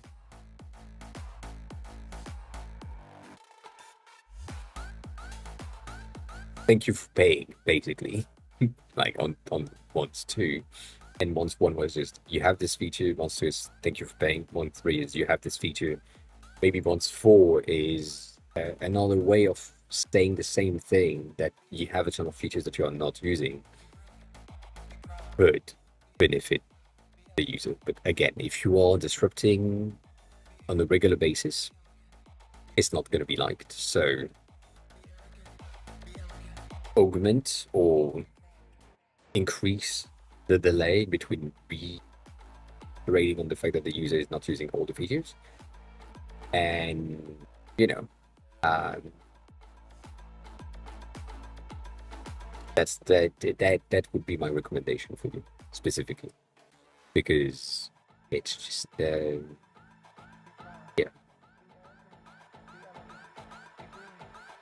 And like, to answer your question, where are they floating above the characters themselves, or technically the character grid? I'm guessing, um, right there.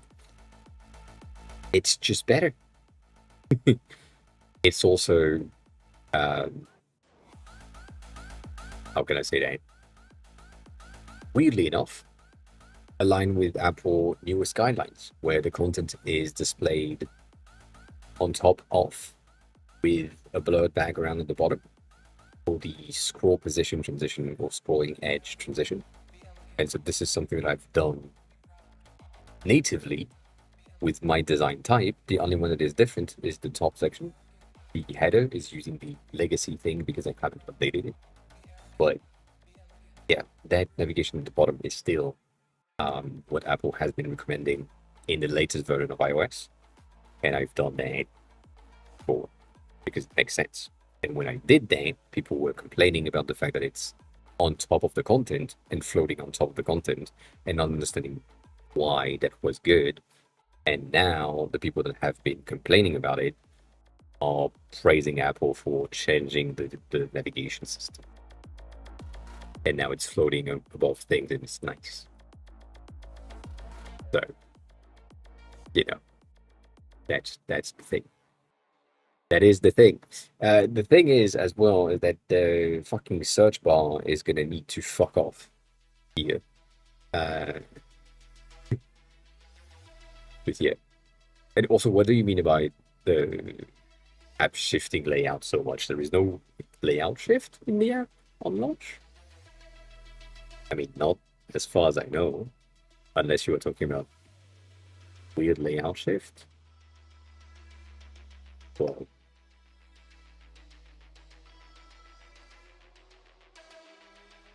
yeah, I don't know what you're talking about on this one.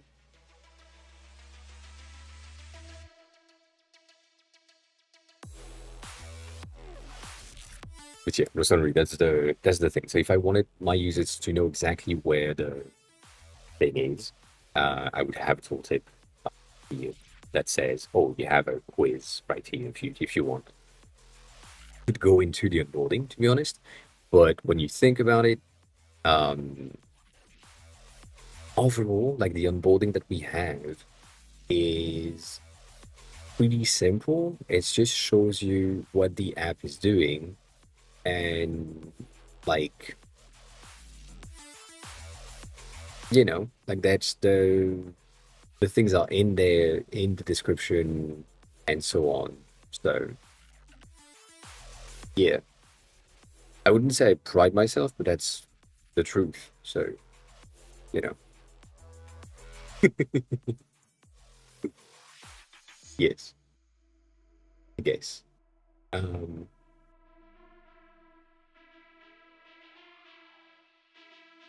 it depends what you have. If you are currently on iOS 26 running the latest build, you may have some transparency issues with the background being transparent instead of. But yeah, also I don't know what phone you have and what system you have. But that was the onboarding. The thing is, if it's shit on your end, I just wanna see. So if you just downloaded it, go into your file, go into settings, and then scroll down, go into show onboarding to check how it is. If you can record the screen with the layout shift and the things, let me know. Like record that, go through the entire thing, and so on. I'm guessing the layout shift might have been here when you're going into French because like that happens. But yeah, depends on you. you're in English, you're fine. If you're in French, then yes. Like, I mean, I don't have any choice. Like, the language makes it longer. Deutsch, which also should probably be German instead of Deutsch, but yeah.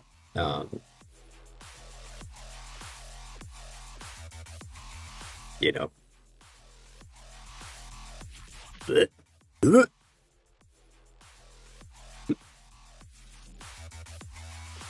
See, that's good to know. Thank you for letting me know.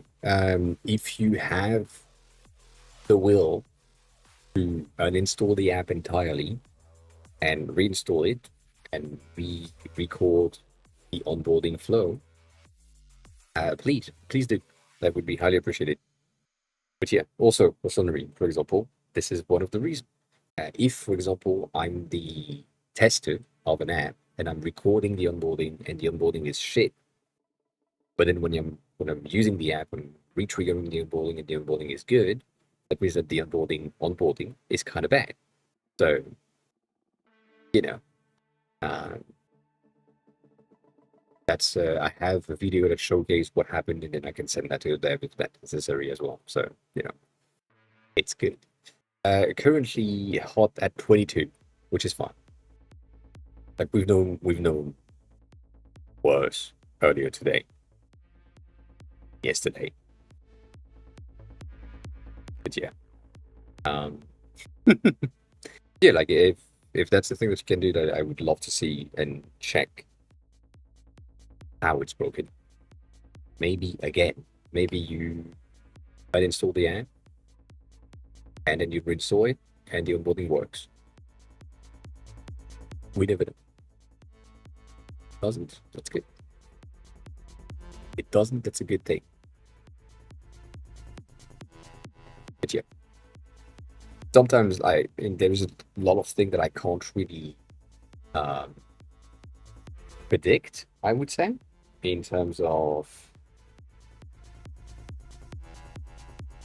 how a device is going to behave and react to the code that I'm changing and things. So, yeah. That is the thing. But yeah, Dora, welcome back. Welcome back. I am so tired.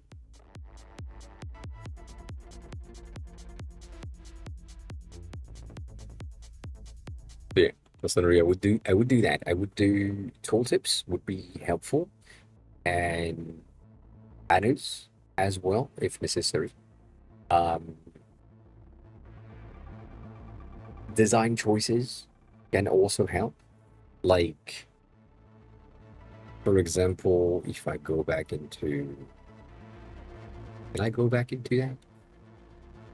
I did a question. I know you can't see my screen right now. If I go back into Chris, we'll call it. Welcome on in the chat. You said something. I mean, you said nothing earlier, but yeah. I will never had AI into CAN, or at least not marketed as AI. One of the things that most people hate. So yeah. Will not. Like, for example, I'm not paying, right, on this thing. I'm not paying. So I have the free plan and upgrade section that is right here. And I also have this, that is just a hint that yes, there is like something that is shiny that you can use. And so if you click on that, you get the very, very minimalistic things that just tells you sync status, or the sync system is supposed to be with subscription. So with that, you will have syncing progress across devices, automatic backup, and then no progress loss overall. And you just open the plans and you have the plans. Like, very, very basic, very much working. It's not gonna work. I appreciate it, but that's not gonna work. But thank you. The same thing here, right? If I open this, it's gonna crash. But if I go in there and I'm not subscribed, I'm gonna have like a bit of a thing at the top that tells me, um, oh hey, this thing is supposed to be in the subscription only and tiny and so on. Makes sense to me. But yeah. Support.can or support@can.app just isn't receiving emails. It's supposed to, but some reason doesn't work. Let me see where they are though.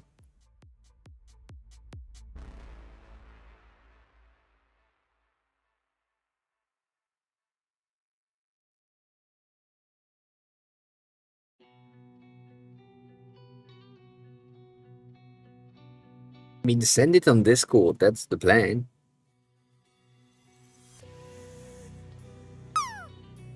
Yeah. Get a can inbox didn't receive anything. So that happens.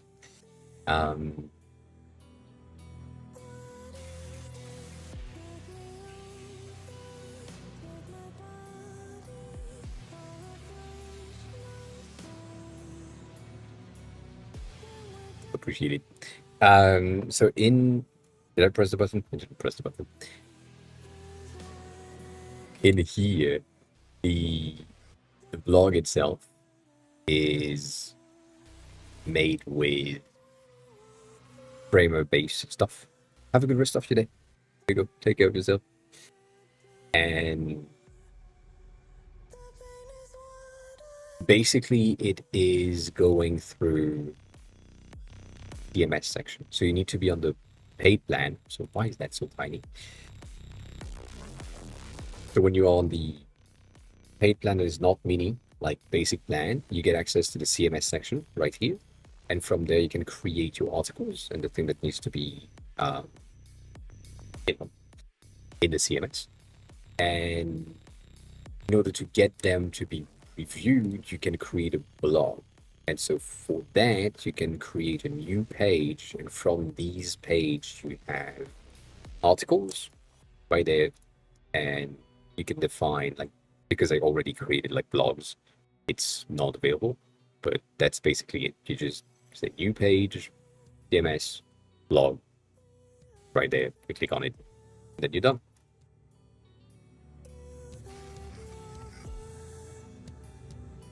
And then from there, the thing that is really good, at least from me, is you get from the latest version, you get inline editing. So you then have the access to the article view.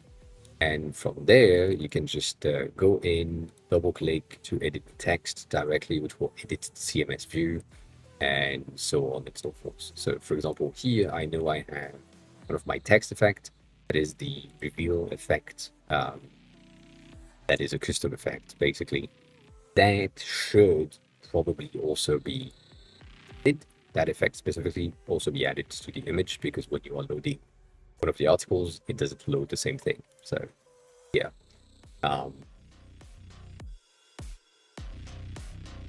I did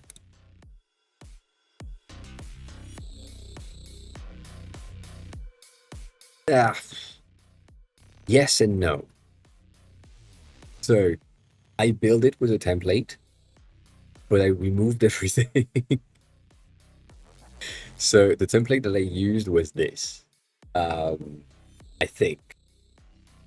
Was it this one? Yes. I used this one as a template base to get my title. Like I wanted the title animation, so I did that. And then because that template had like the buttons already, I used that. But then the rest, when you're looking at it, has a lot of animations and things that I absolutely don't care about. So I removed 90% of what was there to basically ensure that I get the thing that is mostly aligned with what I wanted to have. So I started with a template, yes, put that. And that's it. Nothing else. That transition was the only reason why I started. And so it's just like this section at the top that contains the title. Everything else has been added on top and built by to make sure that I have something that works with what I wanted to have. I don't like it, but it works. I mean, it's enough what it's supposed to do. But you know,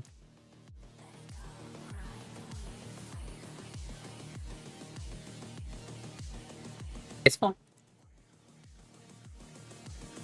But yeah, for the blog, that's basically it. You just add a new page, define that it's an article section, and then you're done. Um,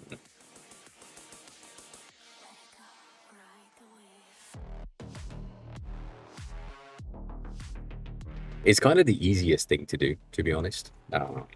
And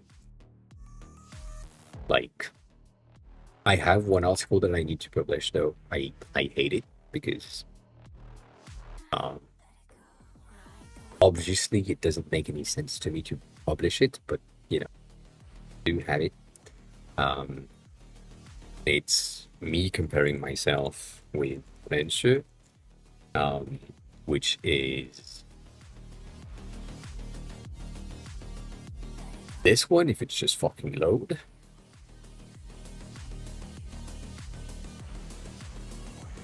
how broken is this? Is it like dead, or is it just me that is dead?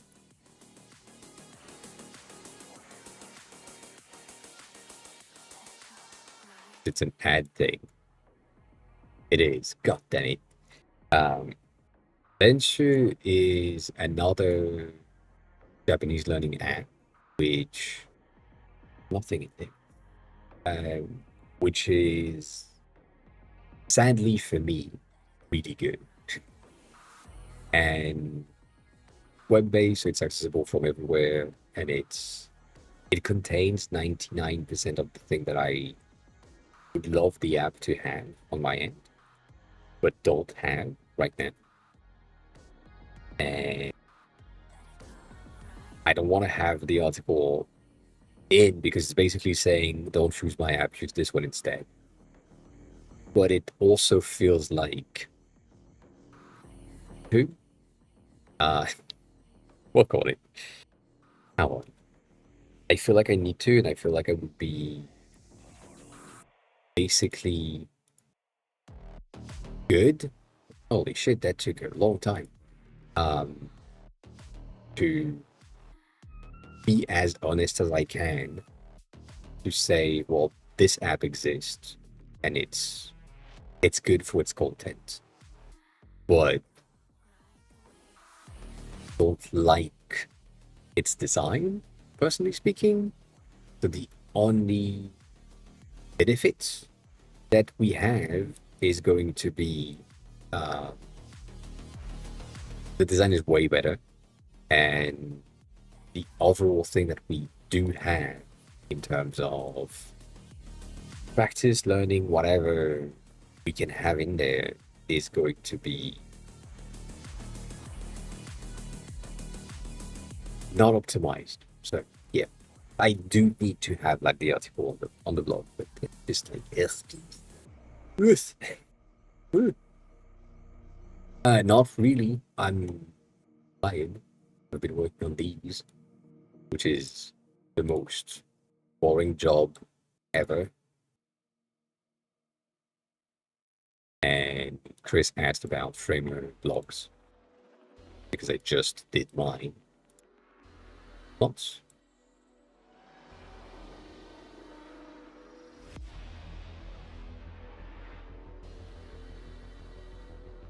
Oh, and I'm dying in the 27 degrees. That is the temperatures around here, which is probably nothing for you based on where you are. It's yeah.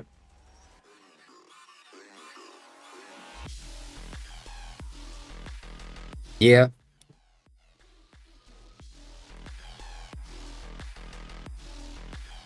I mean, in French, it's translated as Chinese job.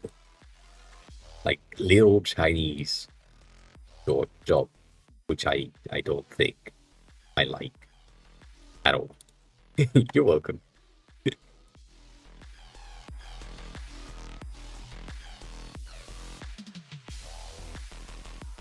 Why are you bigger? Why are you bigger?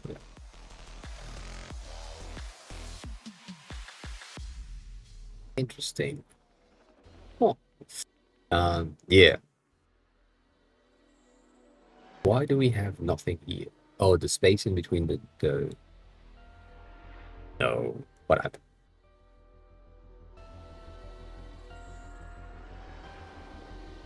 I did. I made a mistake. That's what happened.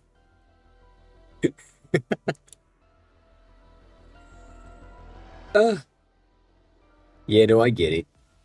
I know, it's just, I mean, it's the same thing.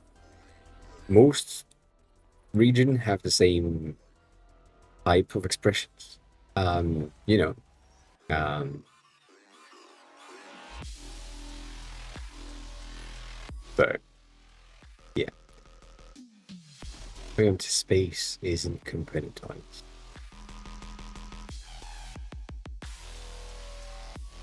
Don't like componentizing empty spaces, like spaces in between elements. I don't. Specifically when you're dealing with devs. But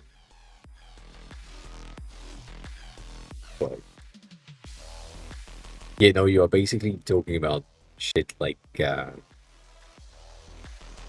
oh,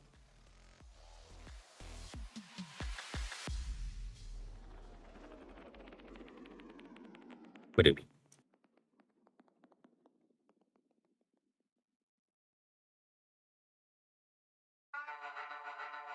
I like them.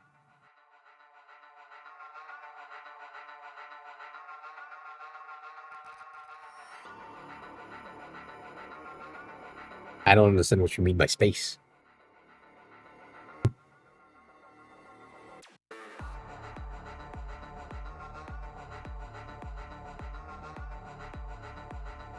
The misalignment I had was because I did this by mistake. I removed something.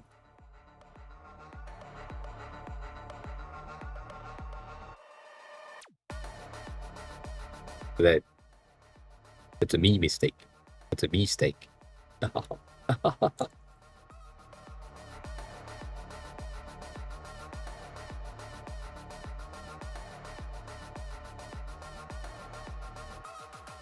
The fact that I should shift A every time and I didn't so far is kind of a pain in the ass. Didn't think about it.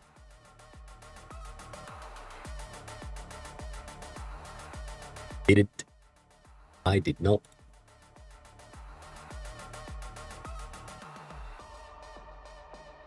Also, I should sleep. I need to wake up like in 6 hours, technically.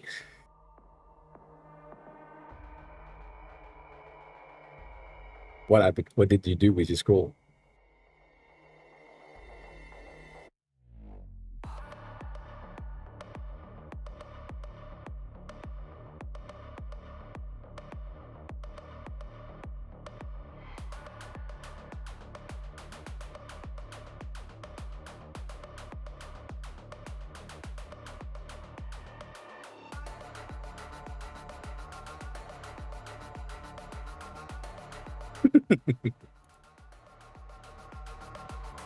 Ugh.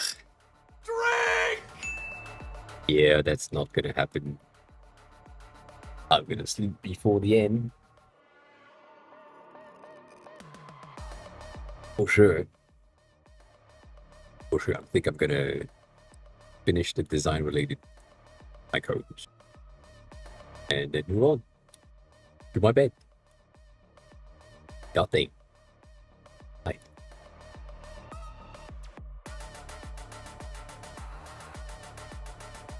We are only at the D section of the fucking names. Almost.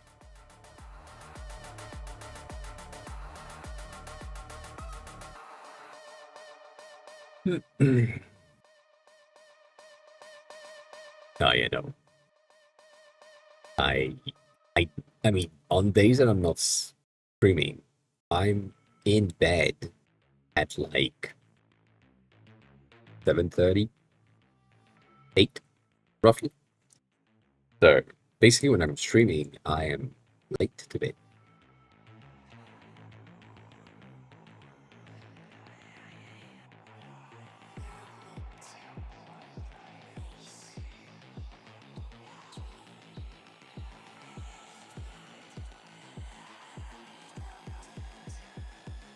Yeah,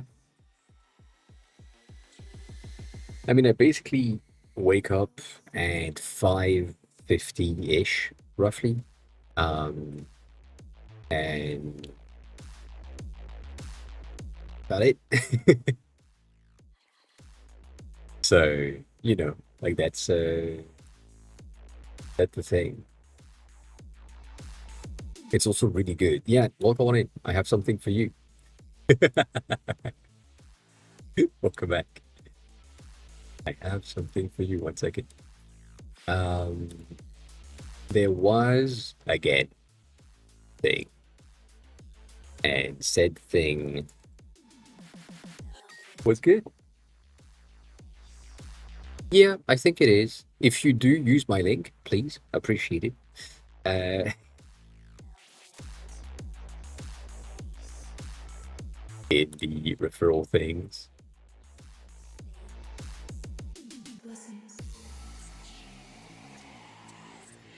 right there, which should probably have. It didn't exist before last month, so yeah, should probably have command as well. But yeah. So the thing that I'm talking about, yeah, for you, is likes for today. We've had one single small animation thingy that looks really good, and I think could be beneficial for you, mainly because it is orange and white. It's cute as fuck. But I feel like for you specifically, for Hippo, it could work. It could be a good thing.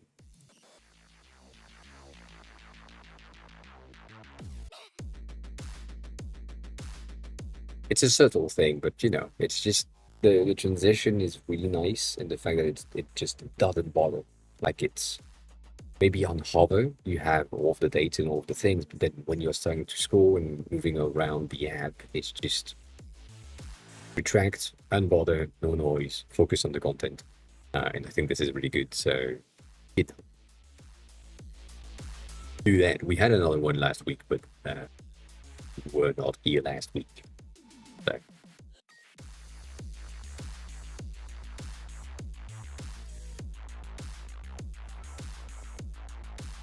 if I can find it.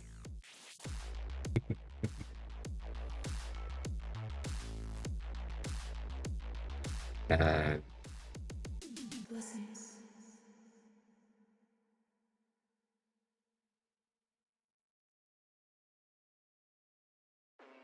please do. Please do. I want to see you. Come on. This one, I mean, technically, this is kind of the same thing, you know. Um, the illustration type that we talked about before, and it's a lot more tech than the other things. Um, but that person specifically has been doing a ton of really cool illustrations that you may be um, like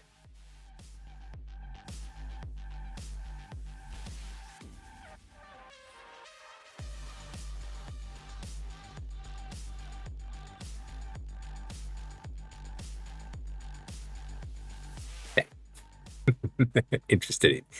Brain, I need to sleep. Uh, but yeah, they have done like a ton of really really good illustrations and other things that might be interesting to you. So dang, but yeah, you just block the people. Rosary, that's the thing that you do. If you see something, like let's say I'm here and I'm not interested in, I mean, I am, so that's going to be kind of complicated for the thing that are for me. Let's say, well, I'm interested by everything right there.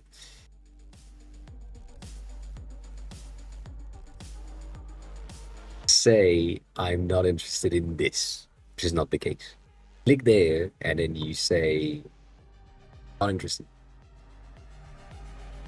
That's about it.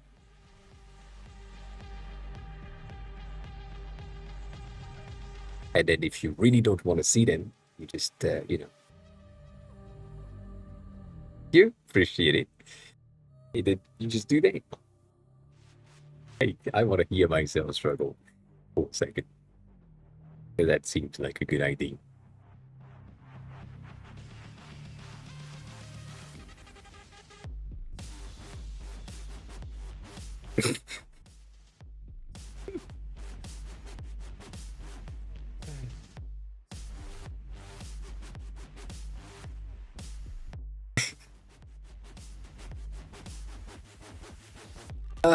Yes, 100%. Huh? The sleep is strong. The link is just like a referral link. So basically, if you click on it, you get a slug at the end, and I know you used it, they know you used it, and that's it. It's not like a discount code, it's a referral link, so it's different. It's different. And login the thing, right? Here, iCloud Sync is currently behind a paywall in production, which means that Apple allowed it. That's the proof. Again, going back to some of the first thing that we've done when I published the app, it was they refused the app multiple times because I was missing things in the app. I was doing things not properly. But since then, they have allowed stuff. So, yeah,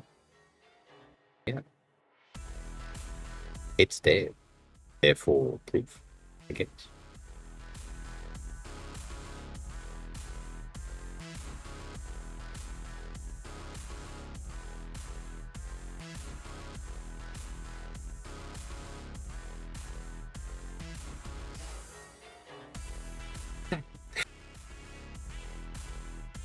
But that's about it. That's about it. No, I'm too dead. I am too dead. It's not.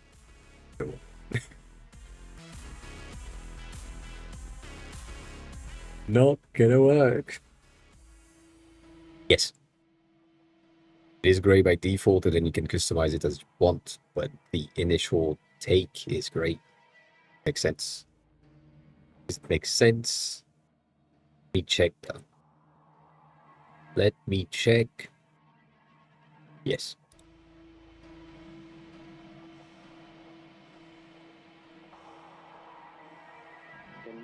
New house?